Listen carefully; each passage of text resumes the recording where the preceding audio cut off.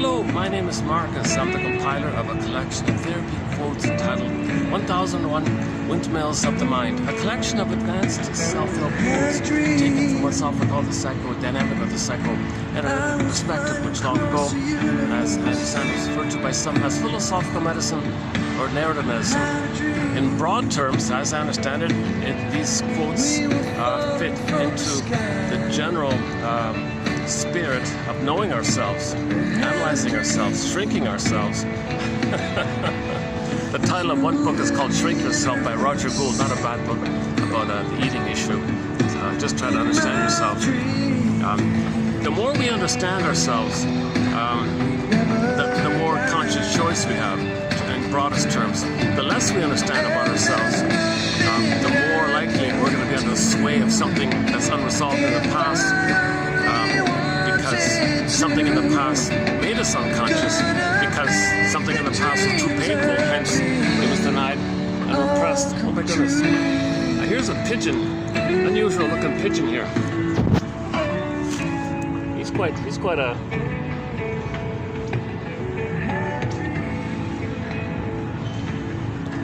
I was breathing underwater. Oh, yeah, I brought some snacks for the pigeon. I'll feed the pigeons.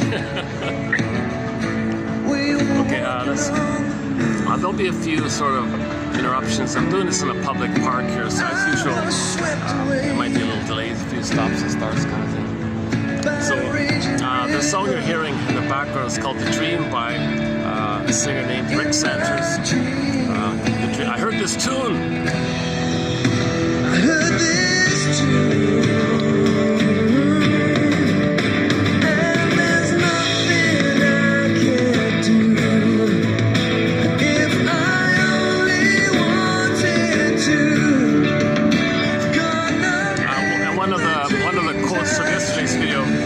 Dreams are helpful. Dreams try to make us send us letters and report cards. It's like this in your soul today. To make us conscious.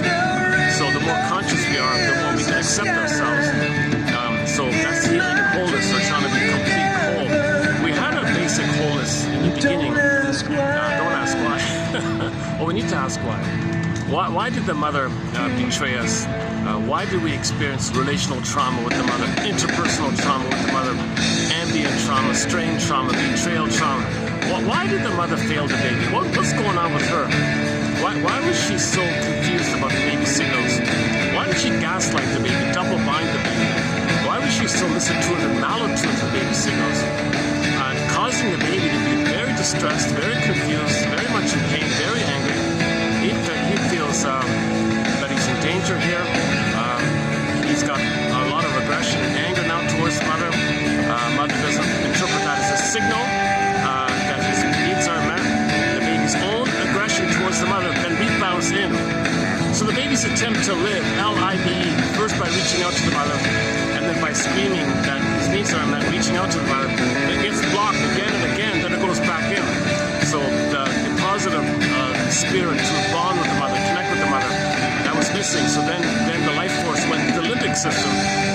So now he's enraged from the limbic system. So his life force is now dedicated to survival mode, and that's the stress response. Now he's enraged at the mother. So look at that. The baby tried to love, mother rejected him.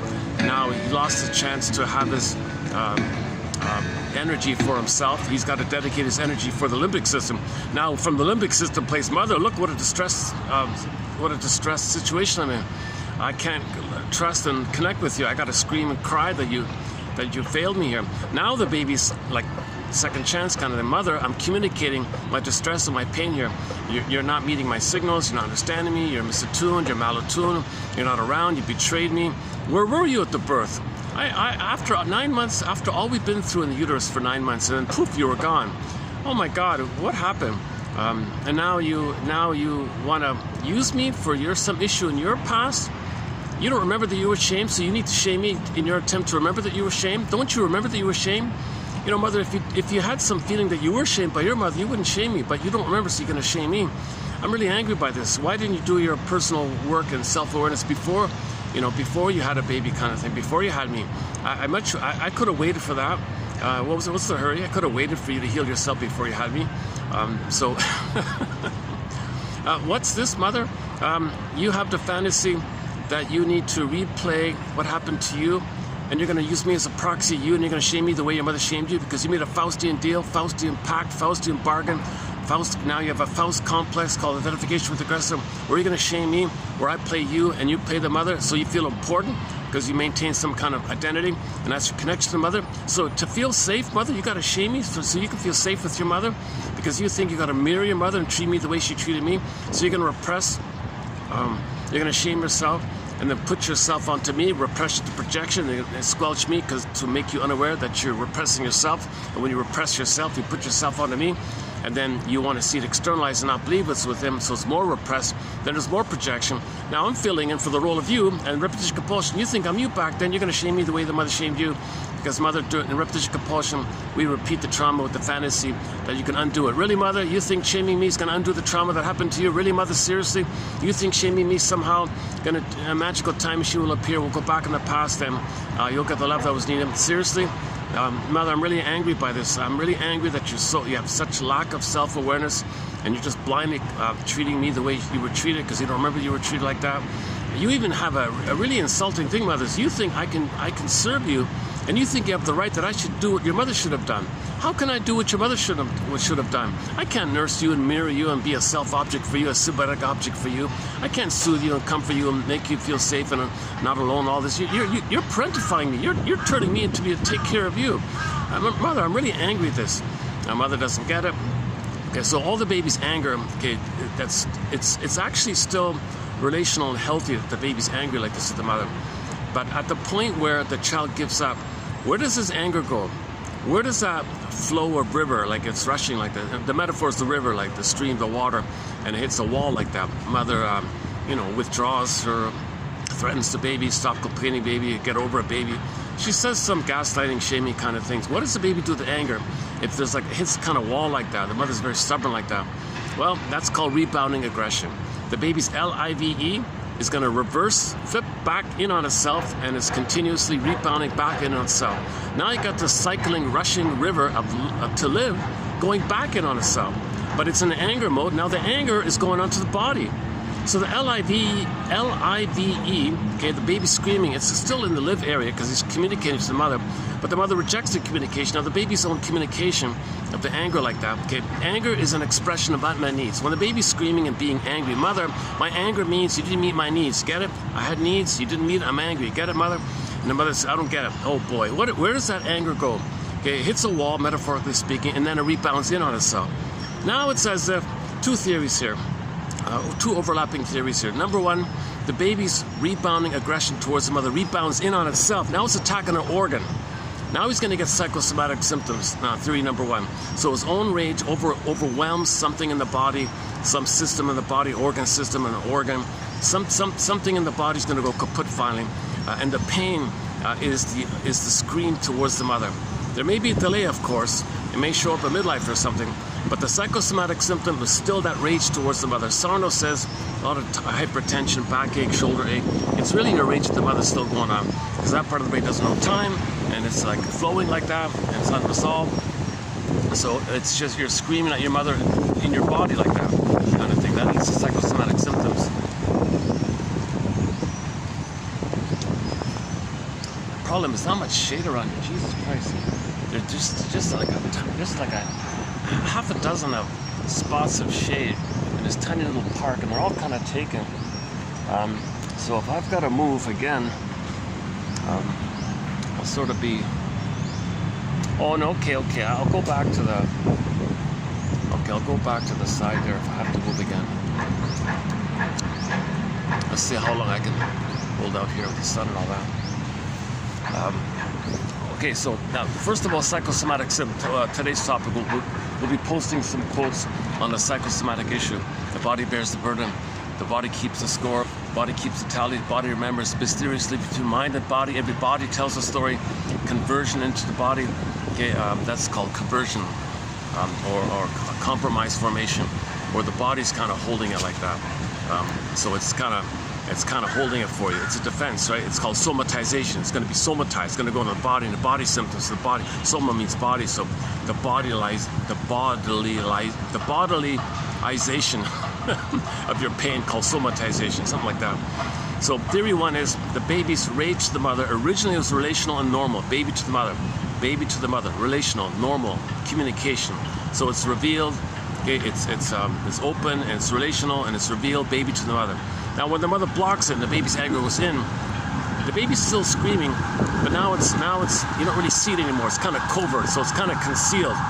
But when it causes an organ problem and the pain from there, that pain reveals it. So psychosomatic symptoms reveal and conceal this original issue with the mother like that. I have to move already? Jesus.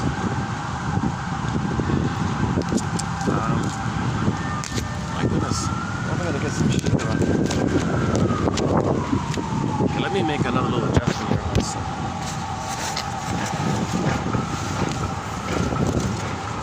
Just back it up here.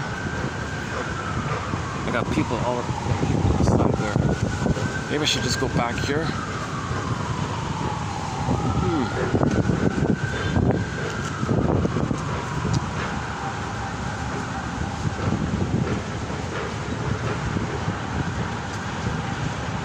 So you got all the people walking past here.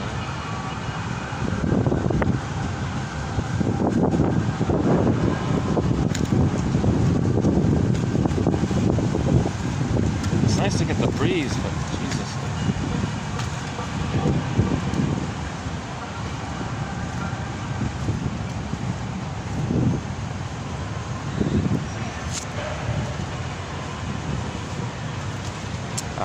Okay, hold on a sec.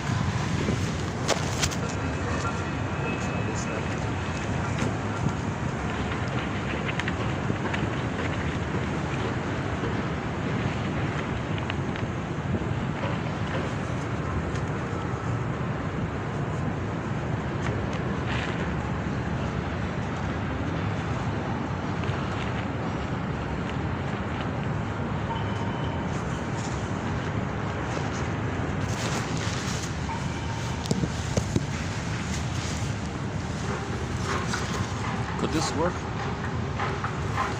What if I try like this? Okay, let's try a bit like this. If this doesn't work, I'll go to the side again.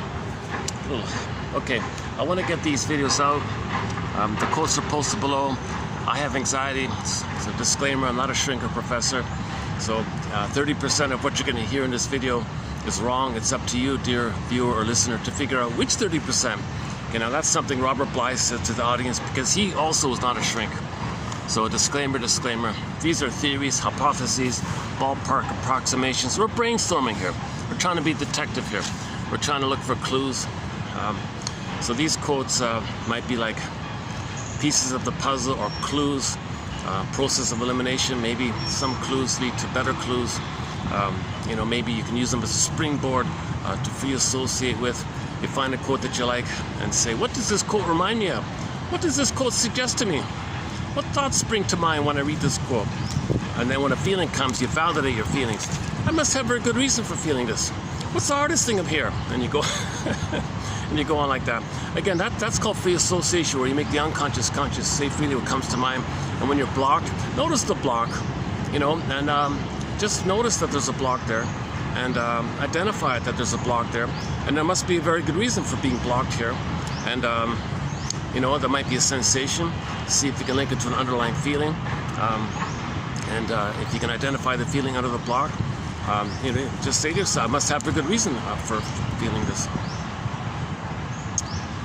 Son of a gun. Okay, let me try one last adjustment here.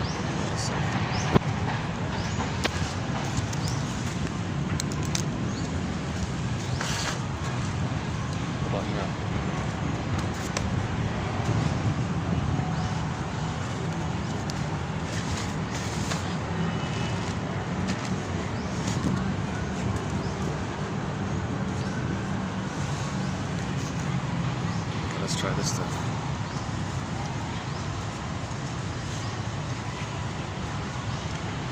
It would be nice if I could settle in here somehow, but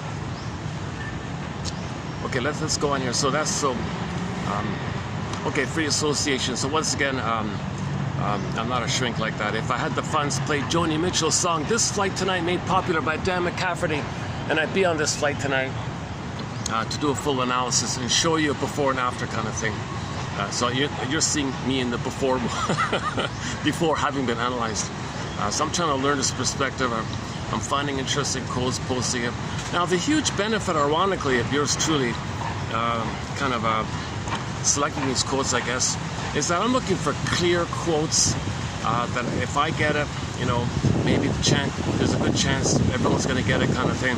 And the odds are, it seems to be that 1 out of 10, I think, kind of clicks, can click for anybody, basically, midlife kind of thing.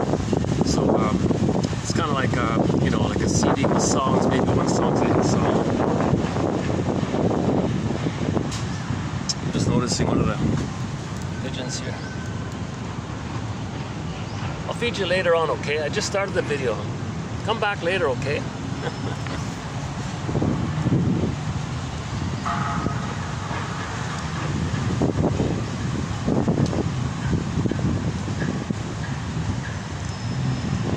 My preferred spot's taken again near the pyramid there, but okay. Okay, let's go back to the two theories here. So as I understand it, there's two kind of general understandings about rebounding aggression. So first of all, the LIBE, you reverse the letters EBIL, i.e. it's destructive.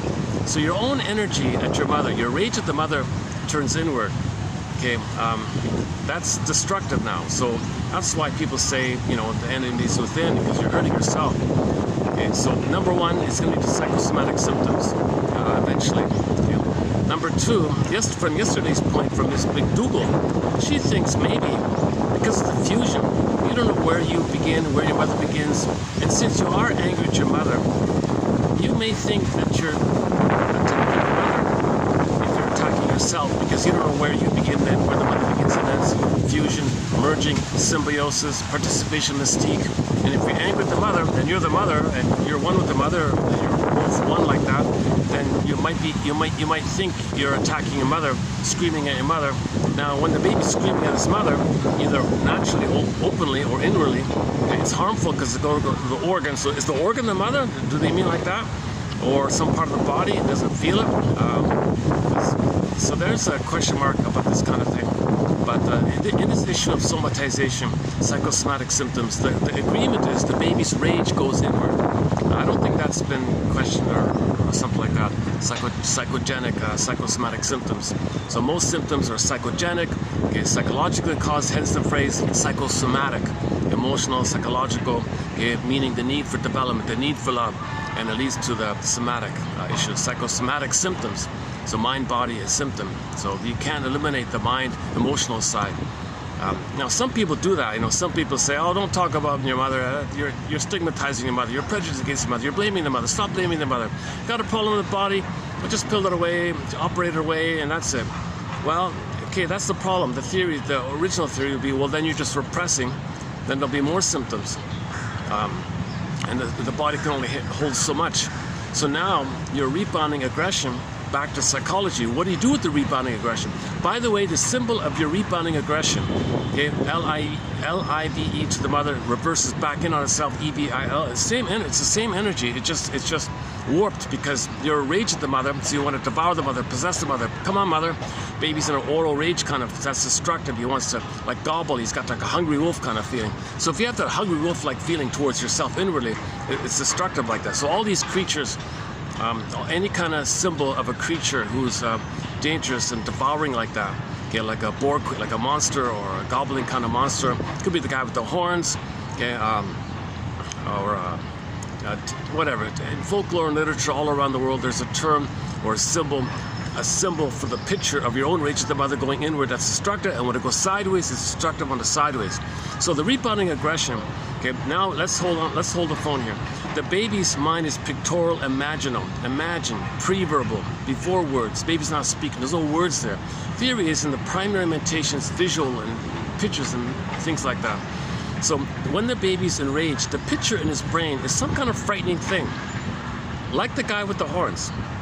Okay? So the guy with the horns is within. because the guy with the horns is not real, but it's a picture that your emotion creates. So that's why it's all within. So if your anger at the mother's within, and your anger is pictorialized in your brain as a frightening entity like that, like a guy with the horns, then you say the guy with the horns is within. So it's destructive within like that. Okay, now this key image here, okay, that the devil's within or Lucifer's within, okay, whatever you want to call it, okay, Satan's within.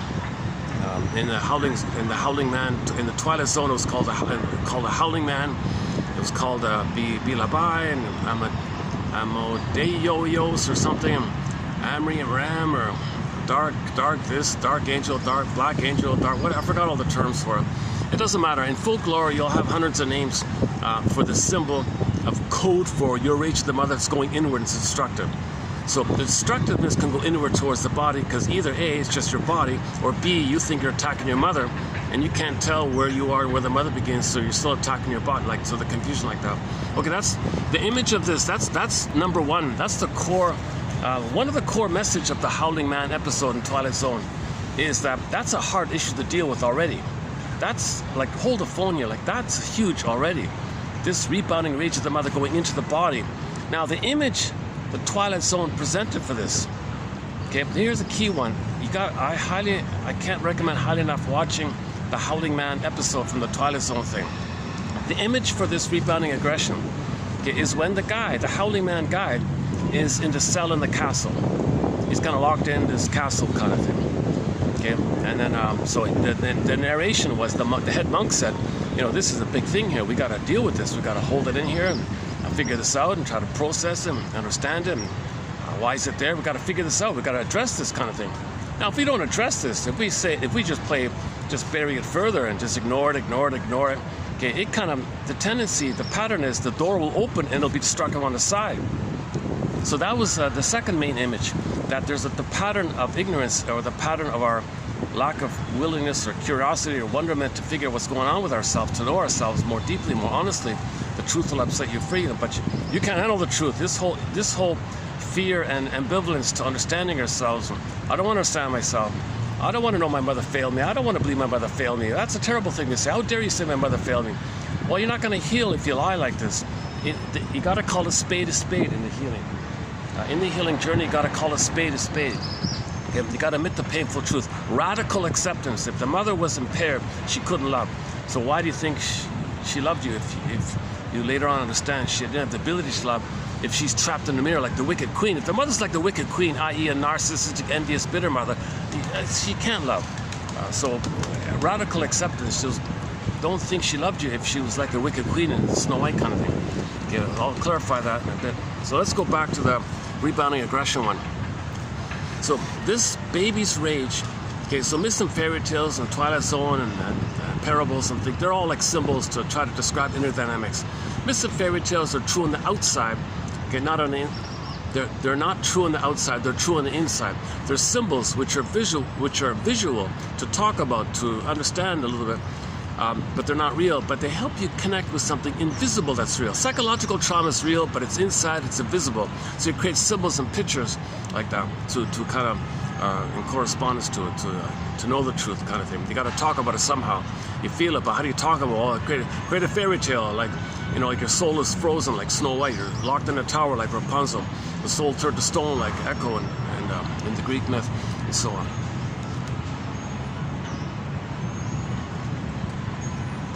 Hey, I wonder if I can go back. No, it's still there.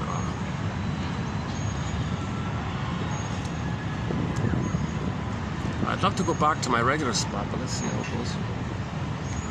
It's going to get busy here soon. The tendency with this park is it's a little bit quietish now, but like very soon it's going to be flooded with people.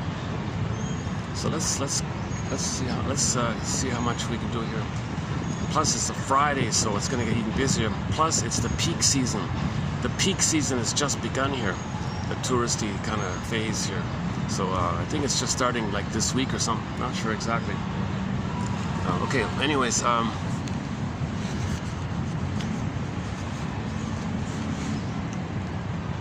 okay. So let's finish. Keep going here. So the rebounding aggression.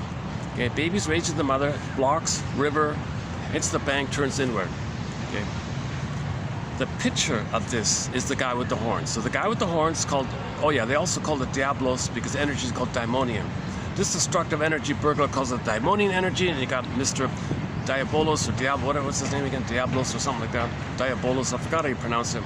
Yeah, the guy with the horns, basically, the devil guy, right? So Lucifer guy, just some scary guy, the guy with the cape and the horns and all that stuff.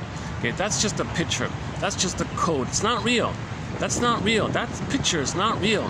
But it points to your rage to the mother that's going inward. It's destructive. That's real. Your rage going inward to your body, causing symptoms and causing all kinds of organ failures and whatever, anxiety and just you name it, whatever physical problems people have in a hospital. Most of it's psychosomatic. They don't have time to talk about it to help you mourn and grieve and heal from the mourning process. That takes 3 years to kind of do an analytic kind of process to help people to feel safe, to mourn their losses, to admit the truth. No one has time for that kind of thing. So, but ideally, people would have self-awareness to minimize the body bearing a burden like this. That's already, you can see already what a huge issue this is already, just to face this issue. And then in the Twilight Zone issue, they said the byproduct of our ongoing resistance to knowing the truth about ourselves, resisting self-awareness, resisting self-reflection, is that our own rebounding aggression can only go so far. It's going to go out sideways. Now, when it goes out sideways, that means your rage of the mother's going to go onto somebody in the side. Now you're back in the psychology mind. Well, how's that going to work? How are you going to think how are you going to delude yourself, literally delude yourself in a delirium psychosis? How are you going to psychotically, but not appear psychotic, but underneath, how are you going to psychotically believe that someone else is your mother who hurt you, and you want to be angry at your mother and control the other people, thinking you're controlling the mother back in the nursery time? Remember, once again, there's no time in that brain. The trauma's in that brain. It's infinite loop, no time. All time is that time. Yes, people can function in the present. Yes, they understand the present is the present. Yes, they can pay the bills, drive a car. Yes, they materially function in the present. Yes, they see but they don't feel it. Okay, one image of the Snow White is she can see through the glass coffin, but she can't feel through. Okay, so if Snow White, let's say she's in a glass coffin, let's say she's awake or something, she can kind of see through things, but she can't feel through things. A similar idea with the pin in the collar. When there's trauma, the pin goes in the collar, and then under the collar, the jargon is flat affect. Okay? Long ago, it was called aphemolexia, no feelings for your words. In '73, it famously got varied, called alexithymia. I'll do a preview. We'll have a quote on that coming up in preview mode, called alexithymia, no words for your feelings. Okay, that's a trauma. So you can see, but under the collar, you don't feel really. It's flat, numb. You feel like the Velveteen Rabbit. You don't feel like a real rabbit. You feel like the Velveteen Rabbit kind of thing. Okay, you don't really feel real and alive. You feel numb, flat, that kind of stuff. If the soul is echo turns to stone, you can imagine that. Sometimes it's flash frozen, sometimes petrified, frozen, numb somehow, or sometimes the spirit of the beingness. Okay, you create a princess, she morphs into a bird and flies away, or morphs into a fox and flies away, and the fox is wounded even to boot, so it can take various forms this way. Or it's just the earthoplasmic core gets pulled down, and now you got this chasm feeling of the psychic pain of not having your beingness available, and then over the pain of where your beingness should be, you got a swoon, you got a trance, the mercy of the endorphins, so now you're kind of like numb in a stupor like that. And so on, so emotional catatonia. Oh my God, yeah, I just watched the show, the Gidget show, one of the episodes. Oh, remind me to mention that, yeah. I just saw last night one of the episodes of the 65 comedy called Gidget. It's like a coming of age for a 15, 16-year-old high school kid. And she has a brother-in-law who's studying to be a psychologist. And he's very enthusiastic about psychology. And there's a funny bit about how he's got an exam on catatonia. So we may feel emotional catatonia. And the Gidget girl actually had a bit of a catatonic state where she was in a delirium, where she fell madly in love with some guy, and was like lost in space, didn't know where she was. She could wave, hello, hello, or Earth to Gidget, or, you know, she was out of it kind of thing, and she came to kind of thing. So she had like a mild, like a mini catatonic-ish like state. He was talking about catatonia, and she was sort of a bit like I think they should have did more. I think they could have done more episodes with that brother-in-law, with his enthusiasm for psychology. It would have promoted psychology. Like I felt kind of a little energized by him.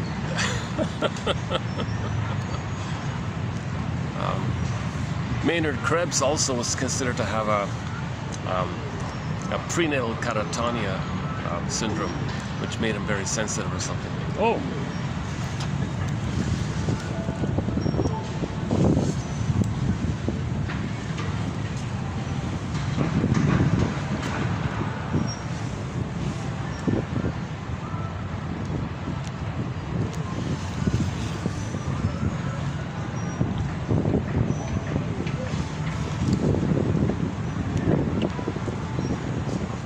Last time I was here, I ran through some of our jokes. One of the jokes in our humor thread is on the pigeon. So that's about a week ago at this very spot, actually. Okay, let's go back here. So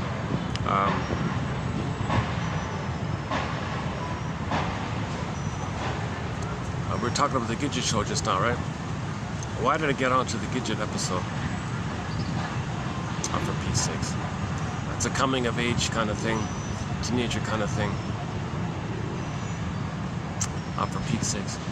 We've got one quote from that episode coming up.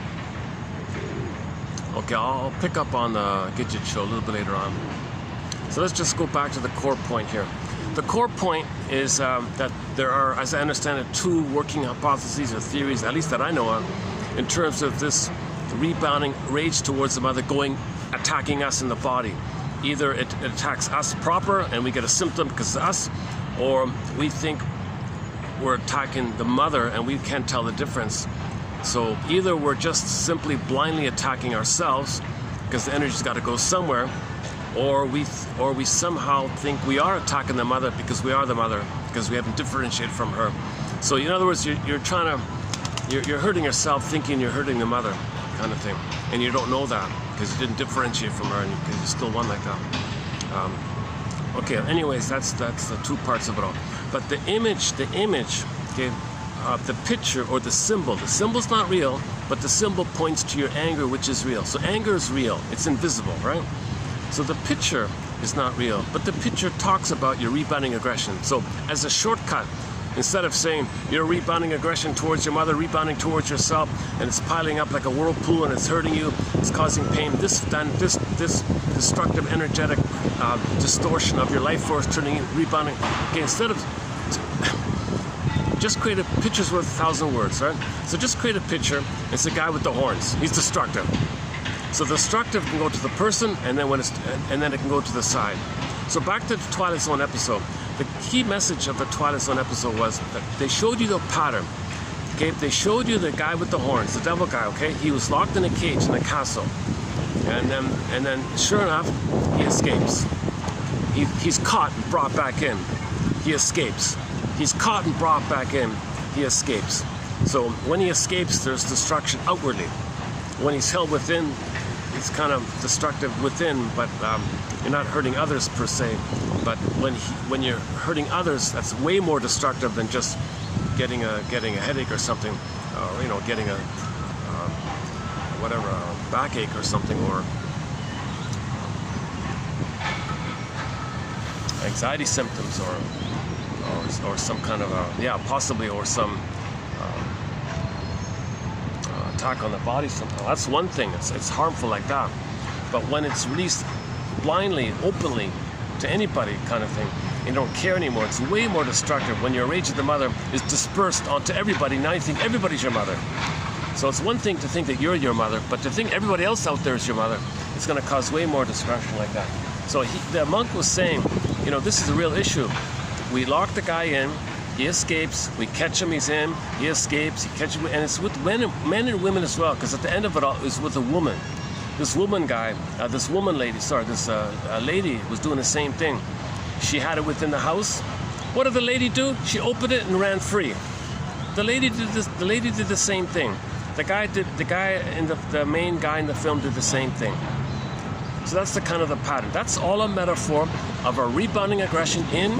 So the devil's locked in a cell in the castle. When he's released, okay, he's going to be destructive on the outside like that. Okay, now that's code for the following. The part one, when the guy's locked in the cage, that's attacking our body, getting symptoms. Okay, when it's too much like that, you can only hold so much like that. When there's this, you want to protect yourself, so you're desperate to blow off steam to get you're desperate to delude yourself that you got to fight with your mother still. So you got to find some way to trick yourself that others are your mother. So how's that going to work? How is this destructive thing? How's that going to work with the psychology?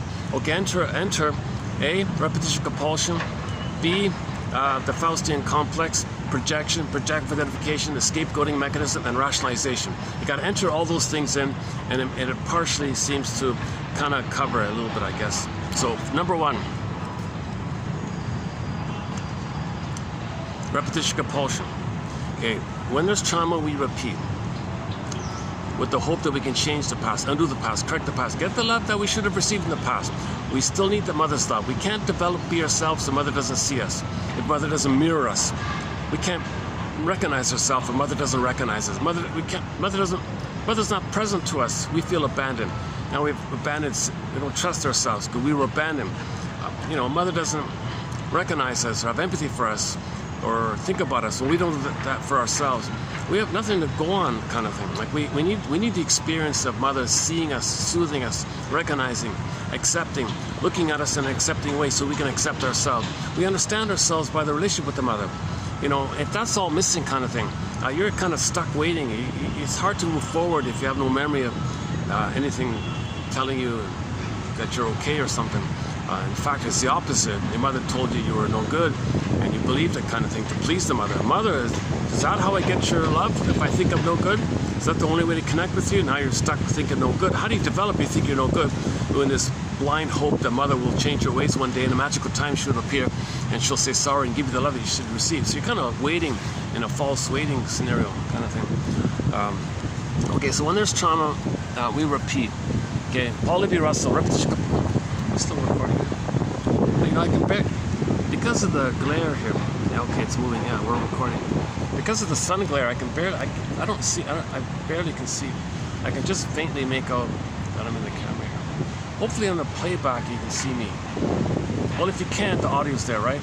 And the quotes are there. Yeah, okay. Unless I can make another.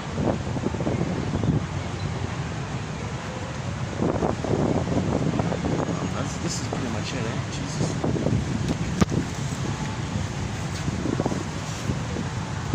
Is that a little better?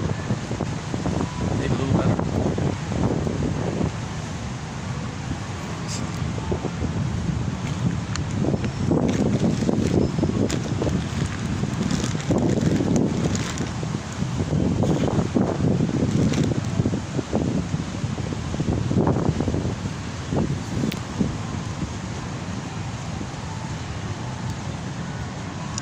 So let's quickly cover repetition compulsion. So they're synonymous. Paul B. Russell says, think of them as synonymous. When there's trauma, Jesus Christ, he's got to process, he's got to assimilate it, he's got to get out of it, he's got to feel like he'd be free from it. He's overwhelmed with the memory of pain. How does he go? How does he trust and live when he's conditioned in a basic experience that's so emotional he can't forget it? We have a quote coming up where the mother said, oh, don't worry, it's okay that I traumatized the baby. The baby's not going to remember. The friend said, you got it upside down, friend. Your baby's never going to forget. You're not going to forget. So babies do remember. It's recorded in the body, right? In the brain, in the body, in the limbic system, survival brain. The survival brain, because, jeepers. Okay. So repetition compulsion is synonymous. So because there is time, that part of the brain which doesn't understand time, okay, it's going to see the present as a new addition to the past. It's going to use the present still as the past. So the ego splits. Yes, materially you understand the present is the present, but you're going to relate to it emotionally as if it's the past. So the present is sometimes called the presenting past. You're going to present the past to the present. So the present is going to be the past presented into it. Or we simply call it due to the compulsion to repeat, because we're repeating it, and there is time, that means we transfer the past to the present, and we act it out, called reenactment. That's called transference acting out, or symbolic acting out. Okay, this is neurotic because the real needs are not met. When real needs are not met, we end up with what's called neurotic needs. Neurotic needs appear on the scene when real needs are unmet. Now, neurotic needs are expressed by symbolic acting out. Okay, like no pint of ice cream is mother's sweetness, so it's symbolic. You didn't get mother's sweetness, so you might be an emotional eater, something like that. You didn't get mother's presents and goods, so you might look for goods and material and matter and things. You didn't get mother's spirits, so you might drink alcoholic spirit. You find some kind of way to think. You don't know what it is, right? You're looking for mother, but you're not in the nursery, but look for mother. So you grasp at something and think, could that be it? Could that be it? Could the wine be mother's spirit? Alcoholic spirit, stimulating fluid, stimulating milk, breast milk, comforting fluid. What's comfort? Cookies and muffins and cookies and things. Could that be a mother's comfort, mother's warmth and safety? What about things like that? So symbolic acting out. Okay, when there's repetition compulsion, we repeat, hoping to get the proper pass. It's a huge conflict because the pain is there, but the need is still there. Hence, it's a conflict. It makes us neurotic because we don't enjoy the present. We just use the present to replay the past. Hence, the metaphor of the record. Every neurotic, Edmund Burgess' metaphors is still the best one, I think.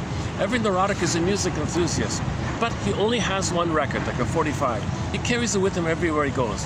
Every time he sees a turntable, with never-ending fiery ardor, Burgess says, he runs to the turntable and plays his only tune. Oh, is there somebody there? Oh, it's just an umbrella. Try not to get people up here.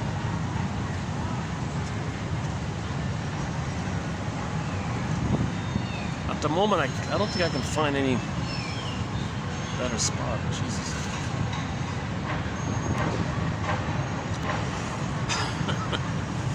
The guards are nice to tolerate me at the side there. I don't want to go there too much.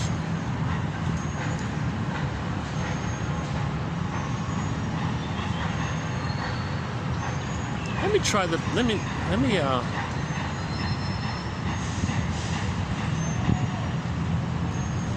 Okay, if I have to leave here, I'll try the pyramid spot. If that doesn't work, I'll go to the side then again.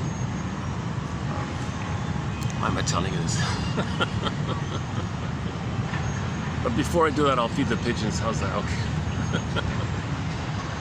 I'm trying to enjoy the day in the park here, kind of at the same time.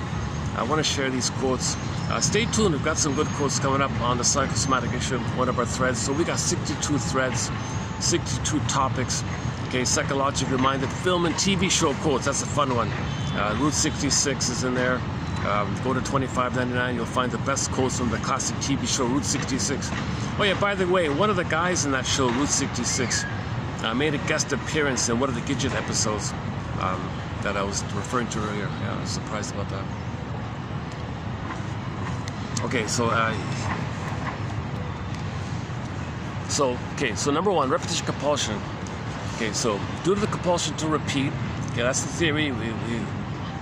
There's no time. The baby is the need, but there's no time. The need, that part of the brain does no time. It's just survival. That part of the brain is nicknamed after creatures that don't know time. Geckos don't know time. Iguanas don't know time. Okay, salamanders and chameleons. These kind of creatures don't know time, right? So that part of the brain is sometimes nicknamed the iguana brain. John F. likes to call it the salamander brain. Take your pick. Take your crocodile brain. Pick your favorite creature in that kind of area. Because that part of the brain only cares about the instinct to reproduce and survive, and it's all about survival.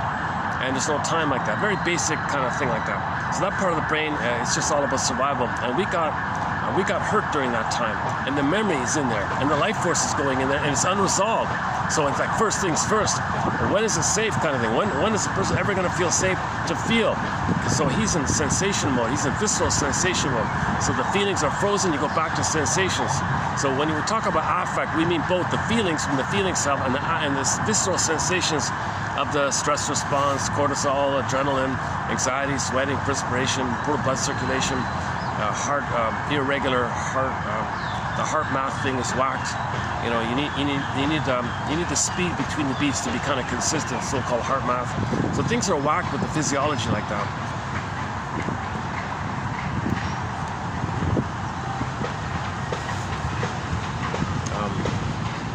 Okay, hang on. So repetition compulsion. Okay, so every neurotic is a music enthusiast. Okay, so neurosis is the petrification of inner conflict that's repressed. Okay, neurosis means you coped with the trauma in a certain way, and it's frozen. And you spend your whole life in that frozen mode. Repeat the trauma and use those same ways, use those same coping strategies. See the present as the past, use those same strategies. See the present or create the present or manufacture the present as the past, use those same strategies. Because you're still afraid there, you're still stuck like that. That's neurotic. You're not enjoying the present, you're not loving the present. You're just going through the motions of life, sleepwalking into life. You're doing this like in a trance and you're just repeating the thing.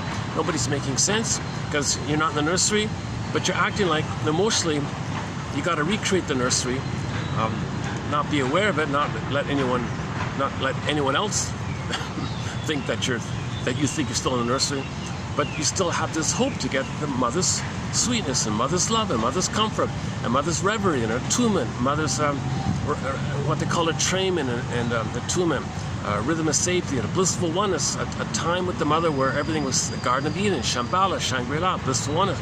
Babies need that for the first 4 to 5 months. Most babies are not getting it, it seems. So that's this issue of symbiosis and merging and fusion, participation mystique, the unio oneness. This is missing. This is the basic fault. One guy called Ballant called the basic core abandonment fault, abandonment syndrome, abandonment complex, basic fault he calls it. Okay, when people talk about the eternal love triangle, they mean the missing core love was missing. That's the original issue. So instead of calling it, some people call it pre-Oedipal, that's confusing. So let's just stick with the basic fault for the time being. The basic abandonment depression, the abandonment syndrome, the abandonment neurosis. Okay, just this core time between birth and 4 to 5 months where the baby was abandoned. Mother, after all we've been through, you've abandoned me. Jesus Christ, we were together for 9 months. I come out of the canal expecting you to be there. What do? You let some guy take me away.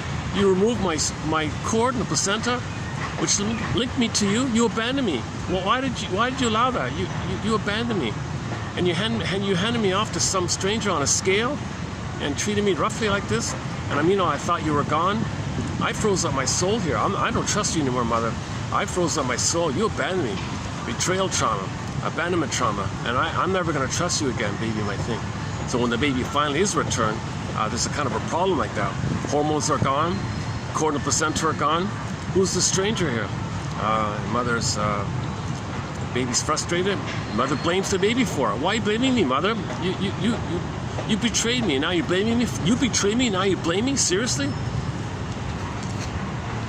Now the mother does this kind of stuff because she doesn't remember that's what happened to her.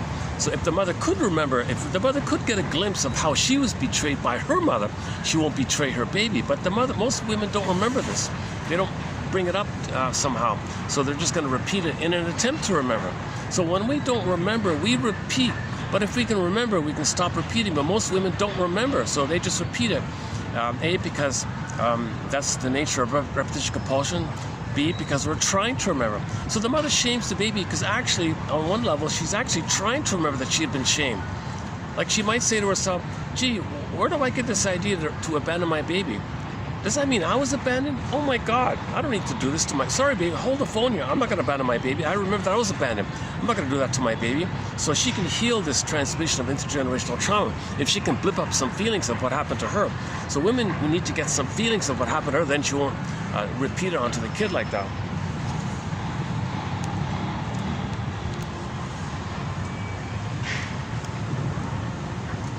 I'm speaking quickly because I had a coffee and a little. Took a little bit of ginger.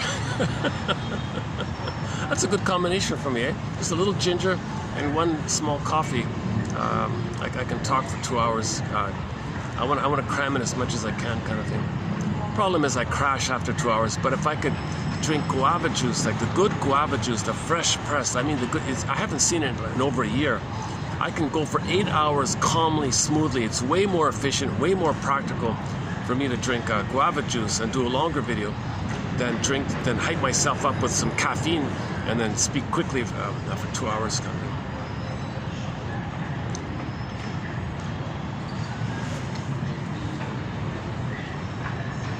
Plus you got all these unsightly kind of scenes sometimes around here. Jesus. Yeah. Not from the locals. Whenever there's a shocking kind of a, you know, it's usually from some.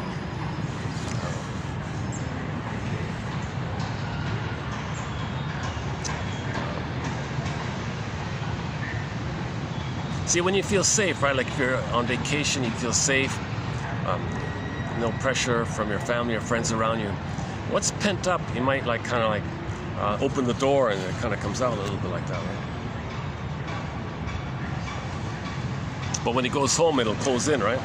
It'll keep it in, get a symptom. Goes traveling, acts like a, you know what? But goes home, represses it, you know.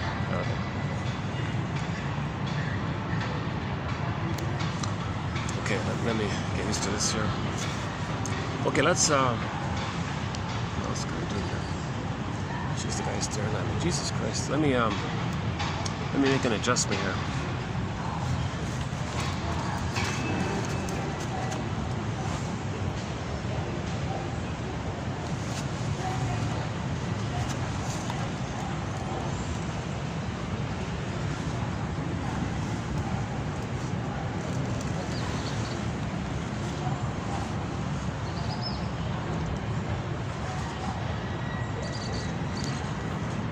Let's try this for a moment.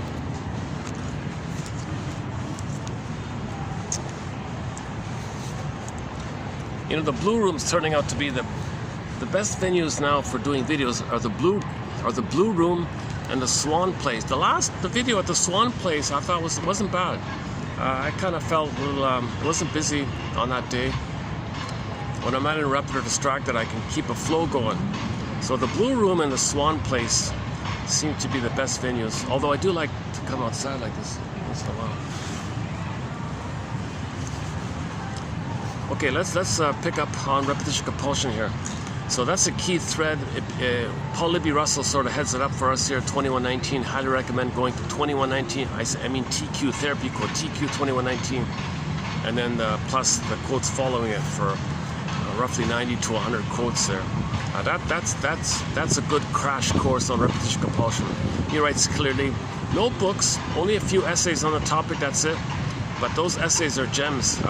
You know, that's a pillar kind of. That's some pillar material there. 2119 forward. I think it's 2119 to 28 or something like that.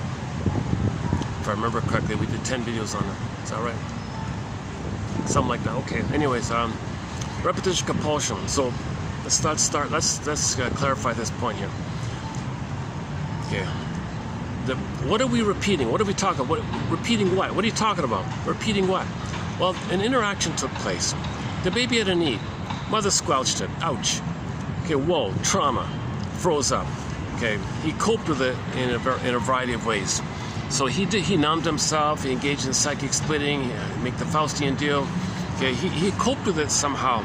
He's a genius to manage the pain of it all, but it's traumatic. He's going to live in pain his whole life. He doesn't want to be in pain his whole life, disconnect from his soul his whole life.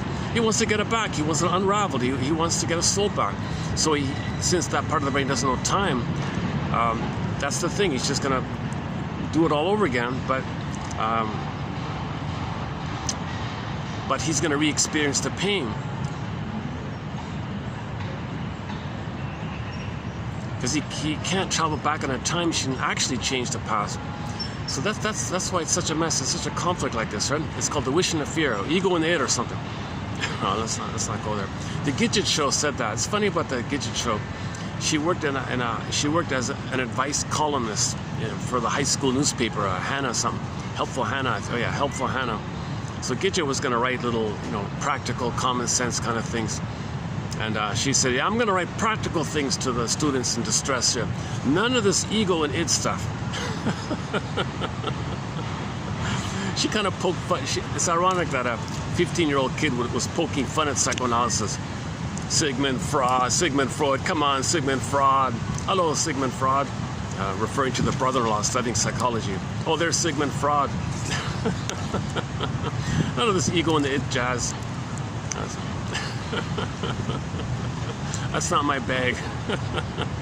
All these old catchy slogans. That's I never realized it had it was a thoughtful kind of show a little bit. Yes, it's very fluffy and very mostly just teenagers playing on the beach, surfing and all that. But there's a few of the episodes do have a thoughtful message about growing up, you know. Like that one with the Kahuna one, right? The one with the Route 66 guy in it. Oh yeah, he was a drifter. So the guy from Route 66 played a famous surfer dude or something. A super cool guy, everyone admired him. And Gidget fell in love with this guy or something. And so he didn't want any kind of roots. He said, I gotta be free, man. I know, man, I'm not gonna settle down with any girl. Gidget said, I'll follow you, I'll go wherever you wanna go, don't. The friend had to, the friend and the father had to ask the surfer guy, pretend you want to settle down, that'll scare her off.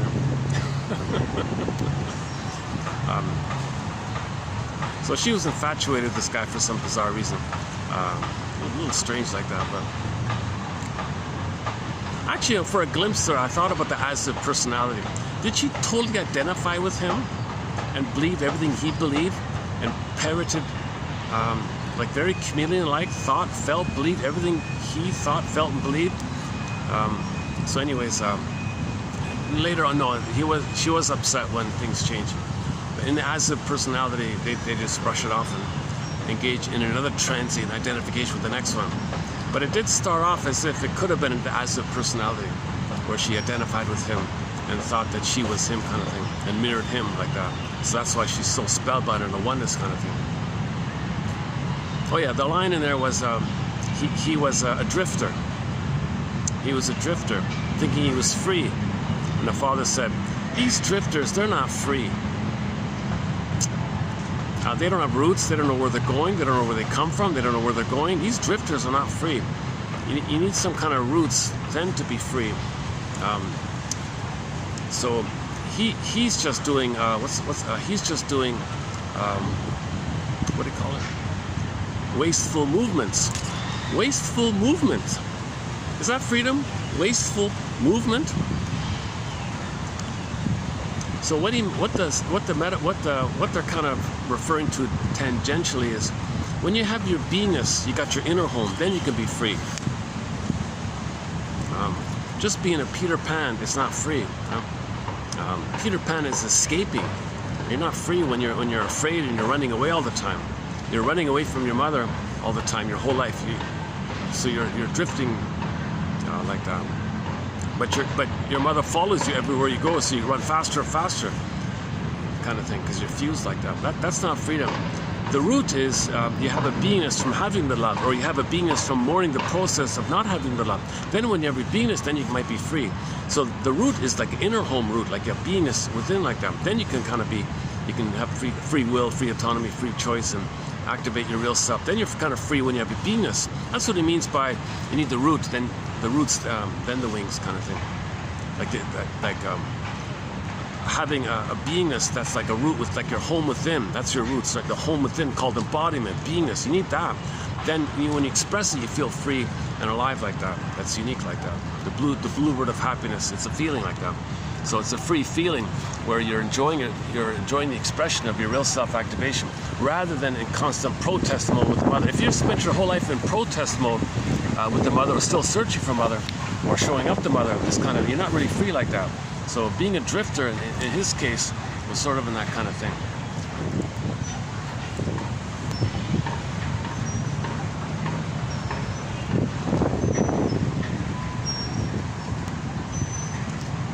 Yeah, how are we doing?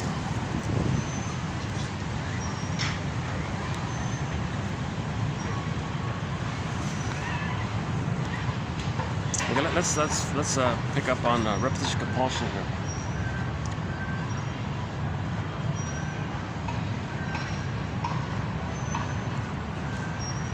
I was just thinking now, just this moment, you know, if I were in I know of some parks that are not that busy. When I was in Germany,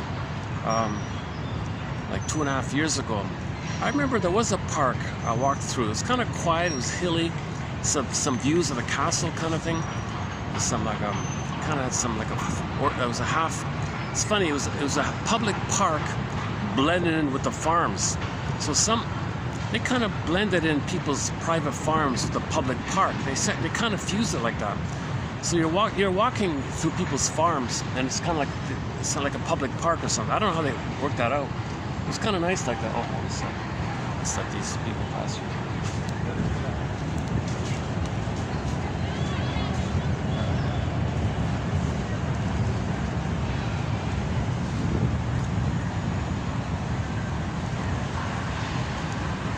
And at the top of the hill, it was a nice view, and it wasn't busy up there. I was just thinking, I could probably just, and I could walk around freely. Look, I could probably walk around freely. But you know, in the countryside in Germany, there's no Wi-Fi to speak of. I couldn't post any videos while I was there, so there was a huge gap.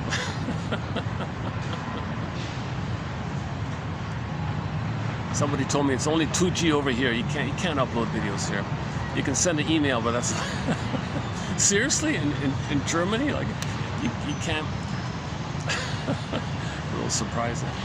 A lot of surprises for me about Germany, especially the smoking. I'm very surprised about the immense popularity of smoking. I couldn't believe it. Cigarette machines, vending machines everywhere. I thought people kind of outgrew that kind of thing. They weaned themselves off that. It's a double issue with the smoking, right? Discussed yesterday. Okay, for a little bit on the smoking issue, check out yesterday's video. Let's not start in on that one now. Let's just go back to where we were here. So repetition compulsion, the 45 record. New situation. You're going to recreate in the present an edition of the past. You're going to manufacture what happened in the past in the present. So what happened in the past, you're going to stage in the present. Okay, thinking emotionally you're in the past, repeating the past. So the present is going to be like a staging of the past, but your biology thinks it's in the past. That timeless brain thinks you're in the past. The iguana brain thinks all the time is that time. So in the present, you're going to do this mirage kind of thing. Okay. Now, if trauma is very severe for the baby, okay, if it's very severe, he crosses over in a thing called the Faustian deal, the Faustian bargain, the Faust complex, called identification with the aggressor.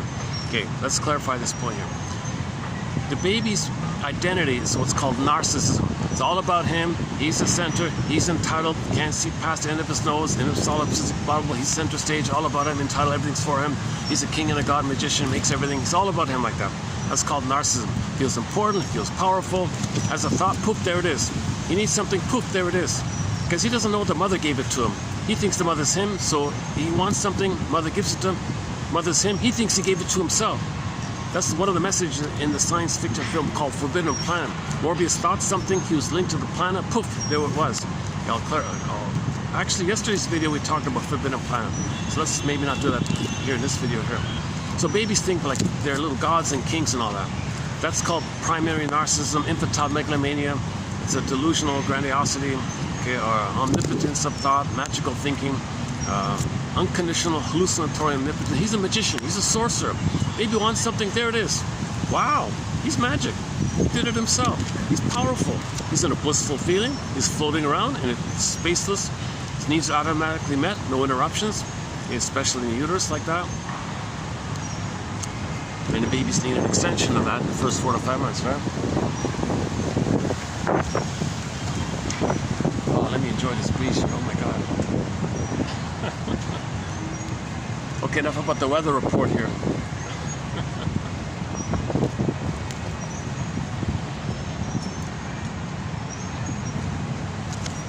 Okay, so if the baby's very traumatized very early on, he makes the Faustian deal. Okay, that means, okay, number one, he does it because he doesn't want to be the passive victim of his mother all the time. Mother's shaming and rejecting him. Mother's the wicked queen in Snow White. Oh my God, how does he salvage any identity? So he finally gets the idea. He can salvage a crumb, a remnant of his infantile megalomania, a little tiny crumb of his identity. It's all That's the tenuous little thread he has. His only sense of identity is that he'll shame himself.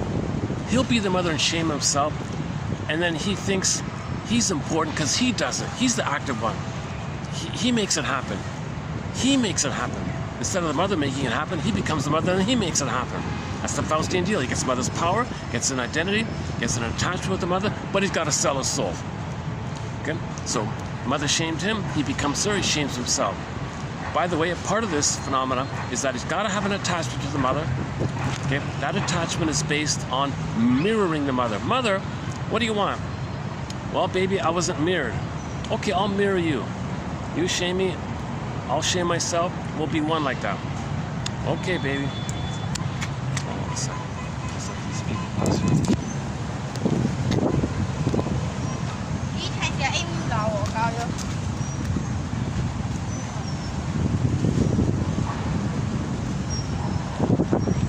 Well, I've got a new song I want to try out today. I just found it last night from the Global Ogogo World Music Channel. He posted a very good song by a famous singer from Pakistan named Nusrat Fateh Ali Khan. Is that right?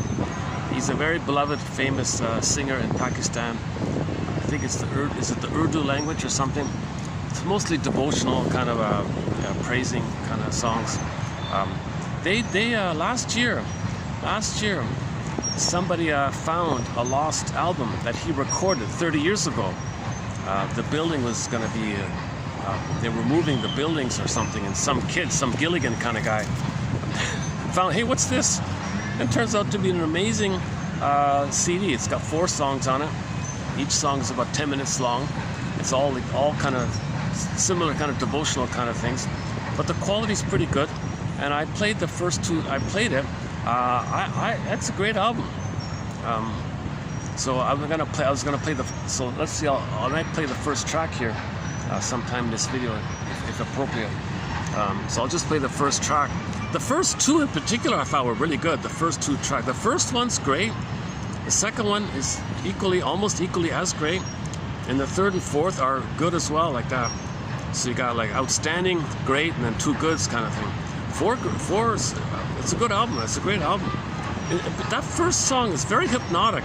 Like I thought, oh my God, I've never listened to one of these kind of quote-unquote qualities, like straight through kind of thing. Oh my God, it really grabs you in it. And it is kind of catchy and rhythmic, and it's a very good song.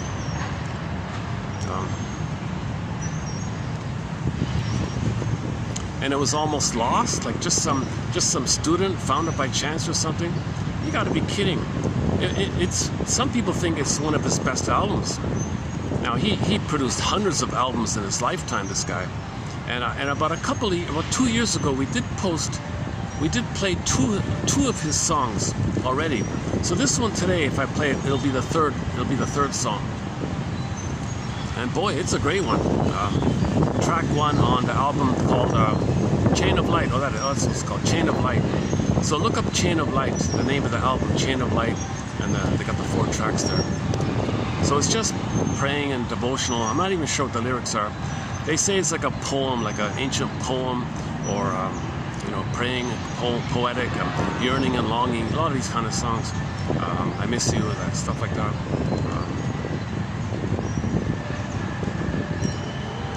So it's a 40-minute thing done in 4 parts, I think. So I'll play the album. I'll play the part 1. And in the Radio Go-Go show where I learned it from, he played track 4, and that's also excellent. Track number 4. So I'll play track 1. Go to Radio Go-Go. You'll hear track 4. Or better yet, just type in on YouTube, Chain of Light. Okay, never mind. I don't know. I'm not playing it for any kind of. If he's praising God or something, I'm not interested in that kind of thing. Just musically, it's just good music kind of thing. I'm trying to get songs from all languages, all around the world. I want to be broad-minded and be inclusive as I can, and try to understand people. We're all the same. We're all members of the same traumatized Earth family, traumatized human family. Literally. Somebody said. Who was it? Mr. What's his name again? William Urey or something. He said that from an anthropological point of view, what we're going through now is a family reunion. But in every family reunion, there's always going to be misunderstandings and quarrels and things. So we were a family for 200,000 years, right? But then 6,000 years ago, we became traumatized while we're in scattered places. And so now because of technology and things, and communication and all that, we're kind of getting to know each other more. So it's kind of like a family reunion now, right? But in the family reunion, you've been away a while, and, you know, things you got to say. So there'll be some little interesting idea of his that from an he studied anthropology, so he thinks like in the future, when people look back at this current time, it's sort of in the beginning of the family reunion kind of thing.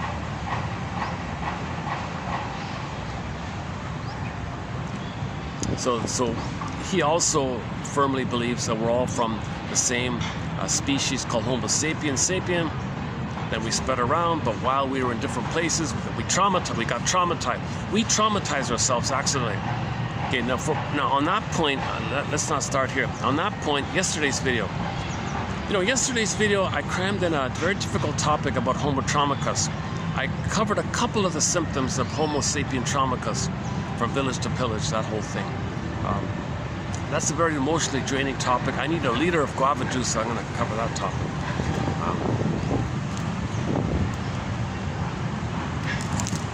Yeah, doing okay here? Oh, some kids are amused by me. They're looking at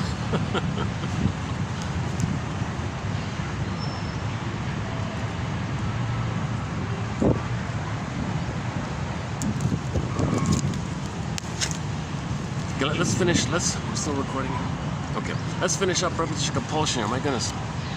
Repetition compulsion. So, that means in the new situation, when he plays the 45 record and the memory on there, what's the memory? He cried for love, mother says no. So he plays the record in the situation. Meaning in the new situation, okay, the experience was he cried for love, mother shamed himself. Because the fusion, he's the mother who shames himself. He feels important. So he rejects himself, he hates himself, he values himself. Okay, that means he's going to repress himself. But he feels important doing so. He feels important doing it. Okay, so he's got some kind of narcissist. He makes it happen. He's a little god. He's a little king. He's going to do it. He shames himself. Oh, hold on a second.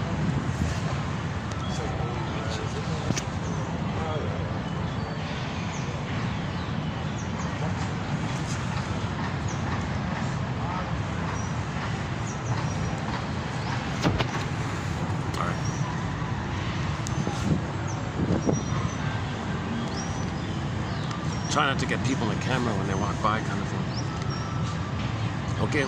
Okay, so once again, that's part of the reason why he crosses over. He doesn't want to be past the victim, but the mother have no identity. Well, I did it, I'll do it then. Whoa, huge price, of course. Disturbed, sad state of affairs, but he feels he's salvaged some crumb of his narcissism if he shames himself instead of just letting his mother shame him. I'll do it, kind of thing. Ouch, what a pain. So he has an attachment to the mother because he thinks he's going to mirror the mother by doing this. Plus he gets an identity. Plus if he mirrors the mother, he has the hope that one day when he shames himself enough, maybe one day mother will feel seen, invent the magical time machine, take the tube back and say, thank you baby, thank you for mirroring me. Now I can mirror you and love you. Nonsense, right? But he's got to preserve some kind of delusional hope that one day he'll get mother's love, kind of thing. So anyway, that's called the Faust complex, okay? The famous Faustian complex. So he crosses over. That's a disturbed thing, very sad thing, to become the aggressor, to shame himself. Okay. Now, what happens is, his soul is going to be shamed and repressed and repressed and repressed. See, mother, you shame me, I shame myself. There's a lot of repression going on. So that's when the guy now, that's when the devil's in the cell, in the castle, in the Howling Man episode. It's in like that, right? In like that. Now, when something's in like that, when you repress, okay, the system, enter the innate drive for healing. Okay, the system wants you to be aware of what you're repressing. The mechanism the system comes up with is called projection. It's going to make you attribute, think, believe, see, make up, delude yourself that someone else possesses the thing about you that you don't want to know. It's called projection. Okay, like the film projector. Okay, you project it. So okay, very important sidebar here. Projection is the means of bringing repressed material to your consciousness. So when you're projecting, you're meant to look in the mirror or on the projection screen, see it's within. So until you do that, okay, in the interim, he's too motivated to find some excuse, to find some way to shame others, and then to hate them. So he's unlikely to know the truth about himself. So he's too loyal to the mother. He's too tied to the mother. He doesn't have any love with the mother. So he doesn't have any courage or ego or strength. He can't handle the truth the mother failed him. So he's just in this compulsion to let free the guy with the horns in the castle kind of thing. So how does that work?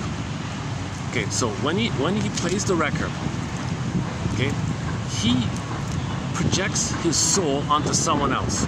So that's evocation of a proxy. He'll find someone else on the outside, whoever he's dealing with, whoever's important, whoever he's interacting with, any kind of important relationship or friendship or conversation or whatever. Whoever's in the present kind of thing. He will imagine this fantasy that the third person on the outside is him, wanting love. Okay? So when he shames himself, he when he presses himself, it bounces up and it flies onto the fantasy, flies the image of himself, needing love, wanting love, being vulnerable, being trusting, being naive, being little, being like an innocent, naive, and being an innocent, vulnerable child needing love. Okay, he's gonna replay the record. So someone else will play that. All right, you out there, I'm gonna fantasize that you're me back in the nursery. You play the role of me back in the nursery. Okay, you play me. Okay, I'm gonna recreate the nursery here. So you play me. I crossed over. I play the shaming mother. I shame myself. Myself bounces onto you. Now you're me. Now you cry for love. I reject you. Okay. So he represses it within when he rejects the other person. When he rejects the other person, he represses. See, mother, I repress. So he rejects the other person to repress. See, mother, are you happy? I repress myself. He rejects the other person, called projection. He represses. See, mother, are you happy? I'm shaming myself the way you shame me. Projecting onto other people, rejects them with his dark humor, shaming humor, put down humor, sardonic humor, okay, negative ideas, belittling comments, insult jokes, whatever, all that kind of negative stuff. And that represses within. See, mother, are you happy? So he's in this dynamic of trying to please the mother, save the mother, cure the mother, win mother's love, mirror the mother, mirror. Okay, so he's doing this to try to win mother's love. So this is disturbed stuff. He's shaming people to try to please his mother, in effect. So that's part A. That's part A. He cries for love using the proxy crying for love for him, which he shames and represses. That's part A. At the same time, on another level, okay, that brain doesn't know time. Iguanas don't know time. Okay, at the same time, okay, hocus pocus, double focus, auto hypnosis, flip flop, as he's shaming the other person who's playing his soul. At the same time, on another level, flip around, okay? At the same time, simultaneous, at the same time, he thinks the one he's shaming is the mother hurting him whom he's angry at. Now, the proxy's gonna play his anger. Now, he has the justification to open the door, let the guy out, meaning he's rebounding rage out of his mother to the person playing his mother. So now, first he shames another person, then he hates them. Okay, so there's an old line from long, long ago called very traumatized people hate the ones they hurt. So he's gonna hurt someone else because someone else is him. The mother hurt him, he becomes the hurter. So he hurts someone else who plays him, okay, to repress and hurt himself to please his mother. He's gotta hurt someone else to please his mother to repress it with him. But when he hurts others, he represses them. That's what pleases his mother. But he's gotta hurt others to repress. Okay, so that's the idea that he's gonna shame others or hurt others. Then flip-flop. Because of the fusion, okay, he can flip around, right? Self, other, flipped. Self, object are merged. Baby and the mother didn't differentiate. It's undifferentiation. So you can play both sides, active, passive on that dynamic. So first he played the active, aggressive one. The other played him, and he rejected himself, which created the proxy. Then he flips it. He'll play himself, opens the door, and releases his rage at the mother, because now he thinks the one he just shamed is his mother, whom he's now going to be angry at. So first he is the mother, right? But how does he create it whereby if he is the mother, how does he express his rage at his mother if he is the mother? How's that going to work? Well, first the proxy plays him, shames him. Then he can flip it. Aha! That replays the past. I was shamed and I was angry at the mother. You play me, I'll shame you because I'm the mother. Then I'll flip it. Then you'll be my mother and I'll be angry at you. Now he opens the door and the guy flies out. I mean the Howling Man episode. The image is in the Twilight Zone entitled Howling Man. Okay, when the guy opens the door, the guy comes out, and the devil character kind of comes out. Okay, that means your rage at the mother comes up. The devil image is rage at your mother. It's going to go out like that, so it's destructive. So he found a way to blow off steam. He found a way to divert some of his rage outwardly like that. So the other will be the mother. So if we go by the theory that his body's the mother to some degree, that's part of it, but he's there as well, right? So where's more of his mother? We'll find someone else to play more of his mother and attack his mother. Or he just attacks the organ and the other one is totally his mother. Whichever way, it doesn't really matter, I don't think. Or maybe it doesn't. Or maybe we're splitting hairs here. Maybe we should focus on the broader gist of it all, yeah. Just an interesting comment that Miss McDougall said, that when the person's hurting themselves, they think they're hurting the mother. Because I mentioned that because Burglar had a line where a guy was drinking and he was hurting himself with the drinking, and the mother was nearby, said, you know, son, grown son, right? You know, son, when I see you drink like this, it pains me to see you drink like this. It really hurts me to see you hurt yourself like this. Oh, does it? Really? Oh, good to know. He doubled the dose. He drank the whole bottle, trying to hurt her. He thought he was hurting her. When he got the idea that he was successful in hurting his mother by hurting himself, he tried to hurt himself more to see if he could hurt the mother.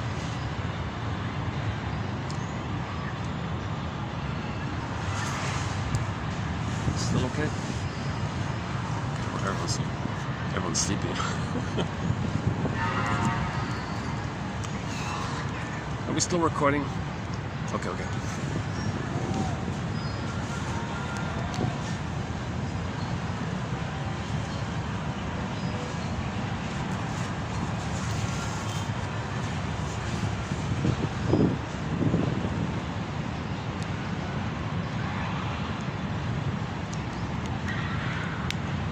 Yeah, the comments section for that Urdu song, that new song, Chain of Light, was quite exciting. A lot of people were very excited that after 30 years they can find some new music from their hero.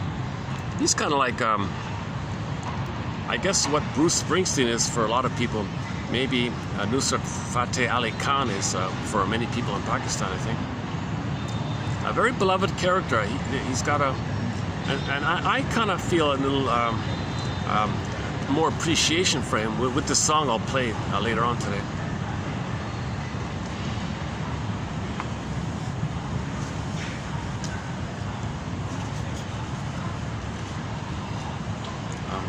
I wonder if I could play it. Yeah, maybe it should be okay to play it here. I won't put a full volume or anything. I'll put it at a low volume or something, just in case.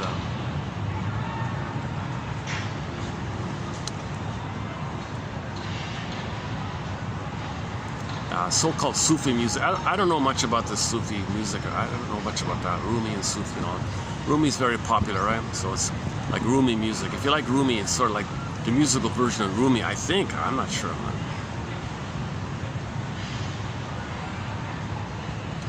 Anytime we reference anything related to anything religious or something like that, it's only on the side of the plunder system. We're not talking about anybody who has been victimized of the plunder system. So I'm not going to address that kind of thing. So I'm just going to focus on music from around the world. So I'm going to treat this song, Chain of Light, just as a world music kind of song. You know,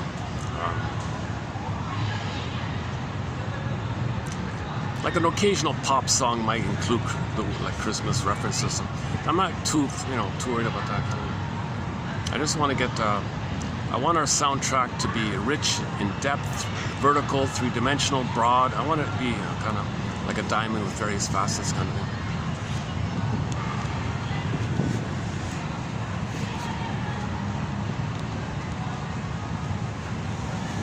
Okay, so let's finish up a repetition compulsion. So the proxy plays his soul because he shamed himself to please his mother. That causes the projection of his soul onto the proxy whom he needs to see his soul onto. Now he replays the thing. To keep pleasing his mother, he's got to reject, thereby repress his soul. So that's why the proxy is going to play him crying for love and reject him, so he can then have the opportunity to do the flip-flop, replay the past, where he continues his anger at the mother. So when he opens the door in Howling Man Twilight Zone, when he opens the door, that's the rage towards the mother, but someone else is playing the mother. So he kept the rage of the mother with him. He found a chance to see someone else be the mother. He opens the door like that. Repetition compulsion. That's why he's, rude or negative or sarcastic or bitter banter or black humor, stuff like that, right? Insult humor. Insult humor is just a veil to express your rage at the mother, put it that way. You're just finding someone else to shame and then hate them, kind of.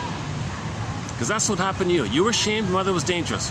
So you think others are you shamed them the way the mother shamed you, and flip-flop, you're the victim of your mother, and then you think the one you just shamed is your mother, and since you're the victim of your mother and they're your mother, now you're angry at your mother. You're continuing your battle with the mother. Oh. That's nice.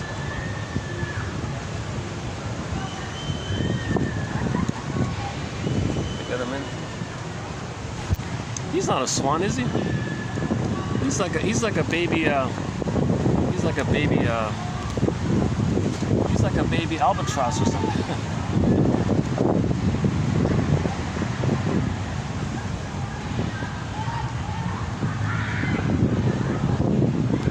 Oh, cool. He's like a baby pelican or something like that.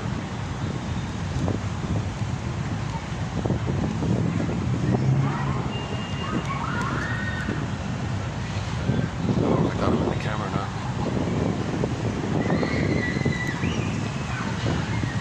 All those videos I did on the shoreline in the summer of 22. Would you believe someone took them away because they thought some kind of privacy issue? I was on the ocean. I saw birds flying. I can't believe it. All my shorts I did on the water. The ocean belongs to everyone. It's as if someone thought, that's my ocean. How dare you film my ocean? Those are my birds. And they cut out all my videos during that time. I can't believe it. That's just such a sad. I feel it's kind of like a violation. Someone hacks into your account and deletes those 17 videos, the long ones, and all those shorts I did. I don't even know how many. I lost count. I did a whole bunch of shorts as well. All that material done by the water with the herons and the loons and the geese and all that nice stuff in the shoreline, all got wiped out. Can you believe it?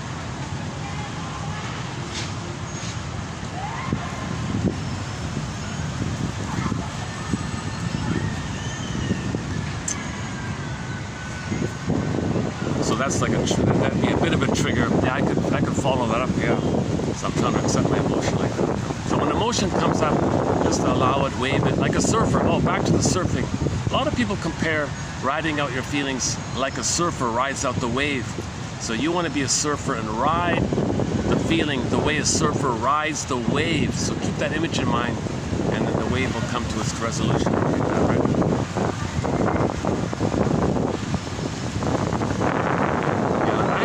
Process that one, tell you the truth. So let's give that with some thought. But it is a Freudian slip. I wasn't planning to talk about it, right? But it just spontaneously came out when I talked about the bird there. So it just popped up about 2.5 years ago, right? Summer of almost 3 years ago, right? Yeah, almost 3 years ago. Son of a gun, eh? I thought I did some good videos. It was mainly on Melanie Klein's theory about the position. I remember I was grappling with it. I thought I kind of covered it. A very important thread in our collection is Melanie Klein's theory about the positions: the paranoid schizoid position, and then what's called the depressive position. So the depressive position doesn't mean depression. It just means it's a developmental advancement where you've resolved splitting and you own your projections and you can see the third side of the coin. back to Route 66. You got to find the third side of the coin. If you can't find the third side of the coin, then you're in the paranoid schizoid mode, and then you engage in projection because of the splitting. When you split, you project one. Okay, that takes a while to run through. Okay, let's finish up here on repetition compulsion. So I'm only discussing at the moment repetition compulsion from the Faust complex side, i.e. identification with the aggressor. So the baby became the mother, he's going to shame himself. That means himself will be repressed. That allows him to replay the cry for love, which he rejects, then flip-flop. He is angry at the mother. Because of the fusion, he can play himself, expresses anger at the mother after he just shames his soul because him and the mother are one. He thinks in the same way.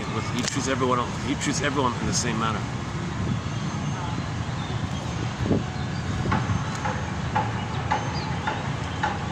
Okay, now since he's repressing, to further repress, he wants to further believe that someone else is either no good and dangerous. Okay?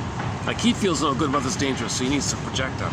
So he may then, okay, in order to repress more, in order to please his mother more, he needs to goad, prod, induce, entice, trick, coerce, manipulate someone else to show some signs of what it is about him he doesn't want to know. That's called projective identification. He projects the things about himself onto others, doesn't own it. He wants to see it out. He wants to see it externalized so he can repress it. To convince himself it's externalized, he then does the added element where he believes that person's identity is that he or she is a person with those things you gave him. That tends to put a tug and a push and a tug and a nudge on people to kind of reply accordingly. And that's what you're goading him for. You're prodding him for that. So you interact with him with that belief. He's going to think, the other people is going to think, gee, what does he want? You want that? I feel pressure to say this, and aha, I knew it.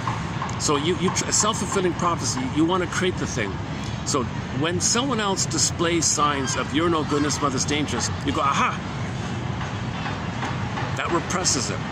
Mother, are you happy? I repressed it further. I did it again. I repressed it further. And to repress it further, you project it, and then next step, you project identification. Coax them to show overt signs of it. That represses it further. Okay, part 3 now crosses over into a clear-cut scapegoating and prejudice, okay, whereby you have the fantasy that if that person that you just goaded can somehow go away, okay, you can more deeply repress. See, mother, I'm repressing even further. The fantasy is you want to repress further. So the added element of projective identification is if they go away, maybe you won't have it with them. Maybe the memory of you being shamed, mother hurting you will go away. It's nonsense. It's just repression. So scapegoating means repression. Scapegoating means trying to please your mother. Scapegoating means you're trying to win mother's love. Okay? Scapegoating means repression.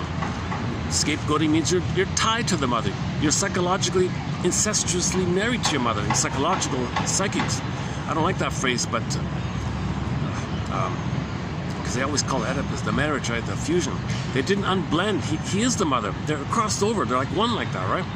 It's a disturbed psychological thing where the baby has to be the mother to mirror her because the mother wanted to be seen by her mother. The baby's playing that role.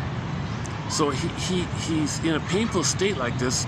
It's a perverse pleasure because he gets a blissful oneness with the mother, but all the pain of it's got to be the pain that he denies. He wants to see externalized and goes away. So when his own pain, he wants his own pain to go away, right? So when he scapegoats somebody and says someone else is no good and dangerous and they go away, he thinks his pain of being bonded with his mother like that can go away. No, it just represses further. The more repression, the more projection. Now he's in a negative cycle. To keep repressing, he's going to keep projecting. And so this is the dynamic of the guy with the horns in the castle in the Howling Man episode, caged, released, okay, caught, and then released, caught, and released like that. So I highly recommend that Howling Man episode. It's not a great episode, it's not in the top 10 or anything, but just for the basic message that our rebounding aggression can be held within. Okay, so that's the guy in the cell in the castle. So the castle is like your body, the person, the house of a person. It's within like that. Then he's released, he flies off like that. He's destructive. And he was saying, the head monk was saying, you know, we have a hard time dealing with our rebounding aggression when it's within. We got to face this already. We've lost ourselves too much when it flies out like that. Because then you hurt others, and then they're rebounding aggression on you, and then see, then it has this kind of a negative loop effect or something. And now enter the image from the Mr. Yuri has the image about from the, what's his name, Hercules. So somebody's aggression comes out, you hit him, he hits you, and it gets bigger. You hit him, he hits it, it gets bigger, and it keeps getting bigger. So everybody's hitting, gets bigger. Yeah, and then Athena, the wisdom goddess, Athena says, "Hold the phone, Hercules. What are you doing here?" "Well, I'm hitting this thing here." "Well, that thing you're hitting is called strife." Yeah, so what's your point, Athena? "Well, don't you notice when you hit the strife, it gets bigger?" "Well, that's why I gotta hit it, because it's dangerous. More, I gotta control it." "Well, don't you get it, Hercules? Every time you hit strife, it keeps getting bigger. Then you try to hit more, and then it gets bigger. Could you just hold the phone here, pull back, and it'll shrink down?" I didn't know this. I just found this. I just found that one this morning. Let's see if I can dig it up. I just printed just before coming out here. The one about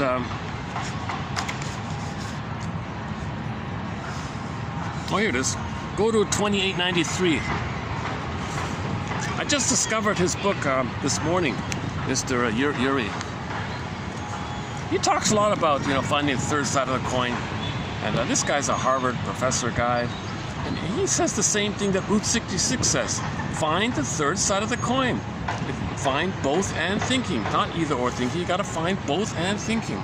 Vertical thinking, three-dimensional thinking, diamond thinking, a perspective that's broader and deeper, and understanding people's cry for love, and we're all one family, and looking at, we all have the same psychology, we all have the same body, stuff like that. Okay, anyways, he quotes this Hercules one.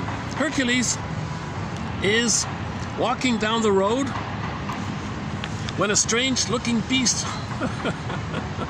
suddenly rears its head. So we're talking Greek mythology. Mythology is a metaphor for psychology. Mythology is a metaphor for psychology. So mythology back then was their psychology. Okay, so keep that in mind. It's not true. Hercules is walking down the road when a strange-looking beast suddenly rears its head. Hercules reacts instantly by attacking the beast with his club. The beast looms larger, so Hercules strikes it again. But every time Hercules hits it with his club, the beast grows bigger. Suddenly, Hercules' good buddy, Athena,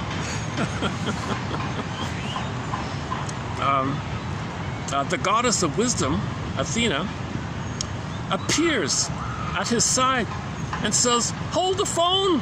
Stop the presses! Hercules, don't you know the name of that beast?" "The name? No, what's his name? I don't know." "Okay, well, that beast's name is strife. And the more you strike it, the larger it will grow. Stop it, will you?" If you stop it, then it'll grow smaller. You got it? Okay, Athena, thanks for coming. Thanks for letting me know.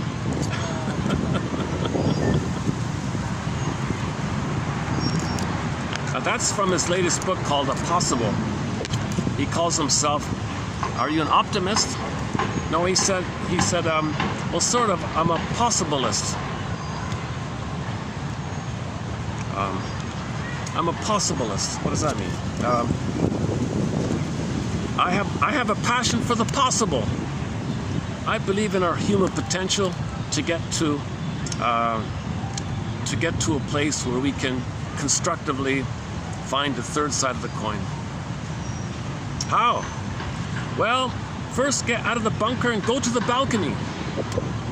The balcony? Yeah, like in a balcony. Like a meta perspective, like a broader, like a bird's eye view. A place of calm. And then look for bridges, and then look for the third side of the coin. So he uses the idea if you're too triggered, you're in the bunker. Well, hold the phone here. Go to the balcony and observe yourself. That's a common idea, right? The fly on the wall kind of thing. Anyways, he's possible. Should we keep going here? Okay, I'll come back. I'll come back to Mr. Yuri here.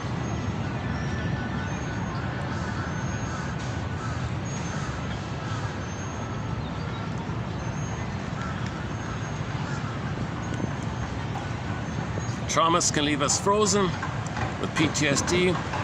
Okay, someone barked at him. He said, "Nothing to do with me." Him being triggered was an expression of his anger and pain.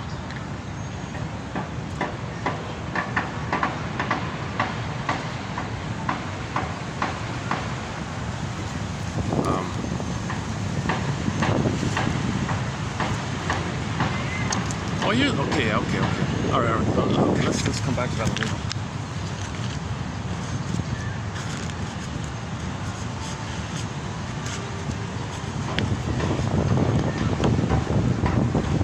If the wind could blow my troubles away, I would stand in a hurricane. We have one song by the folk singer Murray McLaughlin. I'm not really a fan of his, to tell you the truth, but I do play that one song of his called "If the Wind Could Blow My Troubles Away, I Would Stand in a Hurricane," just for fun.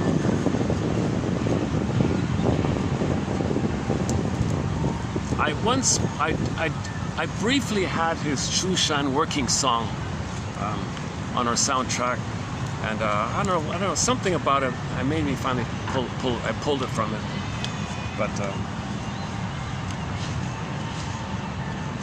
about the alcohol issue. Why does Daddy drink so much? And he's so mean.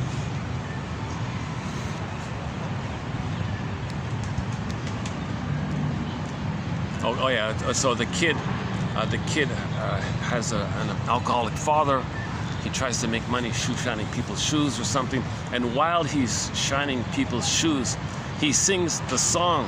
Why does my daddy drink so much and come home sad and mean? Why does he just sit there looking at the TV screen? And so on like that. So the guy getting his shoe shined by the poor kid starts to cry and gives him extra money. Something like that. I mean, it was probably a real song anyways. He just maybe embellished yours. No, I don't think it was a con. I don't think the kid was conning. No, that's not the message. The kid did come from an abusive home, and he was just, he turned his misery into a song and would sing it while he was shining people's shoes. Because that's a suffering kind of thing too. A little poor kid can't be in school, right? So he's got to shine people's shoes. So he turned his broken heart into art, turned that into music.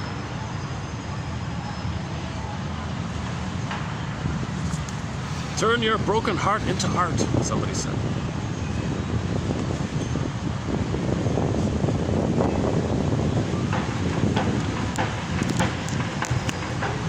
Where are we here? Are we losing shape here? I have no idea if you're seeing how you're... I've never done it in this way like this. I got a huge glare with the sun. Oh, let's let these people pass here. Hold on a minute.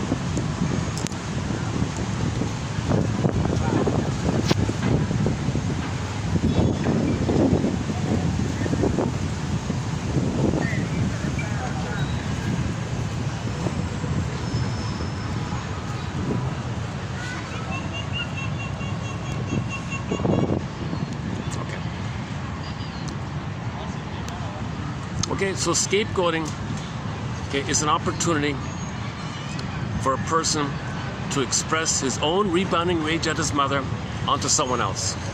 So he creates a scapegoat for that purpose. That's when the door opens, the guy flies out. So the guy with the horns is a symbol for your rebounding rage. It's considered the devil guy because it's your L-I-V-E got reversed around, E-V-I-L. And it's called daimonian, and Mr. Diabolos. Diabolos is synonymous with all the other synonyms for that. It's just a picture of your rage. So most of the time, or maybe all of the time, sorry, forget it. Whenever there's prejudice, that's code that you're still angry at your mother. If someone's engaged in any kind of prejudice, irrational, nonsense, psychotic stuff, okay, you don't want to know it, so sorry, I forgot part 4, part 5. Yeah, we said 5 parts, right? Oh, sorry, the fifth part. I mentioned 5 parts. Yeah, the 5th part is rationalization. Rationalization.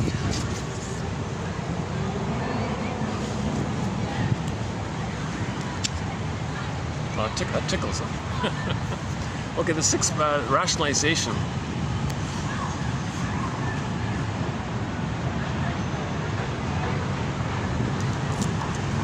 How does the person make himself unaware that he's being psychotic, secret psychotic? How does he make himself unaware and fool others and make sure they don't think he's psychotic? How's that going to work? He doesn't want to know the truth. He's got to repress it. He wants to fool himself and fool others. And to the cortex. Hey, cortex, you've got knowledge and life experience and street smarts and book smarts. Give me some excuse. Give me some belief. Give me some rationalization. Give me some justification. Give me some flim-flammery. Give me some duplicity. Give me some BS. I don't care. Give me something to think, to say, to believe, to repress and to fool others. Make it confusing, make it vague, scare people, make them confused, they'll think I'm right. How about that? Come on, cortex, give me some trance logic. Trance logic? Yeah, trance logic. Give me something that's vague and confusing, and then others will think I'm right. Okay, that's called trance logic. So when you say something that's vague and confusing, people tend to think you're the authority. Yeah, I want to be the authority. I want people to think well of me. Okay, I want to really make it clear that I'm not psychotic. I want people to think I'm super reasonable. So give me a rationalization. Okay, sidebar here. Rationalization is not being rational. Rationalization is when you want to give the appearance of being rational in order to hide the truth that underneath. Shall I compare thee to an onion? Underneath, you're being psychotic. You're being wildly irrational, but you got to cloak it, camouflage it. Okay, shield it, blanket it. Thick blanket, a thick coat. You got to hide it. And to boot, the way to hide is to make people admire you. That's the thing called trance logic. Okay, trance logic traces back to when the baby's hurt. He thinks the mother's amazing. Can you believe it? Mother traumatized the baby. Mother, you're so amazing. That's called reaction formation, counterphobia. What a strange bird. My goodness. I'm not sure what to make of this. This pigeon. He's got such a mix of. He's got such a mix.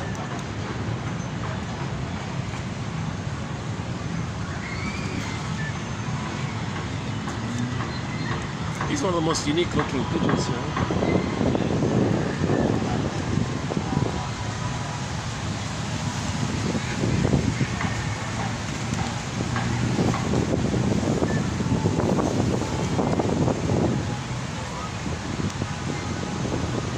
Okay, rationalization.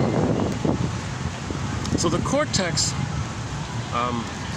because of the pain we're in, okay, what happens is the cortex comes up with these excuses to push down the pain, to repress the pain, to make the person unaware that it's the very pain that's causing the BS, to repress the pain, to make the person unaware that the pain is causing the BS, because because he can't handle the truth. He's got to lie to himself. It's a huge self-deception. It's a huge self-deception. Okay, so he believes some nonsense. He believes some whatever, fill in the blank. And Johnoff says the more pain there is, the more wild the beliefs. They don't even care anymore. So they'll cherry pick and just be stubborn about it. Yes, it's true. I don't know why. I just know it's true. You believe something and You're dependent on the belief to maintain the denial and the repression. Okay, for more on that point, can I refer you to Arthur Janoff's final book just before he passed away, a very good book called Beyond Belief about the cults and all that. So all these people who join cults, they believe this wacky stuff. Okay, that's to repress the pain of their trauma with the mother. They don't want to know it. So you believe crazy things to repress the pain. You're not healing, you're just repressing the pain. The more you repress, the more wild things you believe. Prejudice is a wild belief. Prejudice is like a cult-like belief or something. It's a cultish kind of belief. It's a sick kind of thing, right? Reality check. We're all one family. Family reunion, he says.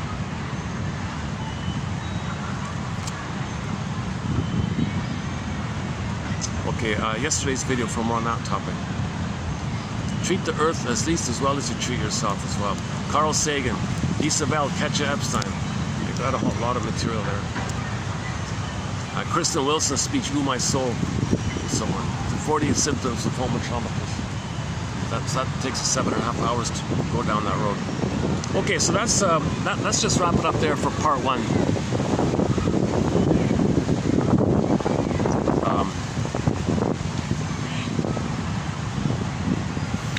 No, not part one. That part. Sorry, that issue about scapegoating and projective identification and projection and repression, repetition compulsion, replaying the record, and trying to save the mother, please the mother, mirror the mother, and you're stuck like that. The only way out of this disturbance, and the imagery is the guy in the cell in the Howling Man episode, and he's released, caught back in, released. So the castle is like the body, held within. He escapes, held within. He escapes, held within. That's your anger at the mother to the body. Then it goes up to the side to others. So your own anger towards your mother, you attack yourself or you attack others, kind of thing. So all this stuff about devils and things, that's just code for, or picture for, or symbol for your rage at the mother. You don't want to believe it? We're not saying the mother's that. We're saying that your own rage in your brain creates a frightening entity. Why it looks like the guy with the horns, I don't know. Maybe the baby sees mother's eyes, and baby's enraged, thinks there's fire coming from mother's eyes, and puts the two flames on the breast and creates an image like, I don't know. I don't know how the unconscious came around to something that approximates that kind of thing. Or maybe it was that, and then later on they put the bull in there. The mother was the raging bull or something, and they got like that, I don't know. The mother's not a raging bull. You felt, the baby felt like a raging bull. That's a picture for how you feel. It's within. So the message of Forbidden Planet was those monsters of the id, those id monsters, those Tasmanian devil monsters running around on the planet, they came from within. Morbius was on the planet. His unconscious was linked to this mechanical planet that materializes things, a planet made by advanced aliens like that, and it had that ability. And Morbius's unconscious was linked into this planet unconscious, and the planet unconscious functioned as like an extension of Morbius's unconscious. So the planet makes things when people think things. So when Morbius unconscious thought something, like he was angry, there was the devil character. So those are monsters of the unconscious. The monsters are within. It's all within. And our main song for this is a song called Self-Saboteur by Delirium.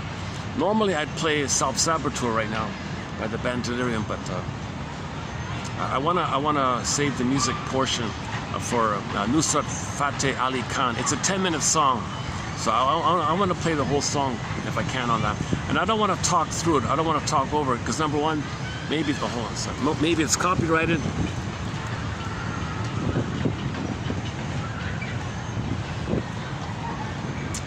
So it might be copyrighted, so I'll just play it. If it is copyrighted, you'll hear it'll be trimmed out. Plus, it's a good song. I don't want to wreck it by talking over it. But in other videos, we normally play a song called Self-Saboteur by the band Delirium. Very good song. Yeah. I think we played it yesterday. Did we play it yesterday? Okay. Okay, yeah, so there's a planet. So in the science fiction film called Forbidden Planet, the idea was some aliens, some very super advanced aliens, millions and millions of years ahead of humans, called the Krell people. They built this massive machine in the sky like a planet. It's a mechanical planet. And if you're on it and you had a thought, poof, there it is. Okay, that's the metaphor that the baby thinks he materializes things. The baby makes it happen, magical thinking. Have a thought, there it is. They're talking about that. So Morbius is on there. He's a scientist, like a linguist, language kind of guy, trying to figure this out. And he was sort of in the process of trying to understand the language of this machine, i.e. the unconscious, right? And he got to the point where he understood that if he had a conscious thought, poof, there it was, you'd see it. He didn't know yet that if he had an unconscious thought, it would also be there. So when he was unconscious and angry and the monster would appear, he didn't know that the machine planet created because his unconscious was linked to it.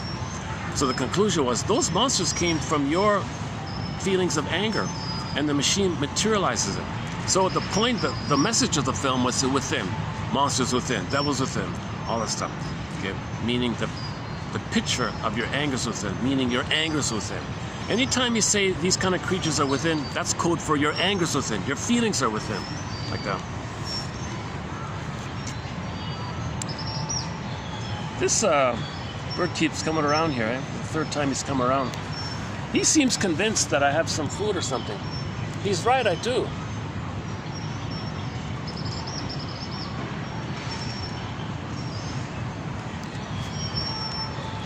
Problem is if I feed him, the rest of all the other pigeons will fly over here. Let's feed the pigeons later when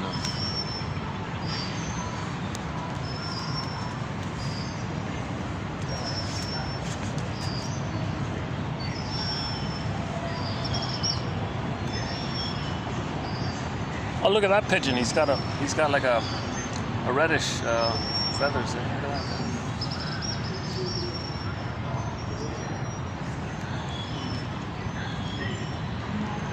There's a pigeon over there with sort of a reddish feathers there. Look at that. A pink-red sort of feathers.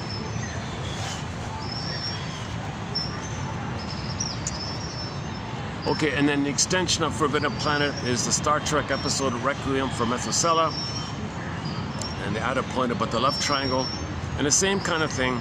When the guy on the planet was enraged, the monster would attack, and he didn't know that the monster would do that. I mean, the robot monster would do it. So, Requiem for Methuselah, the Star Trek episode, was a tribute to Forbidden Planet, and they added the point about the eternal love triangle, the eternal fault of our traumatized condition. So that's what we all have in common in our Earth family, human family. Okay, this primal fault, this basic fault that we didn't get the oneness of the mother because most babies are being betrayed. Hence the importance of healing ourselves by leaving the cord, leaving the placenta, natural birth, laboyer birth, gentle birth, house and kennel birth. Okay, hand the baby to the bosom, leave the smells, leave the cord, leave the placenta, rhythm is, and there's a whole topic about the importance of this area, and one possibility is that the mother trains the Doberman Pinscher or her dog to attack the gynecologist if he's going to sever the cord, and then so the dog charges at the gynecologist if he's going to sever the cord, and then the hubby's nearby to catch the baby, hand the baby to the mother, protect the baby's soul, protect his Garden of Eden Shambhala. You got to leave the cord of placenta. We're still doing this disturbed, shocking, disturbed thing of removing the cord of placenta. Indigenous people have been telling us again and again for who knows how long, you got to leave the cord, you got to leave the placenta. It's the baby's guardian angel, you know, it's connection to the mother like that. It's a powerful thing. It's still pulsating, it's still alive, it's kind of like an organ almost. The cord belongs to the baby, the placenta belongs to the baby. He needs it to connect him to the mother.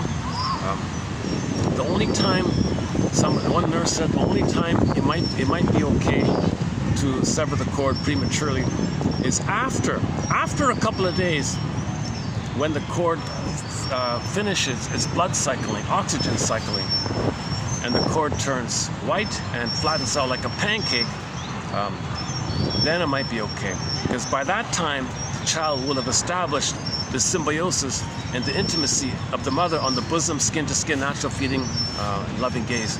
And then the cord and placenta drop off on their own accord. So why not just let it drop off on its own accord? Well, what's the big hurry? Don't betray the baby. Ease the transition for the poor baby. He's making a huge transition from the water world to the land world.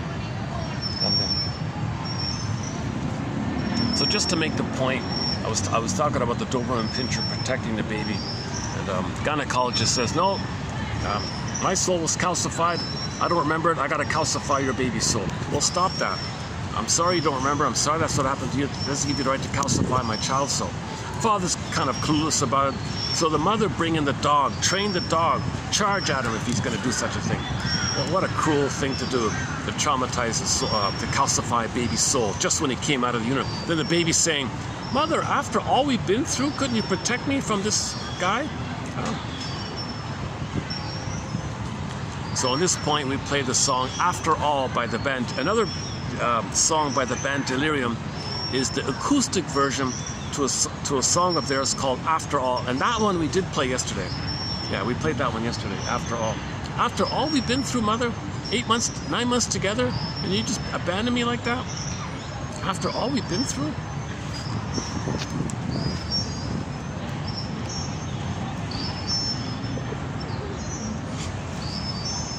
Yeah, I'm thinking maybe I'll play this song. Let's play the song now. Okay, not too many people around. Give me a couple of minutes to set it up and all that. You're gonna hear a song that was buried in the vault somewhere, in some storage bin or something, for 30 years, something like that, around 30 years. And it was almost lost forever because they were going to demolish that building. So luckily this Gilligan kind of guy found it, and they saved it, and everyone's very grateful about it. Hold on a sec. I gotta set it up here. So I'm gonna just let this run for 10 minutes. Hopefully it'll come through okay here, like this in the outdoors. Let's try this.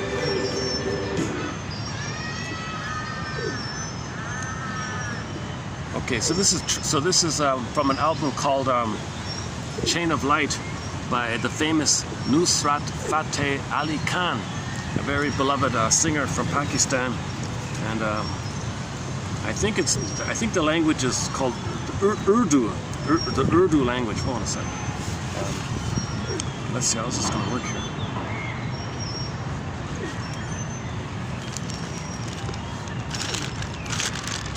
I won't be able to have a view, but let's see.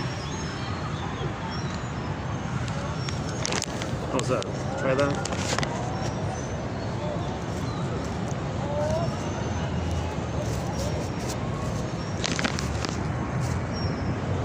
Okay, let's try that. Okay, here we go. Chain of Light, part 1. From the newly discovered music by the legend Nusrat Fateh Ali Khan, and it's about 10 minutes long,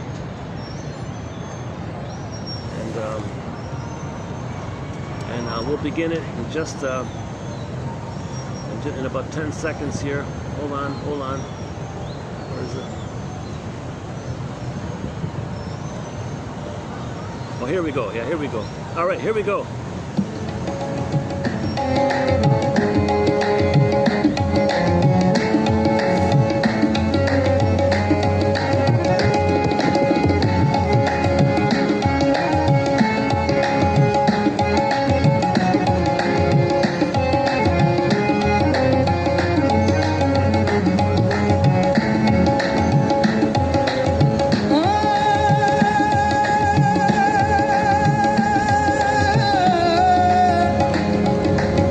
खुदा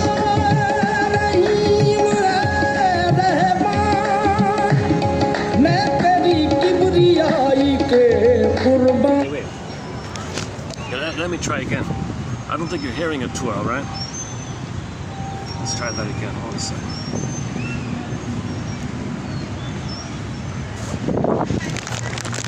Let's try that again.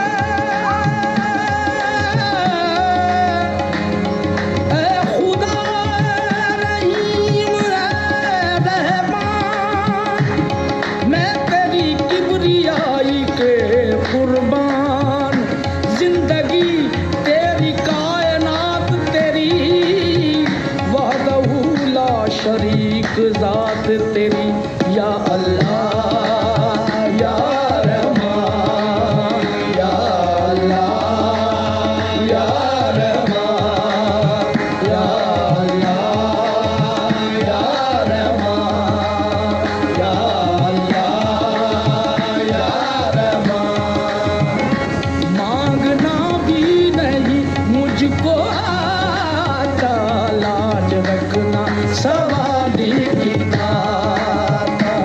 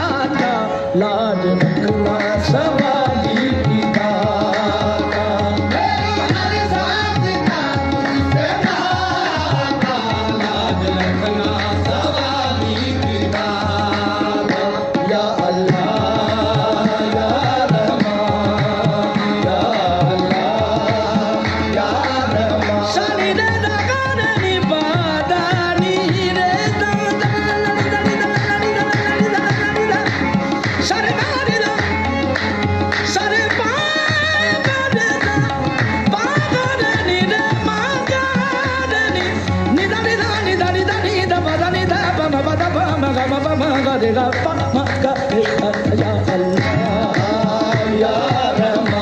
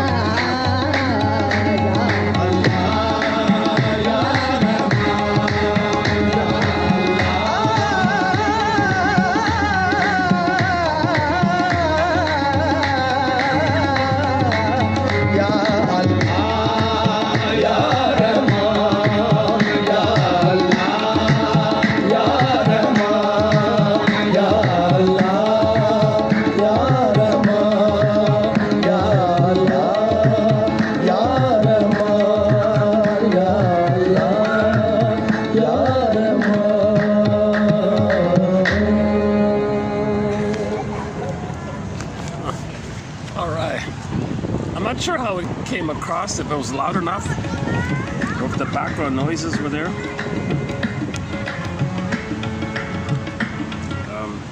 Maybe I'll try it again when I'm in an enclosed room. It really is a good song, and track 2 sort of continues with it, and 3 and 4 as well. Go to the Global Agogo, the most recent episode of the radio of the world music podcast called Global Agogo. Catchy name. Oh yeah, in the Gidget, there's an episode called Ego Agogo. Talk about that. There's an episode of the Gidget show about narcissism. It's everybody's dance. It's an Ego Agogo. So in the Global Agogo music show, that program played the 4th track on Chain of Light. Interesting phrase, right? Chain of light. So like links, light, consciousness, links of consciousness. Interesting idea. So maybe we're looking for this chain of light, like linking our bits of consciousness, linking together knowledge of the trauma with the emotion of trauma. You gotta link it. In trauma, it's fragmented. You gotta link it up. Linking is healing, like that. Okay. Oh, somebody's staring at me here. Okay,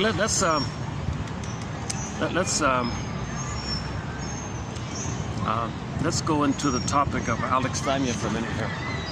Okay, alexithymia. Alexithymia, so that's no words for your feelings, right? But it used to be called athymolexia, no feelings for your words, for a long time. And then in 1973, a guy named Peter Sifnios We have a couple of his quotes, not too many. We have a few quotes from him. He said he had a hot temper. He likes to shout at people, so he channeled his anger at confronting people's nonsense. So he's a bit like Burglar in that sense, confronting people's rationalizations and excuses and flim-flammery and BS. So he custom designed a therapy approach to sublimate his hot temper, called provoking therapy or something. I'm gonna provoke you. That's gonna be therapy. I have no idea about that. You can read a transcript. You can read a transcript of it. Okay. So anyway, he's the guy that came up with the phrase alexithymia, no words for your feelings, in 1973, and it's people have been using it ever since. So he's famous for this alexithymia. Alexithymia is thought to predispose individuals to somatization. So right off the bat, right? If you can't put words to your feelings, you can't put words to your sensations, then it's in the body then. You can't symbolize it, you can't assimilate it, you can't recognize it, you can't make it conscious, you can't have some kind of movement and healing, and it's all frozen in the body. So that's called somatization, right? Alexithymic individuals characteristically show a striking difficulty in recognizing and describing their own feelings. And they have this difficulty distinguishing between emotional states and bodily sensations. Yeah, so we get, usually people can talk about sensations. Oh, I feel a moan here, or an ache here, or like a muddled moaning feeling here, or tight wires here. People can usually describe sensations, but what about the feeling part, like the feeling stuff? Like the mourning, the sad part. Like you need to mourn, right? Out of the joyful which you praise, 100 tears away. Can you get to the sad part? You got to find the sadness, then the joy can come. So you start off with the sensations and stay with it. Maybe it can lead to the feelings part. Oh, it's getting busy here. Oh, just in the past 10 minutes, people are sitting all around me here. Oh, the park is getting busier. I'm gonna move over to the side, I think, in a minute.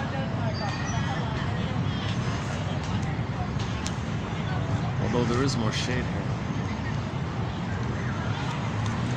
Let's see how it goes here. All right.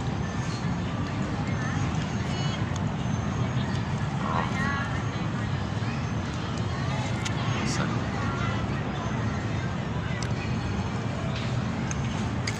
Okay, again, alexithymia is thought to predispose individuals to somatization.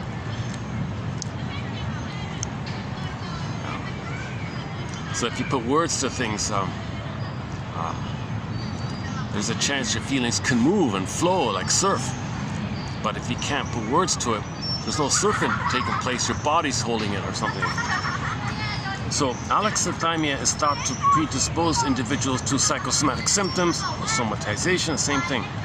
Alexithymic individuals show a striking difficulty in recognizing and describing their own feelings, including the difference between feelings and sensations. Sensations, it's mainly the visceral stuff in the body, right? Fear, anger, cortisol, adrenaline, okay, feeling foggy if you're in a dissociative state, things like that.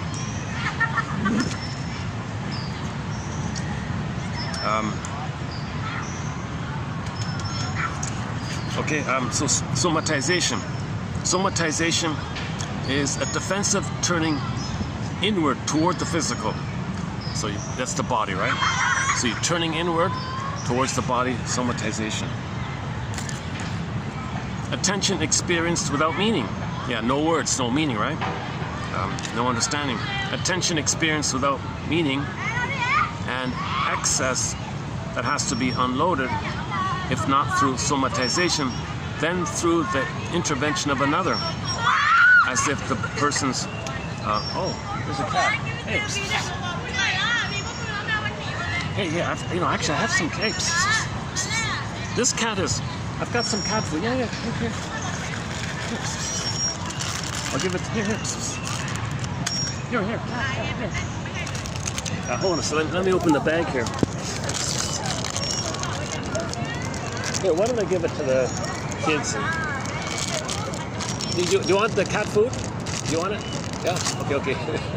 Okay.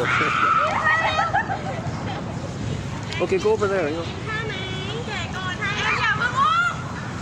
Oh, there it is. Oh, yeah, okay. I gave the food to the kids. Oh, there it is. Yeah.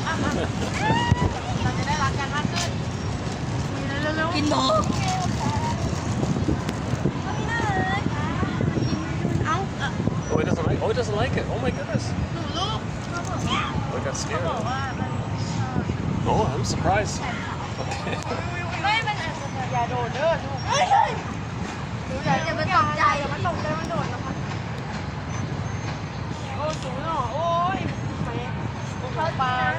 Oh, he went to the water thinking he can catch a fish. He saw a fish and quickly ran to the water thinking grab a fish.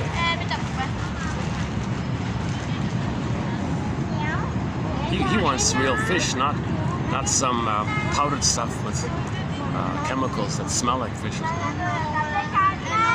Okay, whatever. If the cat won't take it, the pigeons love it. The pigeons will take it. Yeah. Okay.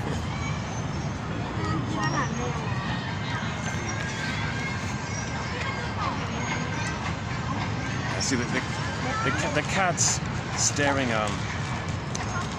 eagerly into the water.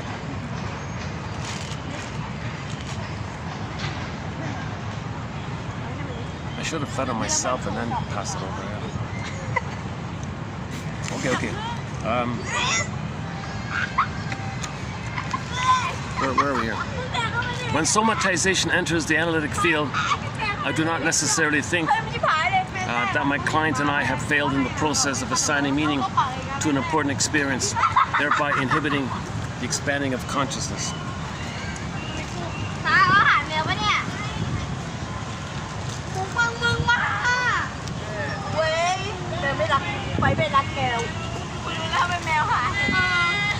I gotta admit, that is a very unusual cat. I've tried to...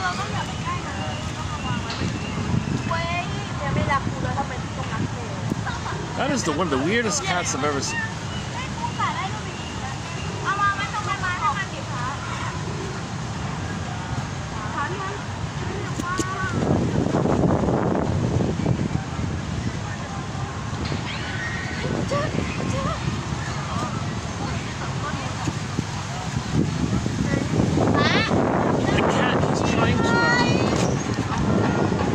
To eat the grass. Anyway. Well, you can give it to the pigeons. The pigeons will like it. The pigeons.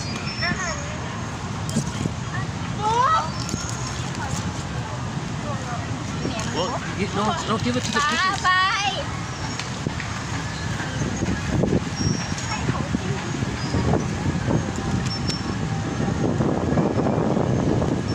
Yeah, that's the one cat that has a very unusual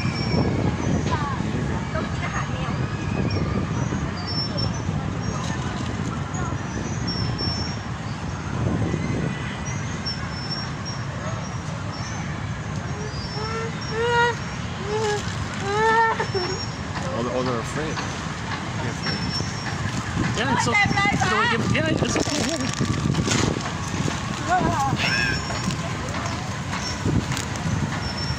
Goodness, eh? Watch out for my phone, huh?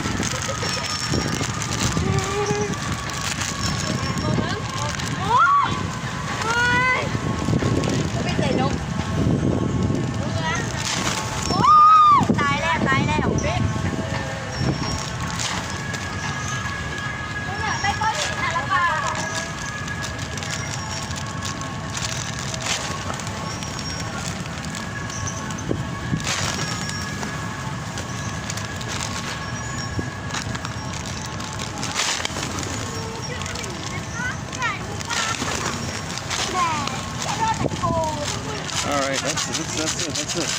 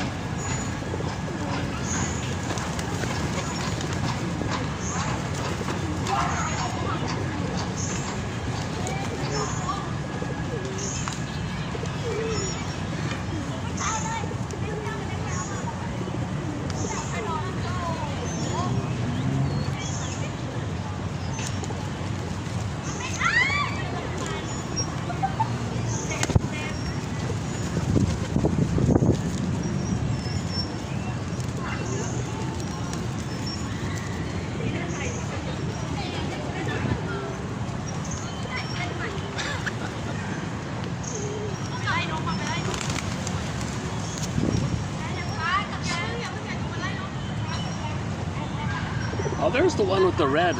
Check this out. Here's a pigeon. Is that the one? Or is it just the light? Oh, maybe it's just the reflection. Oh, maybe it's just the reflection.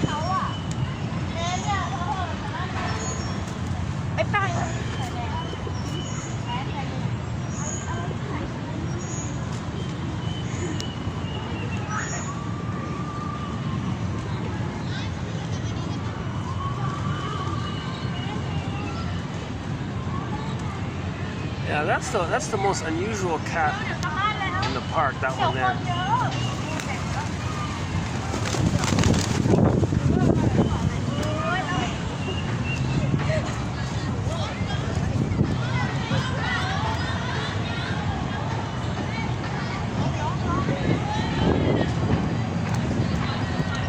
Again, when somatization enters into the therapy room, or into the therapy discussion, I don't necessarily think that my client and I have failed in the process of assigning meaning to an important experience, thereby inhibiting the expansion of consciousness. Okay, so there's no perfection here, right? Obviously. The DSM-4 characterizes dissociation as disruption in the usually integrated functions of consciousness, memory, identity, or perception of the environment. Okay, so there's a link between disassociation and somatization, I think. Conceptualizing somatization as an organ language of the mind. An organ language of the mind. Somatization, right? Look at that, eh? An organ language of the mind. Jesus Christ, eh? Conceptualizing somatization as an, quote, organ language of the mind. Steckel 25. Also regarded somatization as a symbolic expression or symbolization of psychic conflicts. So it's an inner conflict. It's in the body, right?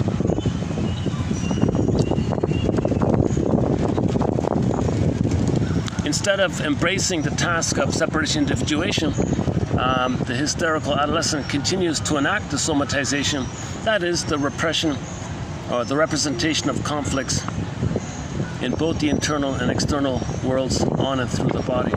Again, instead of embarking on growing up, okay, the teenager, the acting out teenager, the juvenile delinquent maybe, or the hysterical adolescent continues to enact somatization, i.e. the representation of conflicts in both the internal and external worlds on and through the body. Okay, so if the person doesn't want to grow up, all that conflict might go in the body. Okay, Mr. Schur, 55, has proposed that a somatization may be understood as a transformation of an affective state, not necessarily a consequence of simply some antecedent element of impulse. Okay, so your transformation of an affect state, right? So the emotion gets transformed into the body. That's called conversion. The image is water to ice. Just as water can convert into an ice cube, your emotions can convert into a bodily symptom. Similar idea. To encourage clients to see the full range of etiological factors that apply. Okay, so in therapy, we want to encourage ourselves to see the full range of the etiological factors at play. Clients will initially have a crude dichotomy of etiologies, believing they must either have genuine symptoms with an organic etiology or source, or that they have psychological symptoms that are simply all in the mind. Okay, this phrase, all in the mind, it means your symptoms came from psychological. It must be something psychological.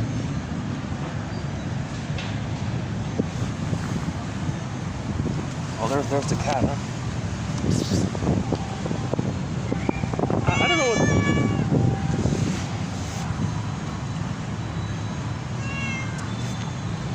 Well, we tried to give you cat food, and you kind of...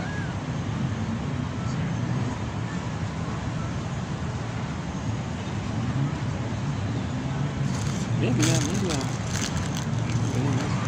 Sorry, cat, I have nothing else for you. Whoops.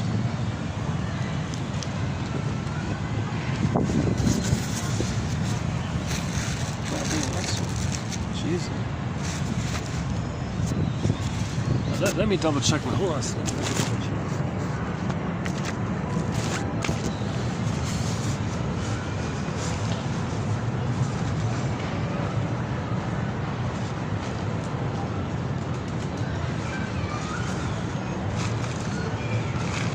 That's it, eh?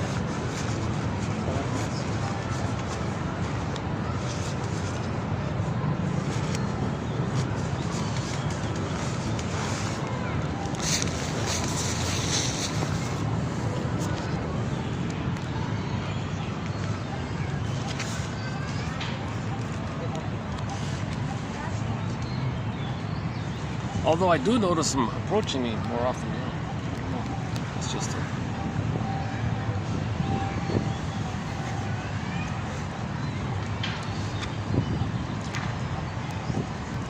he might be a very spoiled, pampered house cat, that one there. So he won't take the package stuff, I don't think.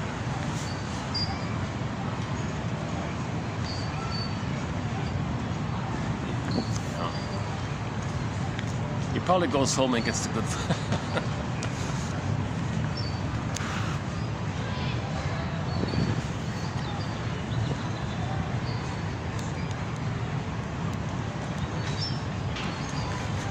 Where are we here? Oh, it's all in the mind. Yeah, okay.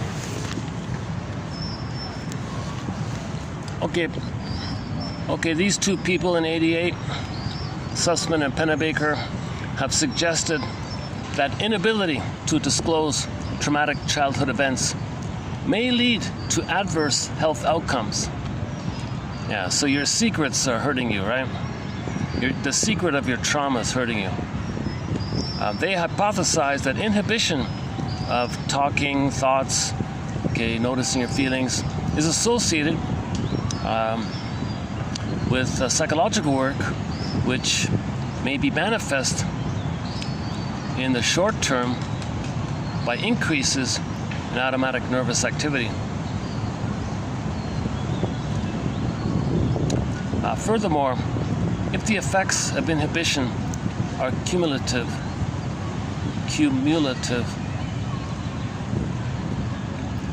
it follows that traumas that occurred earlier in life would produce more health problems than traumas that occurred recently. Somatic focusing prevents any psychological understanding and obscures the need for personal change. However, it has also been suggested that somatization serves an adaptive function for the person by avoiding the stigma of having an anxiety issue. It may also lessen the responsibility for the life predicament he or she happens to be in.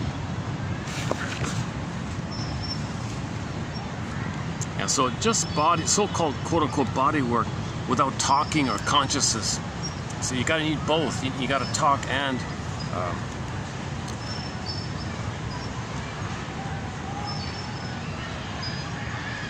so if you're noticing a sensation, talk about, like, what does it remind you of, or what might it remind you of, kind of thing. Don't just only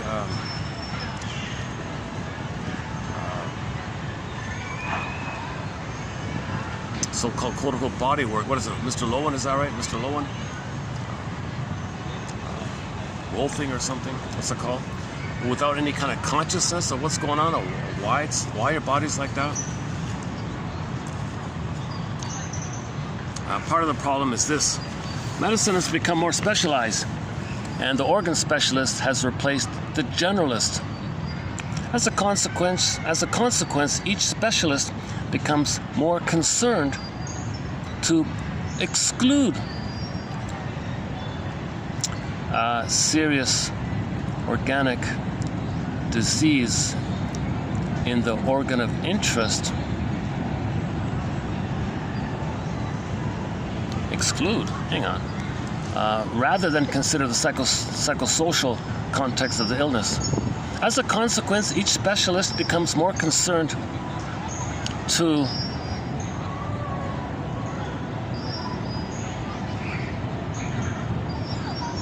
this might be a typo here. This doesn't make sense. Okay, anyways, all of these specialist kind of people They don't have the broader psychological side of things. All right. The physiological basis of the symptoms in anxiety is a result in part of an increase in activity of the autonomic nervous system, both sympathetic and parasympathetic. Increase in muscle tension may also contribute to symptoms.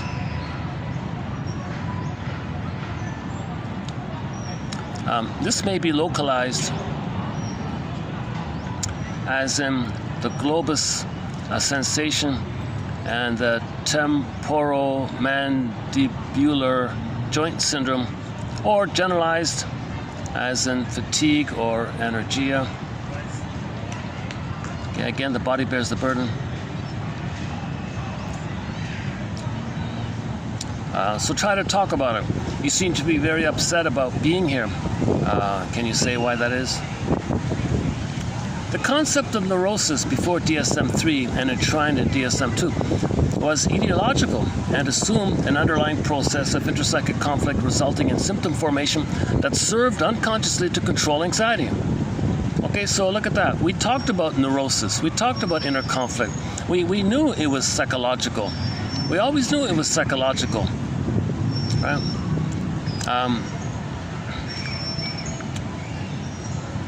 But then the DSM-4 came on, freeing diagnostic concepts of psychodynamic inference was seen to be a step towards creating a classificatory symptom that was reliable and could provide the basis of testable hypotheses. And that's the rationalization. That's the BS, right? You don't want to make it psychological. So you don't want to look at inner conflicts. You don't want to look at psychological stuff, separation, individuation, okay, mourning process, mother failed me, betrayal, trauma. You don't want to look at that kind of stuff. Just specialize it. Okay, you're a liver specialist, okay, and you're a lung specialist, and just keep it all fragmented. Don't look at the broader psychological, sociological factors. Just talk about let's now call it somatoform disorders. Right? Not psychogenic. It's somatoform. Somatoform disorders are distinguished from fictitious disorders. In the former, patients have no voluntary control of their symptoms, while in the latter, physical symptoms are produced intentionally. This distinction is sometimes difficult to make in practice because patients don't readily admit to deliberate stimulation of symptoms, while doctors are understandably reluctant to suggest this. The distinction from fictitious disorders is therefore usually based on impression or inference. Okay, that's sort of a side point here. Okay, so somatoform disorders, you're not consciously doing it. But if you're purposely trying to do it, that's called a fictitious. Maybe you want some secondary gain, you want some attention, you want to distract yourself. So you kind of like purposely do it, kind of. It's like you want to get a physical problem to get you away from your other issues in life. That's called a fictitious issue. When you compare in terms of a somatoform. But somatoform is really psychogenic. The term psychogenic was replaced by the current term somatoform in response to the criticism that the former was stigmatizing. This is revised criteria. This revised criteria no longer requires any judgment about the etiological role of psychological factors. So people are okay talking about their physical problems, but no one's okay about talking about their emotional problems. It's socially acceptable to say, doctor, I've got a pain in my back or something, but it's embarrassing to talk about, oh, he's back, huh? Oh, hey there.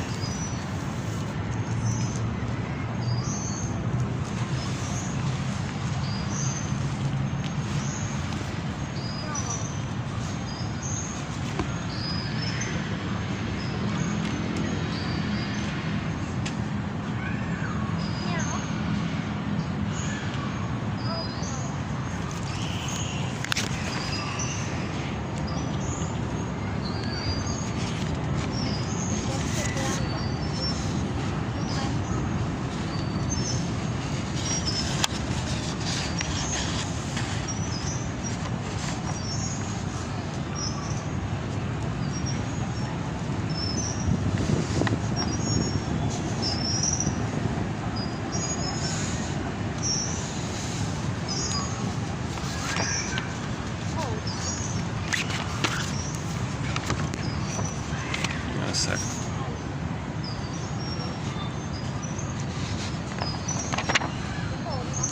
Somatization reactions, sleep disturbance, nightmares, loss of appetite, and lack of interest in once pleasurable activities may appear as part of either bereavement or post-traumatic stress syndrome.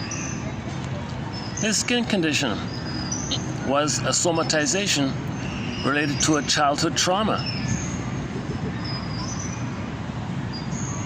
So a lot of people's skin issues might be stress related, in other words. When hate cannot be appropriately expressed, it tends to go underground. Okay, that's when the devil is locked in a cage in the castle in Twilight Zone, often leading to somatization and self-hatred.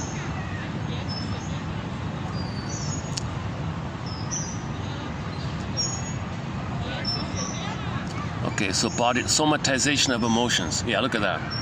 So body language, kind of like a somatic language. The organ language, the organ of the mind. Okay, somatization of affects, conflicts, and needs. Look at that, eh? So all your emotions, Jesus, all of your inner conflicts and memories and pain goes into the body. Somatization. Jesus Christ, eh?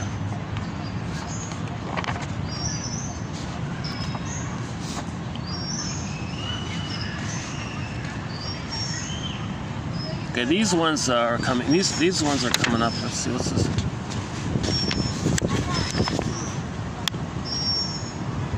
Okay, we'll get to these ones later.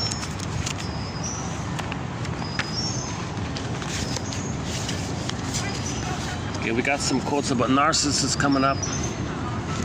What else we got?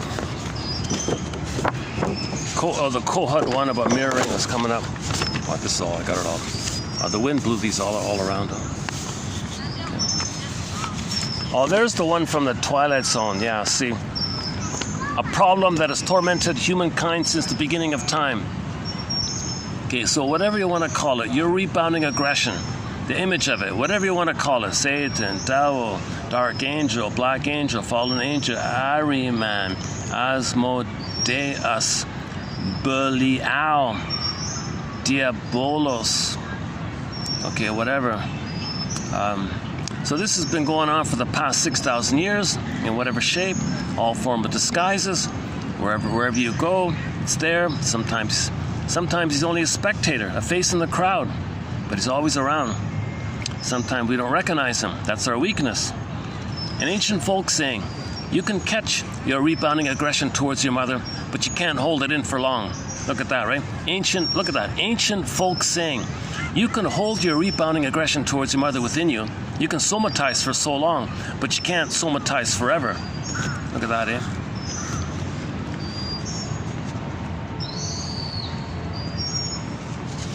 Okay, so again, the Twilight Zone Howling Man synopsis. On a stormy night in Central Europe, just after the end, okay, in the 1920s, okay, some guy named David, he calls himself a seeker. So we're seeker. A seeker is born every minute. A seeker, someone searching for the truth. Okay, this truth seeker gets lost while on a walking tour and seeks shelter from the storm at a dark and barren hermitage. Upon entering, he meets the monks, the two head monks, okay, stern and austere members of an order known as the Brothers of Truth. Okay, David hears a piercing wolf-like howl, which one of the monks says, "Oh, don't worry about it. That's just the wind." David passes out, weak and feverish, passes out. When he awakens, he notices an incarcerated man who could either be a falsely accused person or the devil himself. Right? So the incarcerated man, okay, that's a picture of a rebounding aggression held in the body, symbolized as like the devil guy.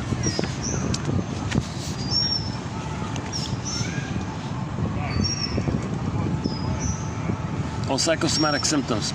In the 1st century AD, Alice Celsus, 53 BC to 7 AD. The first, according to this anyways, the first medical historian whose book De Medicina was unearthed And look at that, eh? 1,443 years later, translated. Look at that, eh? It got translated 1,400 years later. Jesus Christ, eh? Sagely declared that if a physician were really going to effect a cure, he should get to know his patient's mind as well as his body. This man was probably the father of psychosomatic medicine. Okay, that's not, I'm sure the Africans would disagree. It's way before that. Okay, in ancient Africa, they had in 10,000 BC, there was African spiritual traditions, which was holistic. Anyways, he was also holistic. But look at that, even today, even to this day, many of our doctors are unable to orient themselves psychosomatically. So it's an ongoing problem.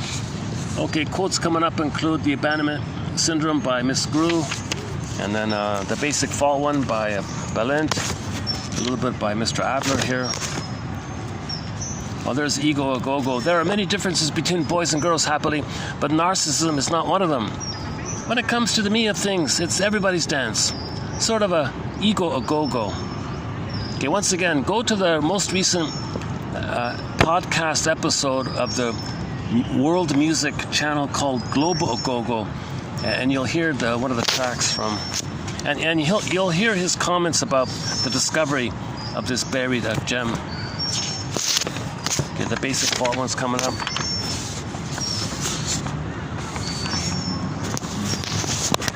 Okay, some on PTSD coming up. Oh, okay, the whole scapegoating talk. Oh, we talked a bit about scapegoating, right? Yeah.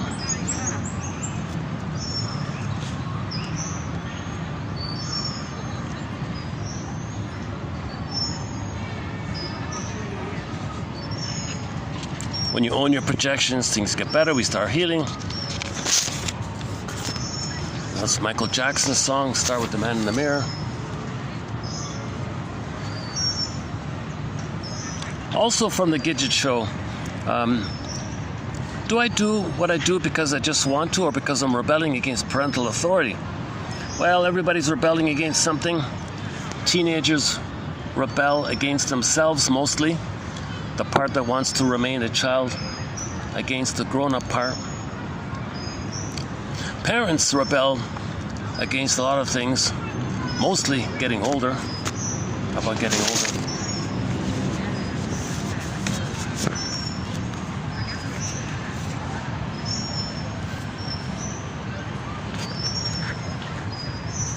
Are we still recording?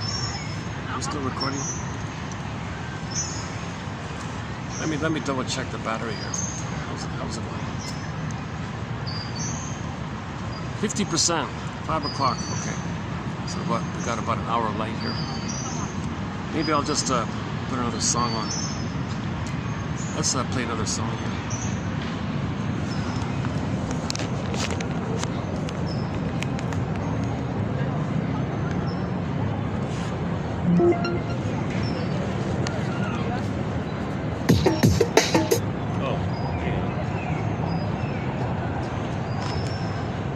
Okay, let's try that other, let's try part 2. Should we try part 2 of that one? Do I have it here? Hold on a second. Do I even have it? Oh, I don't have, I just have part 1. Okay.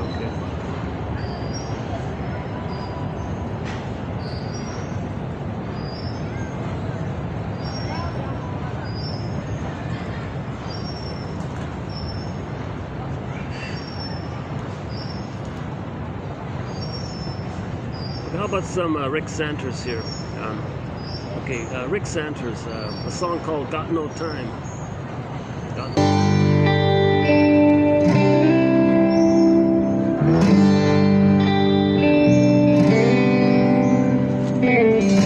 Never gave a good reason, never saw a sign. When I think of all I could have been, I almost lose my mind. this feeling hungover. I'll never drink again. I feel temptation every now and then, but you got no time for me anymore.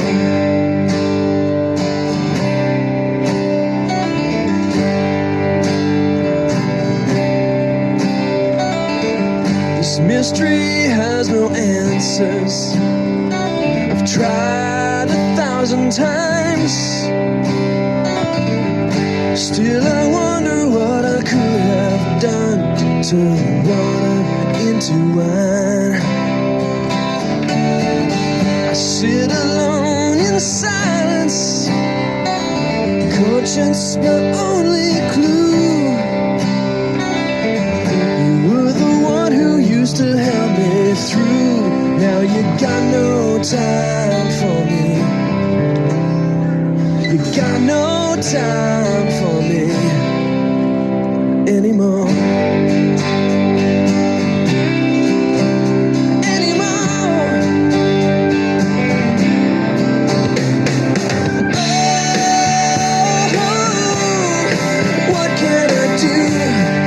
What can I say?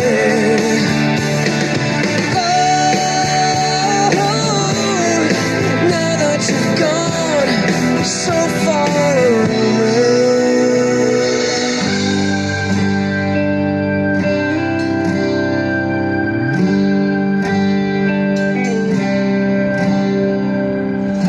Never gave a good reason. Never saw a sign. When I think of all I could have done, I almost lose my mind. Oh, what will I do? What will I say? Oh, if you come back, maybe someday. Time for me, so you got no time for me. You got no time for me anymore.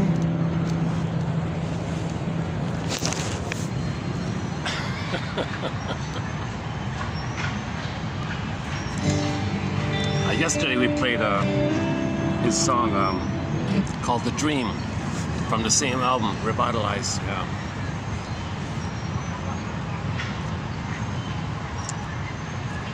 When we talk about the Don Juan syndrome, we play his song called "The Rapper," and when we talk about nostalgia, we play his song called "Dreaming," dreaming about the man I used to be. That one, and a few others. Yeah. Well.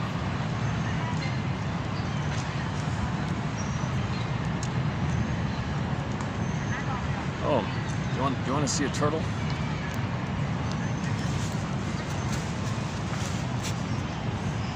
Whoa! Oh, my mistake. That's not a turtle.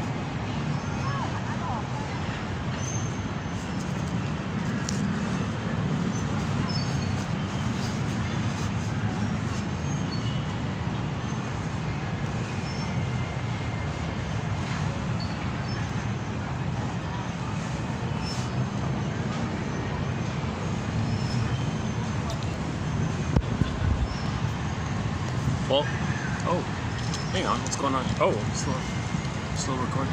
Okay. Well, let's do the pigeon joke again. So the pigeon joke needs a little bit of a context. It's about a woman who was sort of in the middle, getting older, like in her 40s or something. And she's starting to get that feeling, oh my God, do I have to admit the reality that I'm getting older? Do I have to admit the reality that my dream to make money is not going to be met? I feel anxiety about this. And she said that she knew something a little bit about this idea of reincarnation, And she thought, oh, does that mean I can just keep going in the next life? So I don't have to worry about it. I'll just wait till the next life and I'll just continue to search for my fame and stardom and money and all this. Maybe that's what I'll do.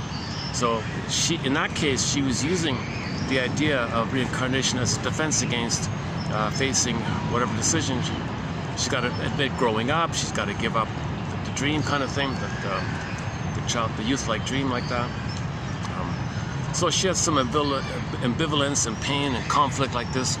So she said to a knowledgeable man in this area, a guy named Steve Behrman, funny guy, hey, Mr. Behrman, you know a lot about this New Age stuff.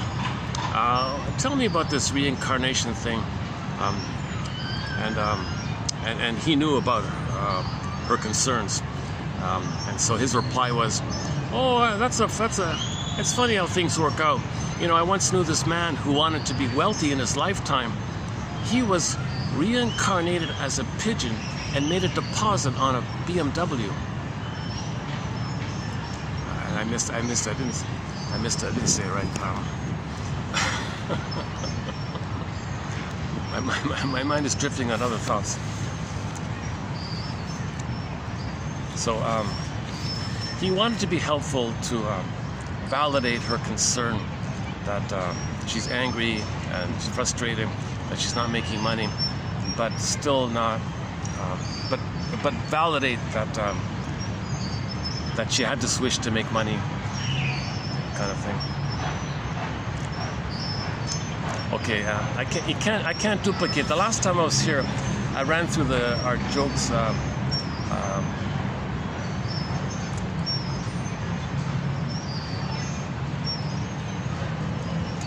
Truth is, I want to enjoy the.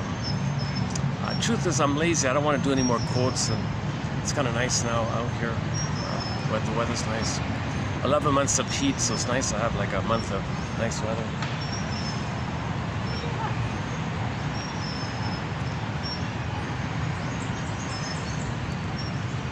This is just my second time to sit sort of in the main kind of public area. I usually sit by the pyramid. But it's nice here as well, yeah.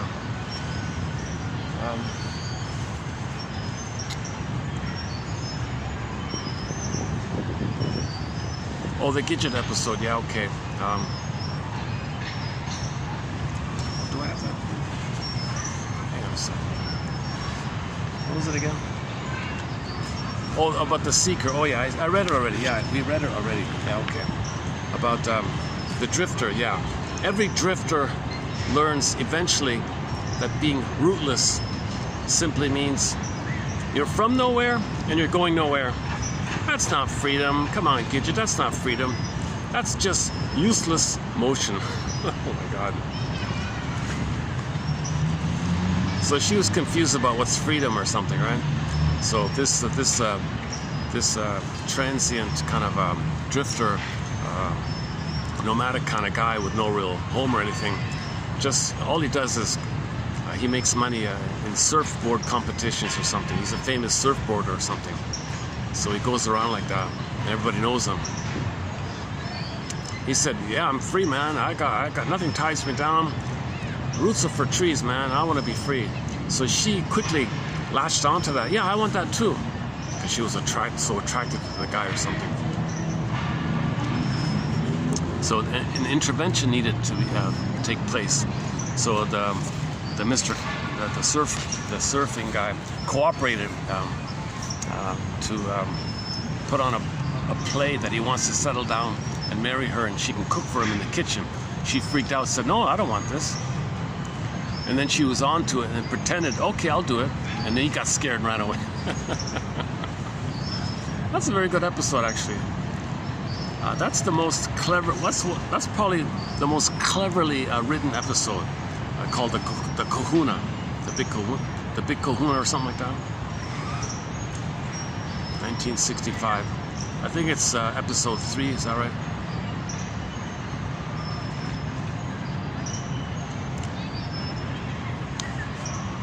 So they were trying to say that the idea of freedom it's an inside job, but the inside job depends on the inside job of the roots. meaning you've been loved, or you forgave your mother for not loving you, and you love yourself, and you have your beingness. And from that root, from that sense, then you can blossom and be free and shine like that. She means love. But this surfer dude, he was just a hobo. He was basically a hobo.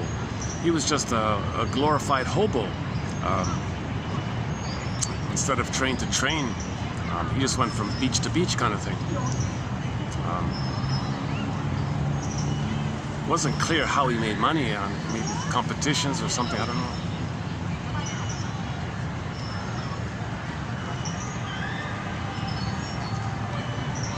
But that's not a bad episode, actually. That's one of the better ones.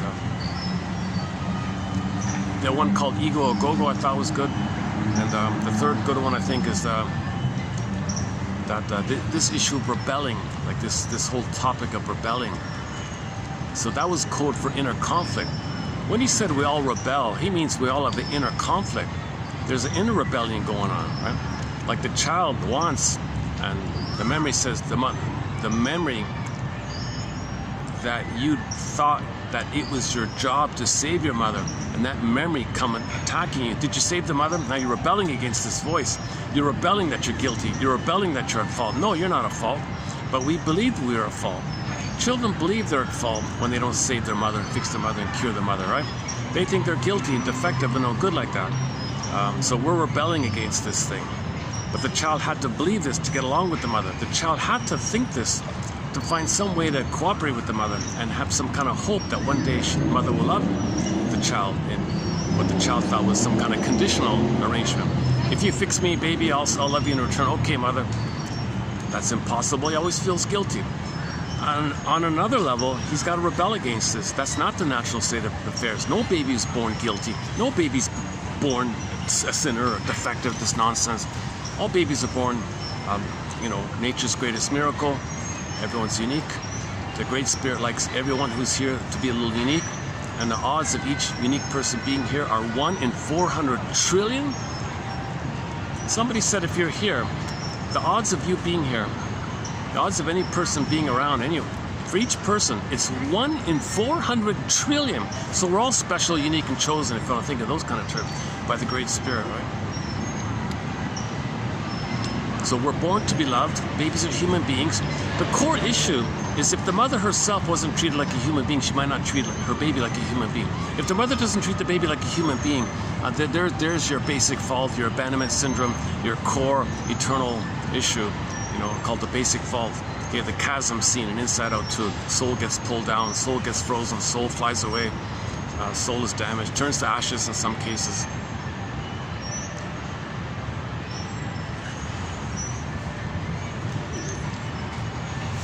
To my surprise, it's working out here today. My goodness. Just coming here was packed. My God, the roads were really packed, and the SkyTrain was jam-packed. You're squeezed in there like sardines. But to my surprise, the park is doable. It's kind of average, yeah. This is pretty average for the park here.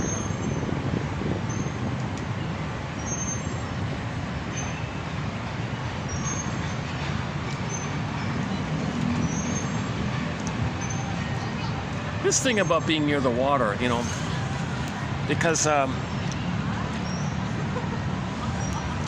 this is a question mark on my part, but we do have a quote that said, watery scenery like shorelines, people want oceanfront property, people want to be near the water all the time.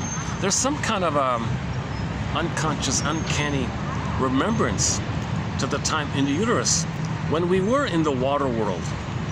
And in the water world, in the amniotic sac, we were safe. We were floating around, relaxed, peaceful, timeless, calm, at ease. No worries, no conditions, no conflicts. So when we see watery things, there seems to be some kind of triggering effect, where a little bit within us is reminded of that, and it calms us like that. I don't know, question mark about that. And another question mark is about when Narcissus looks into the pool of water and he sees a reflection. Is that also in reference to the oneness in the uterus time? that aside, the basic point is when narcissist looks in the pool of water, he sees the reflection, he's stunned like that. That means he thinks everything about him. Okay, he's the center, he's entitled, it's all him, the mother's him. He's one with the mother's him, so he sees himself not knowing the mother's separate, and he's waiting for the mother to appear, and there's going to be a mother there. And the differentiation takes place when the mother sees him as a person, and he sees that she sees it. He sees himself reflected through her eyes. That leads to the differentiation. So he's waiting to be seen by the mother to allow the difference to take place.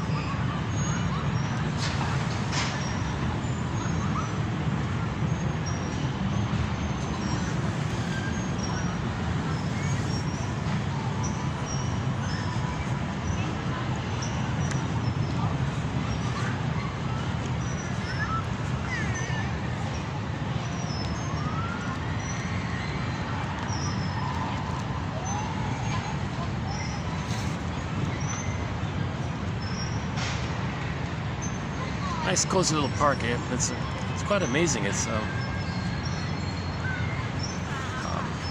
this is like the only greenery the next park is like Jesus, it's like almost an hour, maybe an hour away, like for the next proper park, like full-size park, about an hour away, right? All you have is this little thing.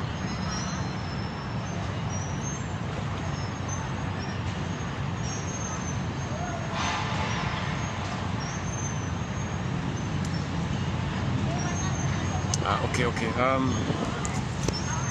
Should we play another song? Do you want to hear another? Oh, sorry. Do you want to hear another song? That's too bad I didn't bring the other song, by Mr. Nusrat Fateh Ali Khan. Did I get it right? Jane. Should we play Jane? Oh, the Jane. Yeah. Okay, why not? Let's play Jane, and I'll talk about the idea of let's play the song as a short break, and Jane. And I want to talk about the Three Faces of Eve film in relation to the name Jane. So let's set up the speaker here.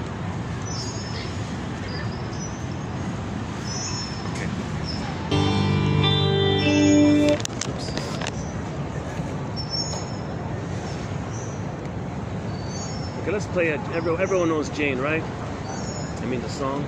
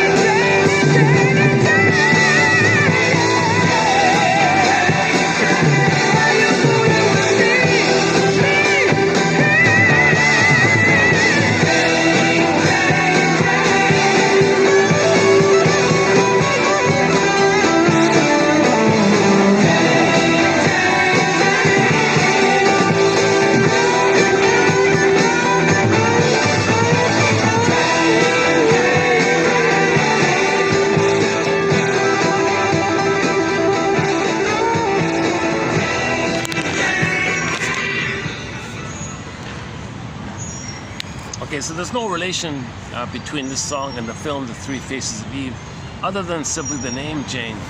So in the film The Three Faces of Eve, oh, why does that happen?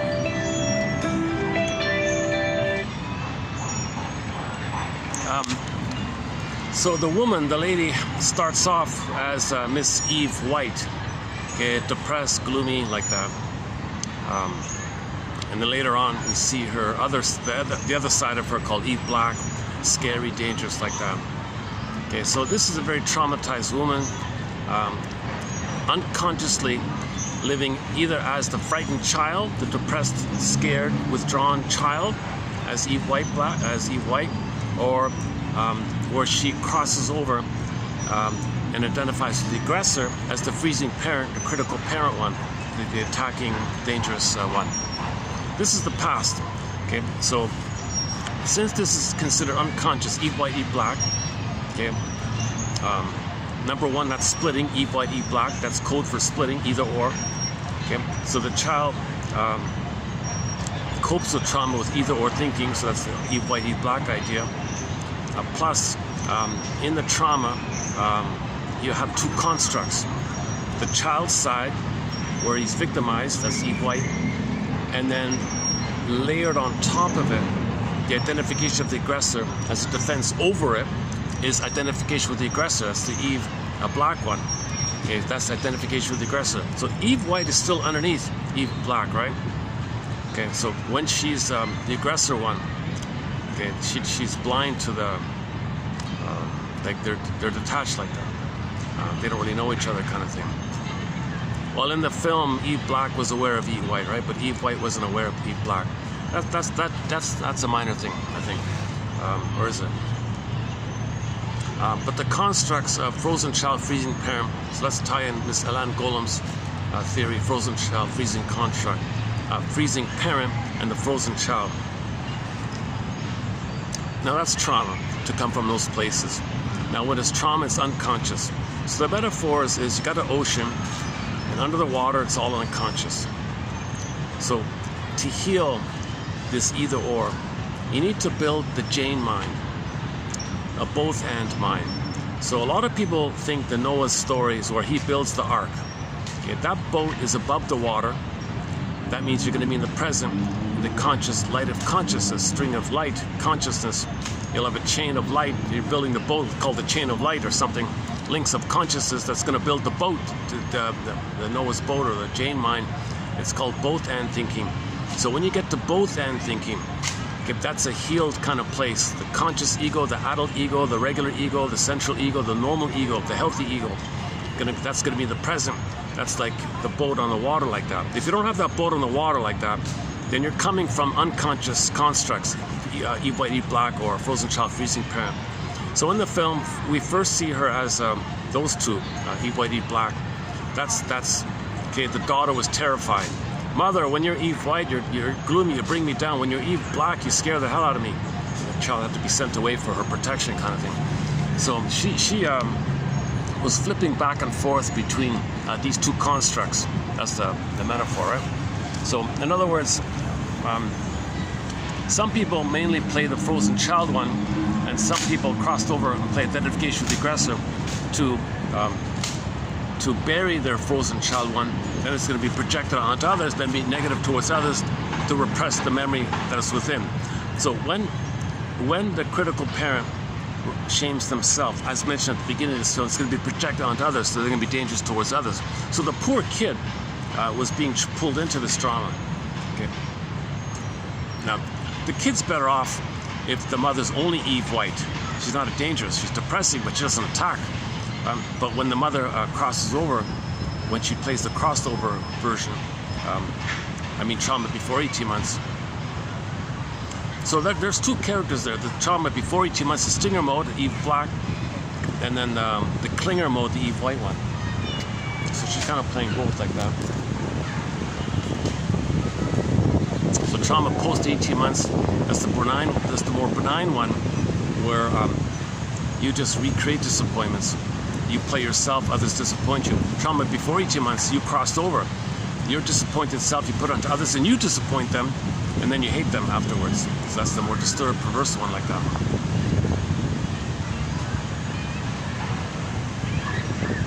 Okay, so in the film we see her with this issue. She's traumatized.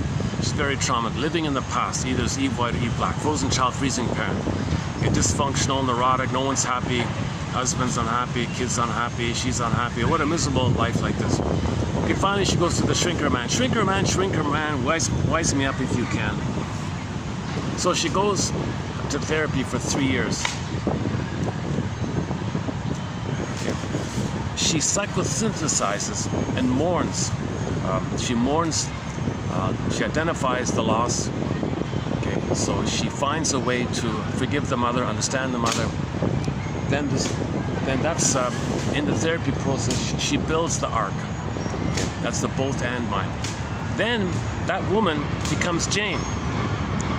And the Eve white, Eve black disappeared. So really, she's Jane, actually. I mean the healthy. She's born to be Jane. Jane is the healthy one. So the title of the film is Three Faces of Eve. Eve white, Eve black, and Jane. So Jane is one of the three faces, but that's the healthy face. That's the real person. And when Jane is there, Eve white, Eve black disappear. Then the kid comes back. She finds a new fellow, and they ride off into the sunset. They live happily ever after, kind of thing, with in a healthy state. So to get to the healthy state, okay, she had to psychosynthesize those splitting constructs. This Eve white, Eve black one. Oh, my kid is blowing off steam. He's frustrated.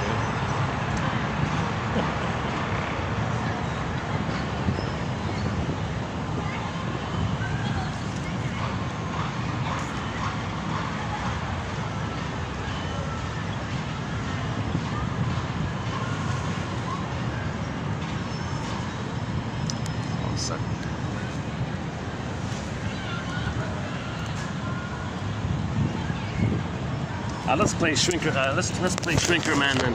It's only about a minute. It's only about a minute long.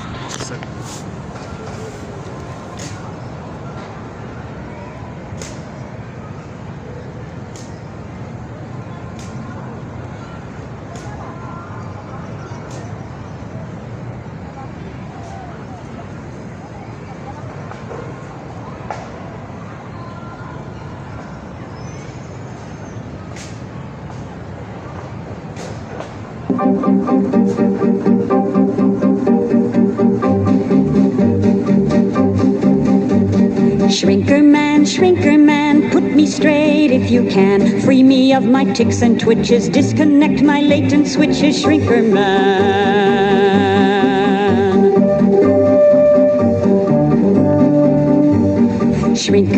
Shrinker man, wise me up if you can. Air my problems and excuse me, sympathize and unconfuse me, Shrinker man.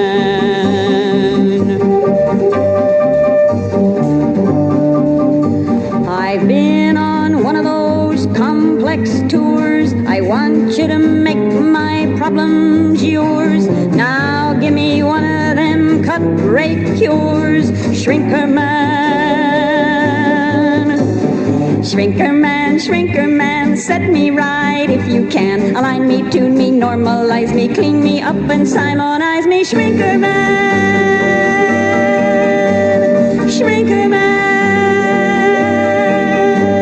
Shrinker man, Shrinker man.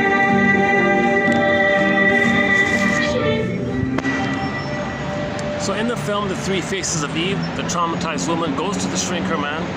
They spend 3 years together. Now we don't see any kind of process taking place, but so it's too bad we don't see any like dialogue, which is a real pity, a missed opportunity, I think. All they showed you is this pompous guy chomping on a cigar the whole time. All you see is him blowing smoke from the cigar, poking, kind of like making it clear that here's Mr. Freud or something. That's all they wanted to say. They didn't want to show you any kind of this guy. The only thing he did say was, Eve white and Eve black need to get to know each other. So he did imply some kind of linking between the two. That's the only kind of analytic kind of comment he made. But anyways, 3 years passed. Jane came on the scene. When she was Jane, the daughter said to the mother, you know, mother, I really love it when you're Jane. Could you please stay like this? Could you be Jane?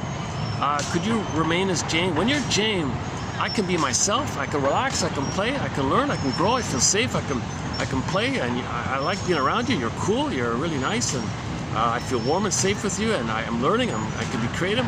Please be Jane, mother. Mother, please stay as Jane. Could you please be Jane, mother? Please be Jane. When you eat white, you bring me down. When you eat black, oh my God, you scare the daylights out of me. And then they have to send me away to protect me. So come on, be Jane.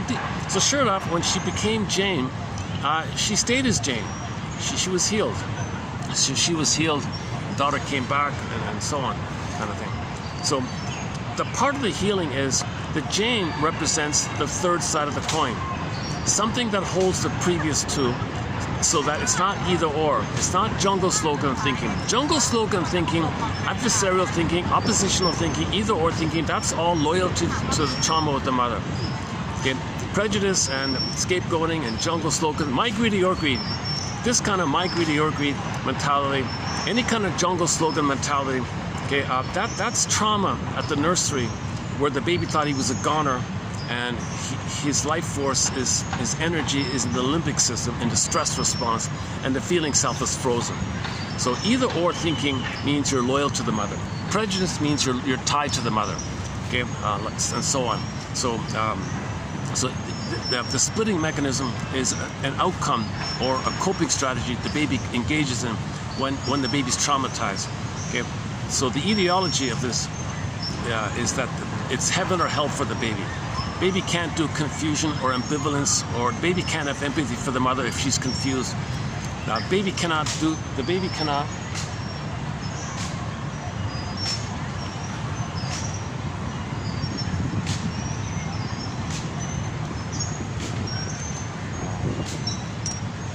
Okay, maybe I should move.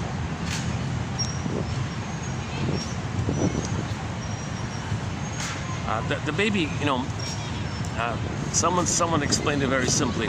Breastfeeding for the baby is a question of heaven or hell. It's not, there's no middle ground for the baby. He needs paradise. If the mother's doing it wrong, he's terrified, he's in hell. Hell is a metaphor for the emotion of shame, a burning, biting feeling, he's in shame. If he's rejected, he feels shame, he's in hell like that. Denies it, hallucinates, she's wonderful, splitting. That's how he copes with the trauma, splitting mechanism. And inside out too, that's when joy is pathological joy, and when anxiety says that she's always at wrong and she's always at fault and she's never good enough, there's always something wrong with her.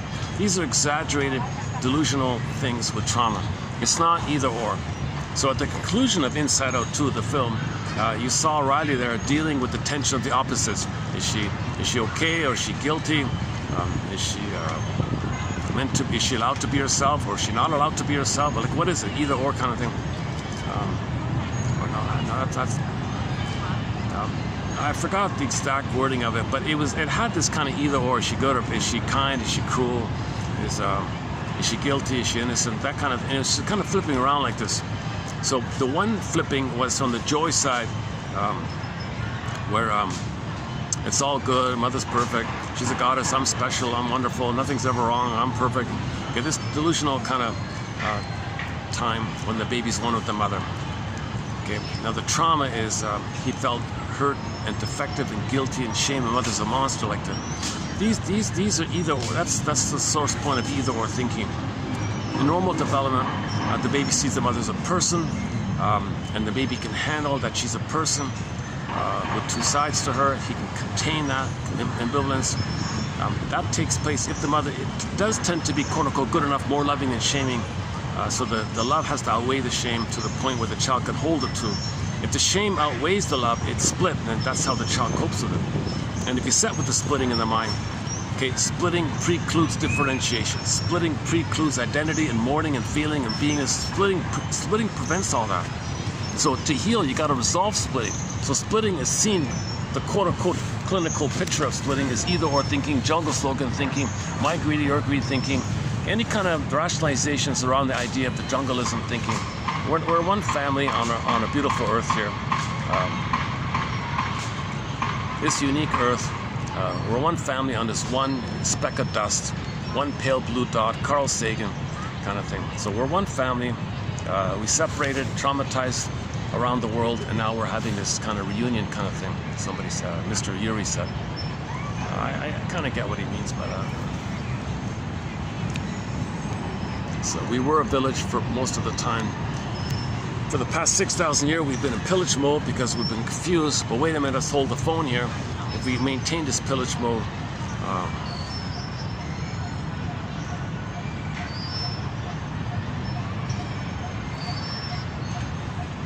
I think we could get the message. We got the message. Mother wasn't able to give us proper nourishment and motherly love, so we were deprived. So we deprive the planet of the soil and the air and the water quality. Mother polluted us, so we pollute the planet. Mother deprived us, so we deprive outwardly. Mother gave us poverty, so we create poverty. As above, so below. Okay, the outer reflection, outer behavior is a reflection of our inner state. So if Mother plundered us and pillaged us and was a short seller to us and robbed our home, then we plunder and pillage to reflect our inner state. The behavior on the outside is a reflection of the inner state. The inner state is a template, and we keep repeating the thing to know the inner. Once we know the inner and heal the inner, then our outer will reflect that. So I think we kind of should know it by now that so if Mother quoted like the Snow White one was the poison apple, right? So if the mother was in a stressful mood when she was feeding, and the cortisol went in the milk, the baby had like toxic milk, like that poison apple. The apple, I think I'm still going with the nipple idea. Sorry, it sounds blunt, but so you got the apple, right? Red, round, okay, nipple. Okay, inside the apple is the white, okay, the pulp and the juice of the apple juice, right? So that kind of resembles the like milk, right? So the white in the apple is like the milk, and the red skin around the round of the apple, that's like the nipple. But they said the mother gave the kid a poison apple. Okay, that means toxic stress in the milk.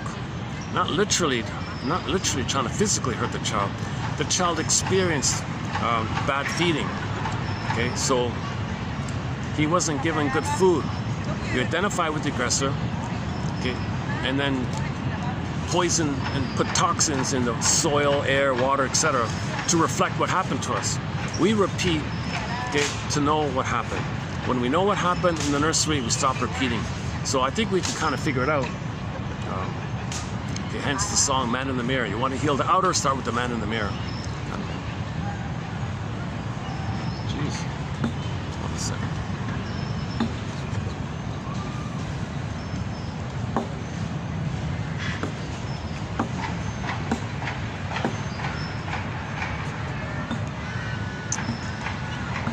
I see. Well, this one kid near me who's doesn't have any friends to play with. I see. There's one kind of kid just beside me there, hitting the tree all the time.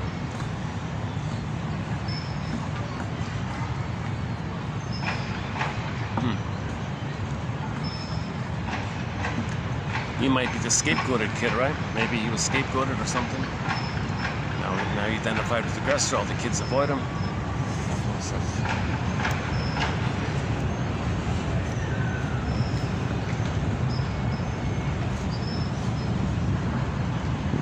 I don't know.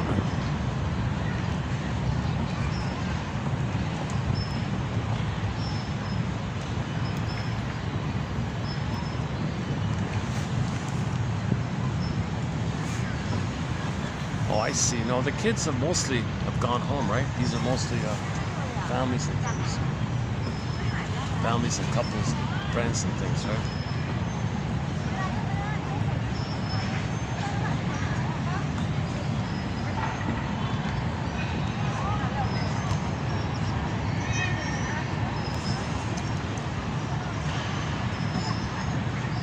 Where were we? Three Faces of Eve. My battery only gives me about 4 hours and maybe, if I'm lucky, maybe 4.5 hours if I'm really lucky. Let's see, what is it now? 37%.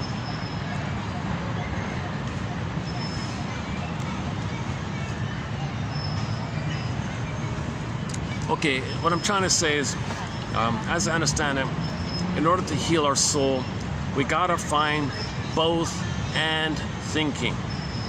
Okay, some kind of, the image is the coin. You take the coin, you stand it up on its end like that. It's vertical. Bly calls it vertical thinking. So, okay, like up and down, like deeper in, up, as above, so below. Okay, like the duck flies in the air, duck can swim in the water, vertical. Okay, Robert A. Johnson calls it what's it called? Three-dimensional thinking, 3 dimensions. So broader, wholer kind of thing. You need the third side of the coin holds the other 2 sides.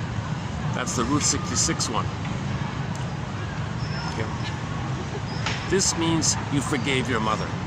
If you can find the third side of the coin, that means you've done the very hard work of forgiving and understanding your mother. Okay, but to get to that point, you got to know the truth that the mother failed you. Then you can forgive her. If you lie, you can't know the truth and you can't heal. So you got to call a spade a spade. After you get your story about the mother, you realize, oh my God, I get it now. She was impaired. It was impossible for her to love because she had no beingness.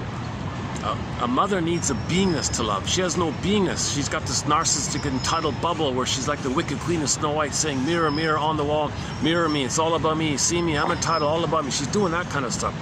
She's not mirroring the child. Remember, when the child comes on the scene, she's supposed to be mirrored by their mother, not just soothed and seen. That this kid is really acting out here. What's gonna go? I don't want to get pulled into this drama beside me here. I don't speak the local language or anything. I'm not a therapist. I'm not a child counselor. I'm not a...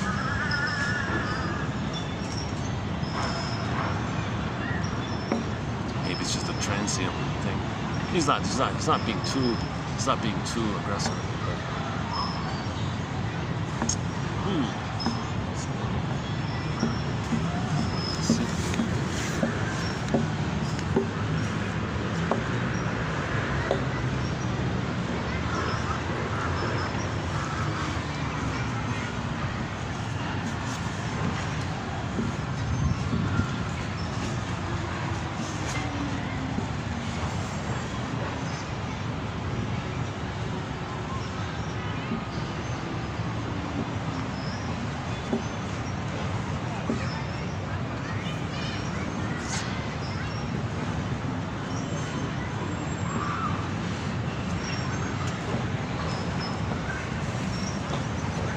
Okay, let me just move to the back part. Hold on a second.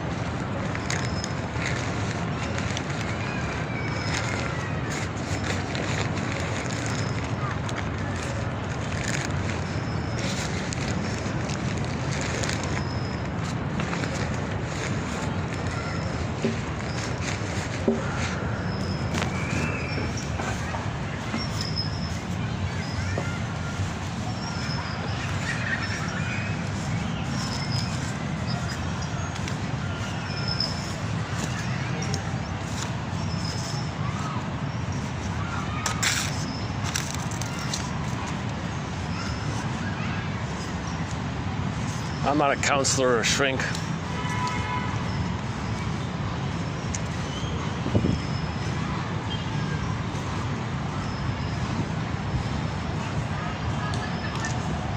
Let's see, where can we go here?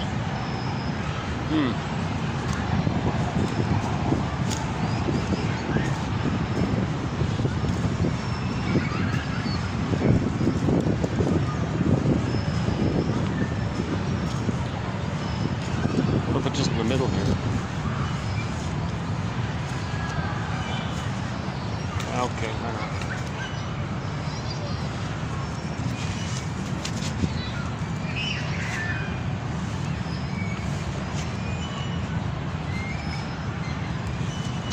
Okay, I think I see what's going on. The kid's there with his grandmother, an older lady. So the parents are not around. And the grandmother's sort of kind of tired or something. The kid's just constantly looking for attention or something.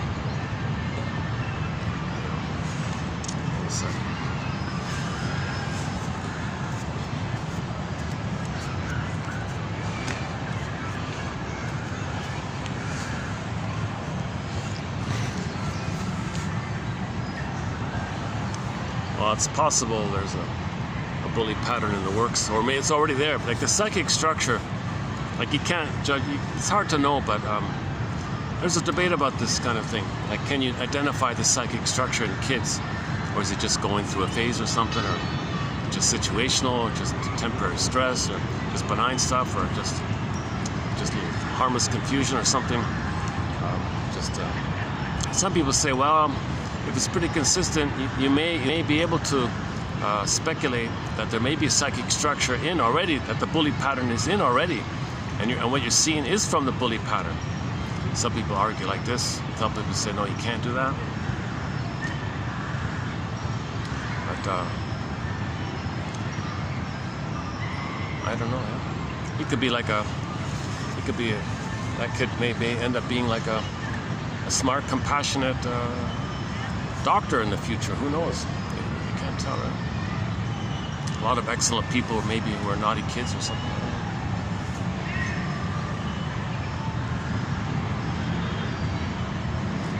Okay, enough of, yeah, let's, where are we here? Three faces of E. So okay, either or thinking. So to get the both and, ironically, you gotta say to yourself, the greatest hurt of all, my mother failed me. She totally was out of it. She didn't love me. My mother didn't love me. Okay, asterisk. When we say something like that, we mean from the point of view, from the baby's point of view, where his needs are unmet. When the baby's needs are unmet, we say he's unloved. He was improperly loved. Oh, why don't we dig up that song? Here's another Katie Lee song. Hold on a sec. On that topic, why don't we play Katie Lee's song called "Properly Loved"? I haven't played that in a while. Right? Hold on a second. Oh, jeez. Everything's buried in my everything's all muddled up.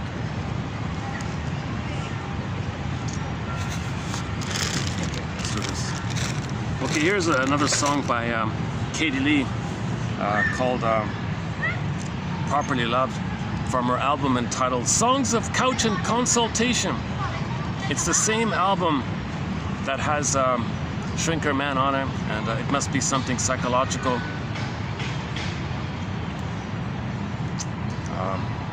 Here we go. May have grown a trifle hard, a bit unkind and callous, but I don't need psychiatry.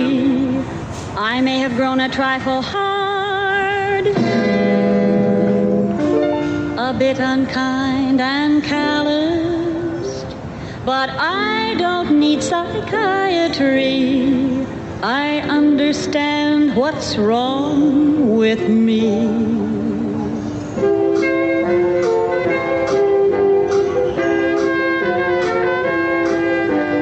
I have never been properly loved, properly loved, properly loved, but when I am properly loved, it's bound to rearrange me.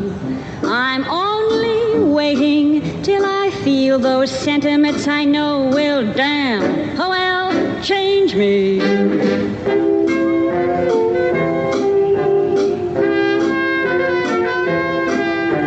I have never been properly loved, properly loved, properly loved, because I've not been properly loved. I'm lacking in essentials, though I'm a stinker, love will show that underneath I've got a great potential.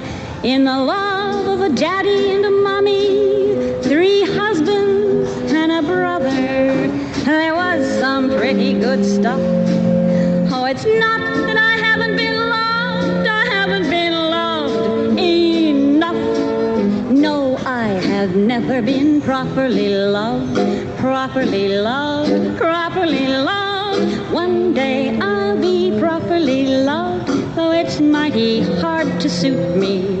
I'll be a woman warm and kind, a living doll if love will just transmute me.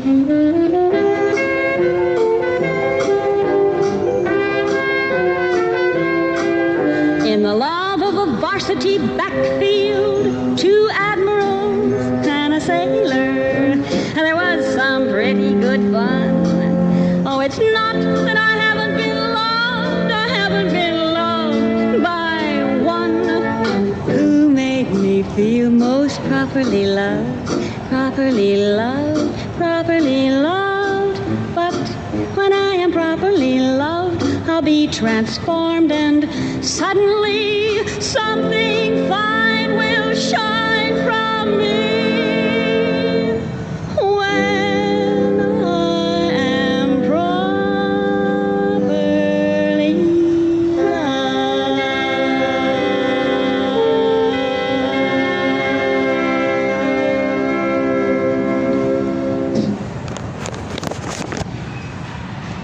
Actually, truth is, I was just thinking about that kid.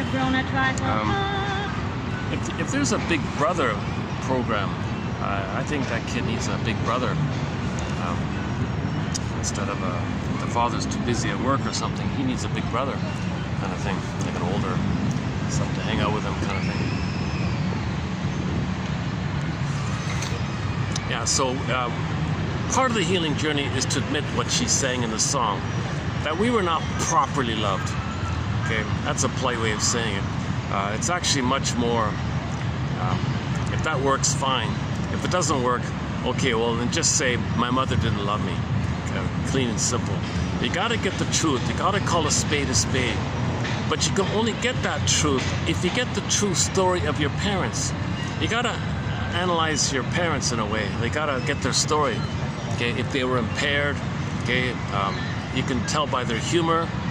Okay, if they're, do they have the Faust complex? Did they cross over? I.e., do they have one of the stigma personality patterns? Okay, does the mother have a narcissistic pattern, a bully pattern, a Iago pattern, low functioning BPD pattern, or other patterns like that? You can tell if the humor is kind of dark, if she's nagging or critical all the time, if she never. Did you ever see her mourn or cry, or did you ever see her? Did you see a range of feelings with her, like did she use guilt trip tactics on the person all the time, for example, or did she gaslight the child all the time, frighten the child all the time, use excuses? Okay, whatever.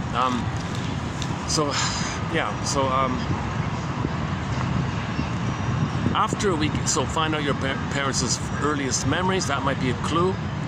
Okay, the earliest memories. The birth order might be of help. The birth order one. What role did she play in her family system? Maybe she was scapegoated in her family system. Maybe she was the scapegoated one in her family. Meaning the parents were both narcissistic. Meaning her parents were both narcissistic and used her to fill in for each of them as respective children, whom the parents are then going to flip-flop and attack after seeing the child, after poofing the child's image into the mother.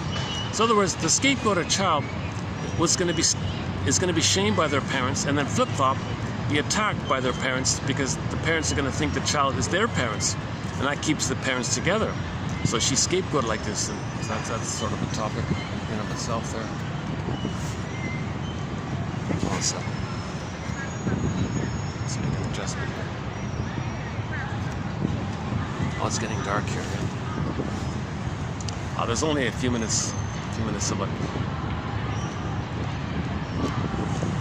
Actually, if I had a coffee, I could keep going. It's kind of comfortable. I just took a break, I can keep going. But the battery's not gonna hold up. Let's see, what time is it? 5:58. Yeah, there's only 10 minutes of light left here anyways, yeah. Okay, let's wrap it up here. Okay, so the Jane mind, let's just focus on that. Fine. If everything's love or cry for love, and if you see somebody who's not in a loving mode, then they're crying for love. But when they cry for love, it's very, very veiled and cloaked over. For example, somebody might cry for love by they pull in proxies to cry for love on their behalf and shame them to tell you what happened to them when they cry for love. So they show you in their repetition, in their reenact what happened to them. So if they're negative towards that, like that, okay. So in general, if you see a bully kid or something, okay, that's a communication that kid was verbally abused or worse, or abused in some way or form. He identified with the aggressor and wants to communicate that they were abused by abusing someone else, kind of thing. So the bully kid is going to communicate his cry for love by finding someone else to play him and say, look, that was me. That one I'm going to victimize, that was me once upon a time. Look what happened. I'm going to play the parent. I'm going to show you. I'm going to show my mother up. I'm going to expose her. I'm going to reveal her. I'm going to show her up. Injustice took place. Look, world. Look at what my mother did to me. Look what I learned from my mother. That person, that innocent kid there, okay, I'll pretend that's me. It was me. I was just like that once upon a time. That's me wanting safety and protection and all that. And look what happened. I'll show it to you. Okay. So he'll demonstrate in his behavior, called action language, okay, by reenacting what happened to him. The victim plays him, he plays the mother, and shows the world what happened to him. So he's crying for love through the proxy and then showing what happened to him.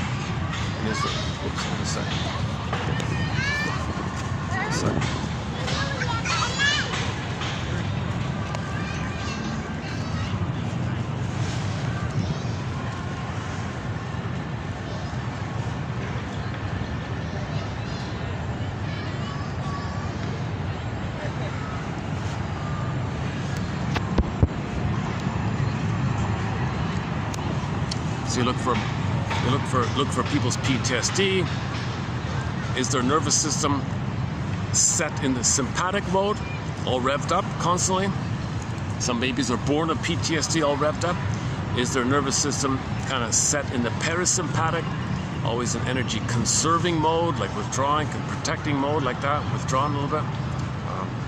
Just want to conserve what they have, kind of thing? Or are they in revved up mode? Or so something about the nervous system, that's a work of progress here, to find quotes about, that clarifies the sympathetic and the parasympathetic nervous system.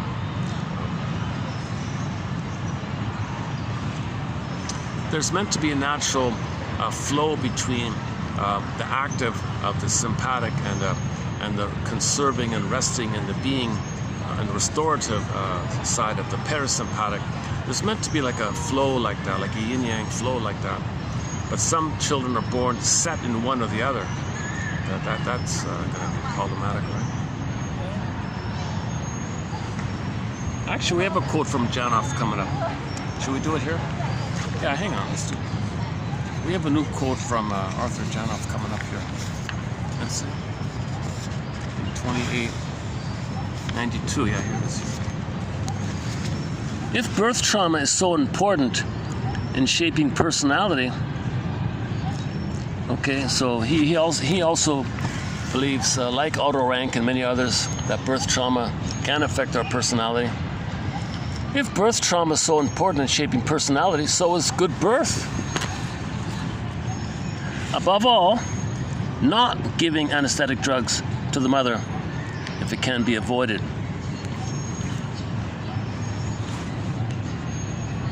Such a birth creates the expectation that success follows effort, leading later on to an optimistic outlook. This birth imprint produces the physiology of optimism. At about 9 years old, quote-unquote laboyer babies were found to be well-adjusted and usually ambidextrous. Of course, not every prototype stems from birth. It can take place before or after birth, but always very early in life when basic response tendencies are set. A baby whose birth experience is not traumatic, but who is then suddenly removed from his mother and left alone for days in an incubator without touch, may have a lifelong fear of being alone. I can't be alone. I don't know why. I can never be alone. Well, maybe they were in an incubator, for example. Each situation of aloneness in adulthood triggers off the early prototypic event. Each situation of aloneness in adulthood triggers off the early prototypic event.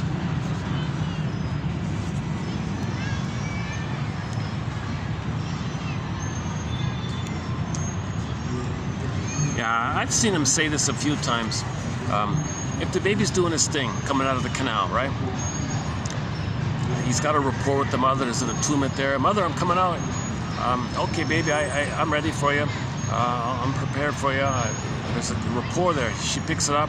Baby sends the signals. And everything goes along well. Baby does his thing to come out. So he makes an effort. There's success, kind of thing. Let's say the baby makes an effort. Let's say, I'm trying not to get people on the camera, but something.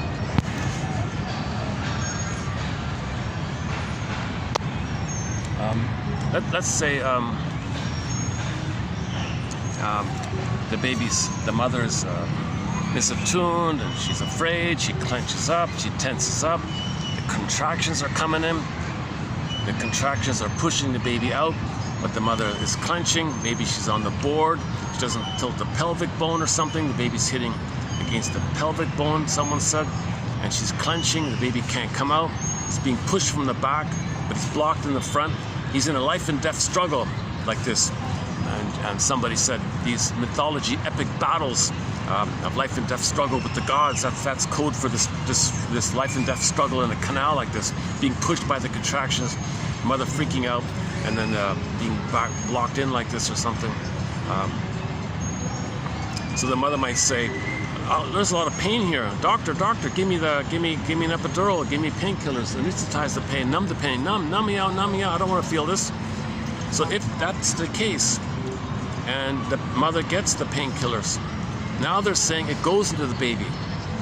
So the baby's trying to come out, struggle or no struggle, he's trying to come out, and whoosh, he's drunk, he's passive, he's like kind of like, what do I do now? I don't get it. He was trying to come out, battle or no battle, he was trying to come out, and then the mother takes all these painkillers, and it goes into the baby's system, and he's flooded with endorphins, this numbing thing. So he's spaced out or something. So he tries to do something, and he's spaced out. So that could be like a prototypic imprint. So later on, anytime he tries something, he'll start to do something. Okay, that triggers the prototype, the experience, the survival, what happened. Okay, so that means the brain's gonna send him endorphins. So he tries to do something, whoosh, he feels like, I give up, I don't know why, I can't do it, can't concentrate, I'm daydreaming, I don't know what it is, I give up, I quit. They tried, and so he tries things and gives up easily. Okay, that's the prototype of the birthing area. He thinks, he gives that as one example of the imprint that mothers should not take epidural, if at all possible, not to take epidurals and painkillers and so on, because it'll go into the baby and it'll be a condition. It'll be a deep emotional conditioning, very emotional event. You know, when things are emotional, you learn it deeply, right? So he had a very tender first primal experience. He's doing something on his own, and then whoosh, the mother floods him with endorphins or something. And sure enough, he tries to self-activate later in life. He tries to learn a language. I think the example was the guy tried to learn how to bake bread from one of those bread-making machines. He tried to read the instructions. He tried a little bit. I give up. He tried another hobby, the stained glass one. He freaked out. I give up. On a personal level, I have tried to learn a second language a few times in my life. Oh my God, I kind of give up too. I just space out too. When I try to learn languages, write down these words. And Jesus Christ, I want to learn German, you know, or any second language. French, forget it. Jeez, I could learn French. French was a disaster in my high school. My God, wow. It was considered a joke class. No, everyone was just throwing things around. The teacher had no discipline or order. It was considered like a write-off class or something. Everybody got a C. No one learned one word of French after 2 years, except one or two words. What a disaster! My God.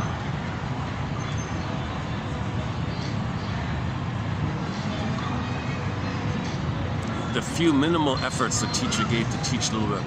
I also kind of like, I felt overwhelmed. I blanked out all as well.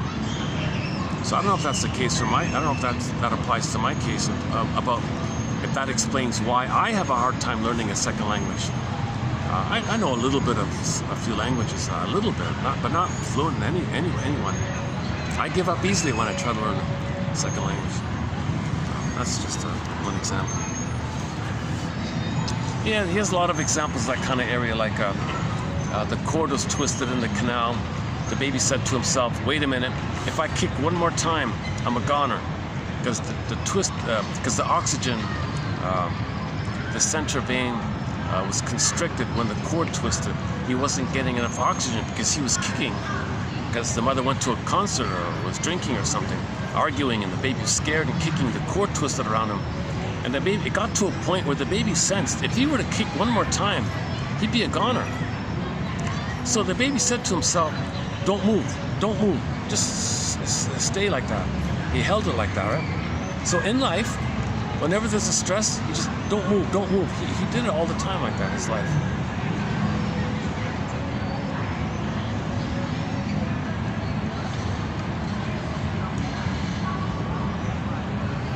Hold on a second. Try not to get people on camera here.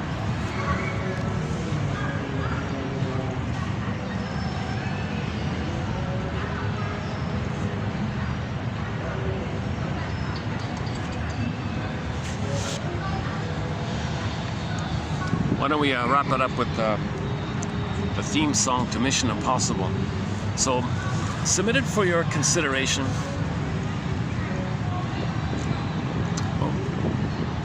Should you choose to accept it, is to, like Robert Bly says, read psychology for 10 minutes a day. Now, the heart and soul of psychology is the analytic perspective, past, present links, patterns, inferences. Okay, you have a pattern, when it began, to see an example of it. Okay, make past, present links. If you're talking about the past, well, how does that influence your present? Analytic like that.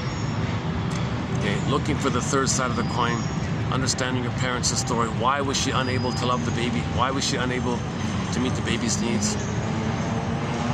Okay, so the heart and soul of psychology is psychoanalytic, says Ruben Fine. Study of the soul. Forgive psychology for its jargon. Please just forgive us, says Robert Bly. Okay, so you read, so the 10 quotes, you read 10 quotes, pluck out one if you like it, and then use it as a springboard or a prompt to re-associate with. What does this quote remind me of? What thoughts spring to me by this quote? There's something about this quote I find of interest. What's the most interesting thing about this quote? And then when a feeling comes, identify the feeling, either the feeling or the affect, either one. Discern either one. So if it's an affect, well, if it's a sensation, name the sensation. I feel tight in my body. Where? How is it tight? Or what's the most painful thing about the sensation? Can I upgrade it to a feeling? Is there a feeling underneath it? A feeling that got lost underneath it? Is there, underneath the sensation, is there a feeling underneath? Or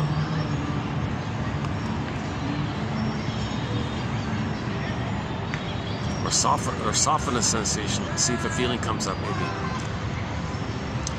Whatever feeling or sensation you get, validate it, accept it. I must have a very good reason for feeling or sensing this.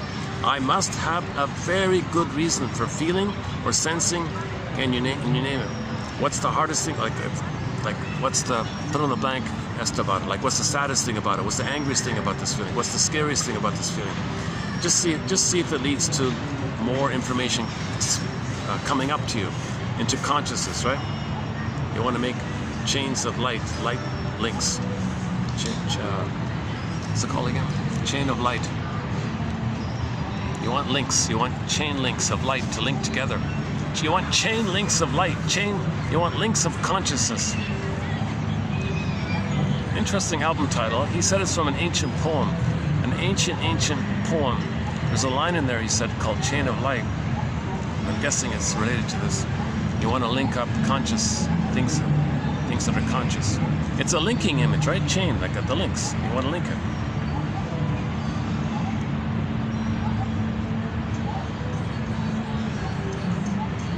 It might as well be called links of consciousness or something.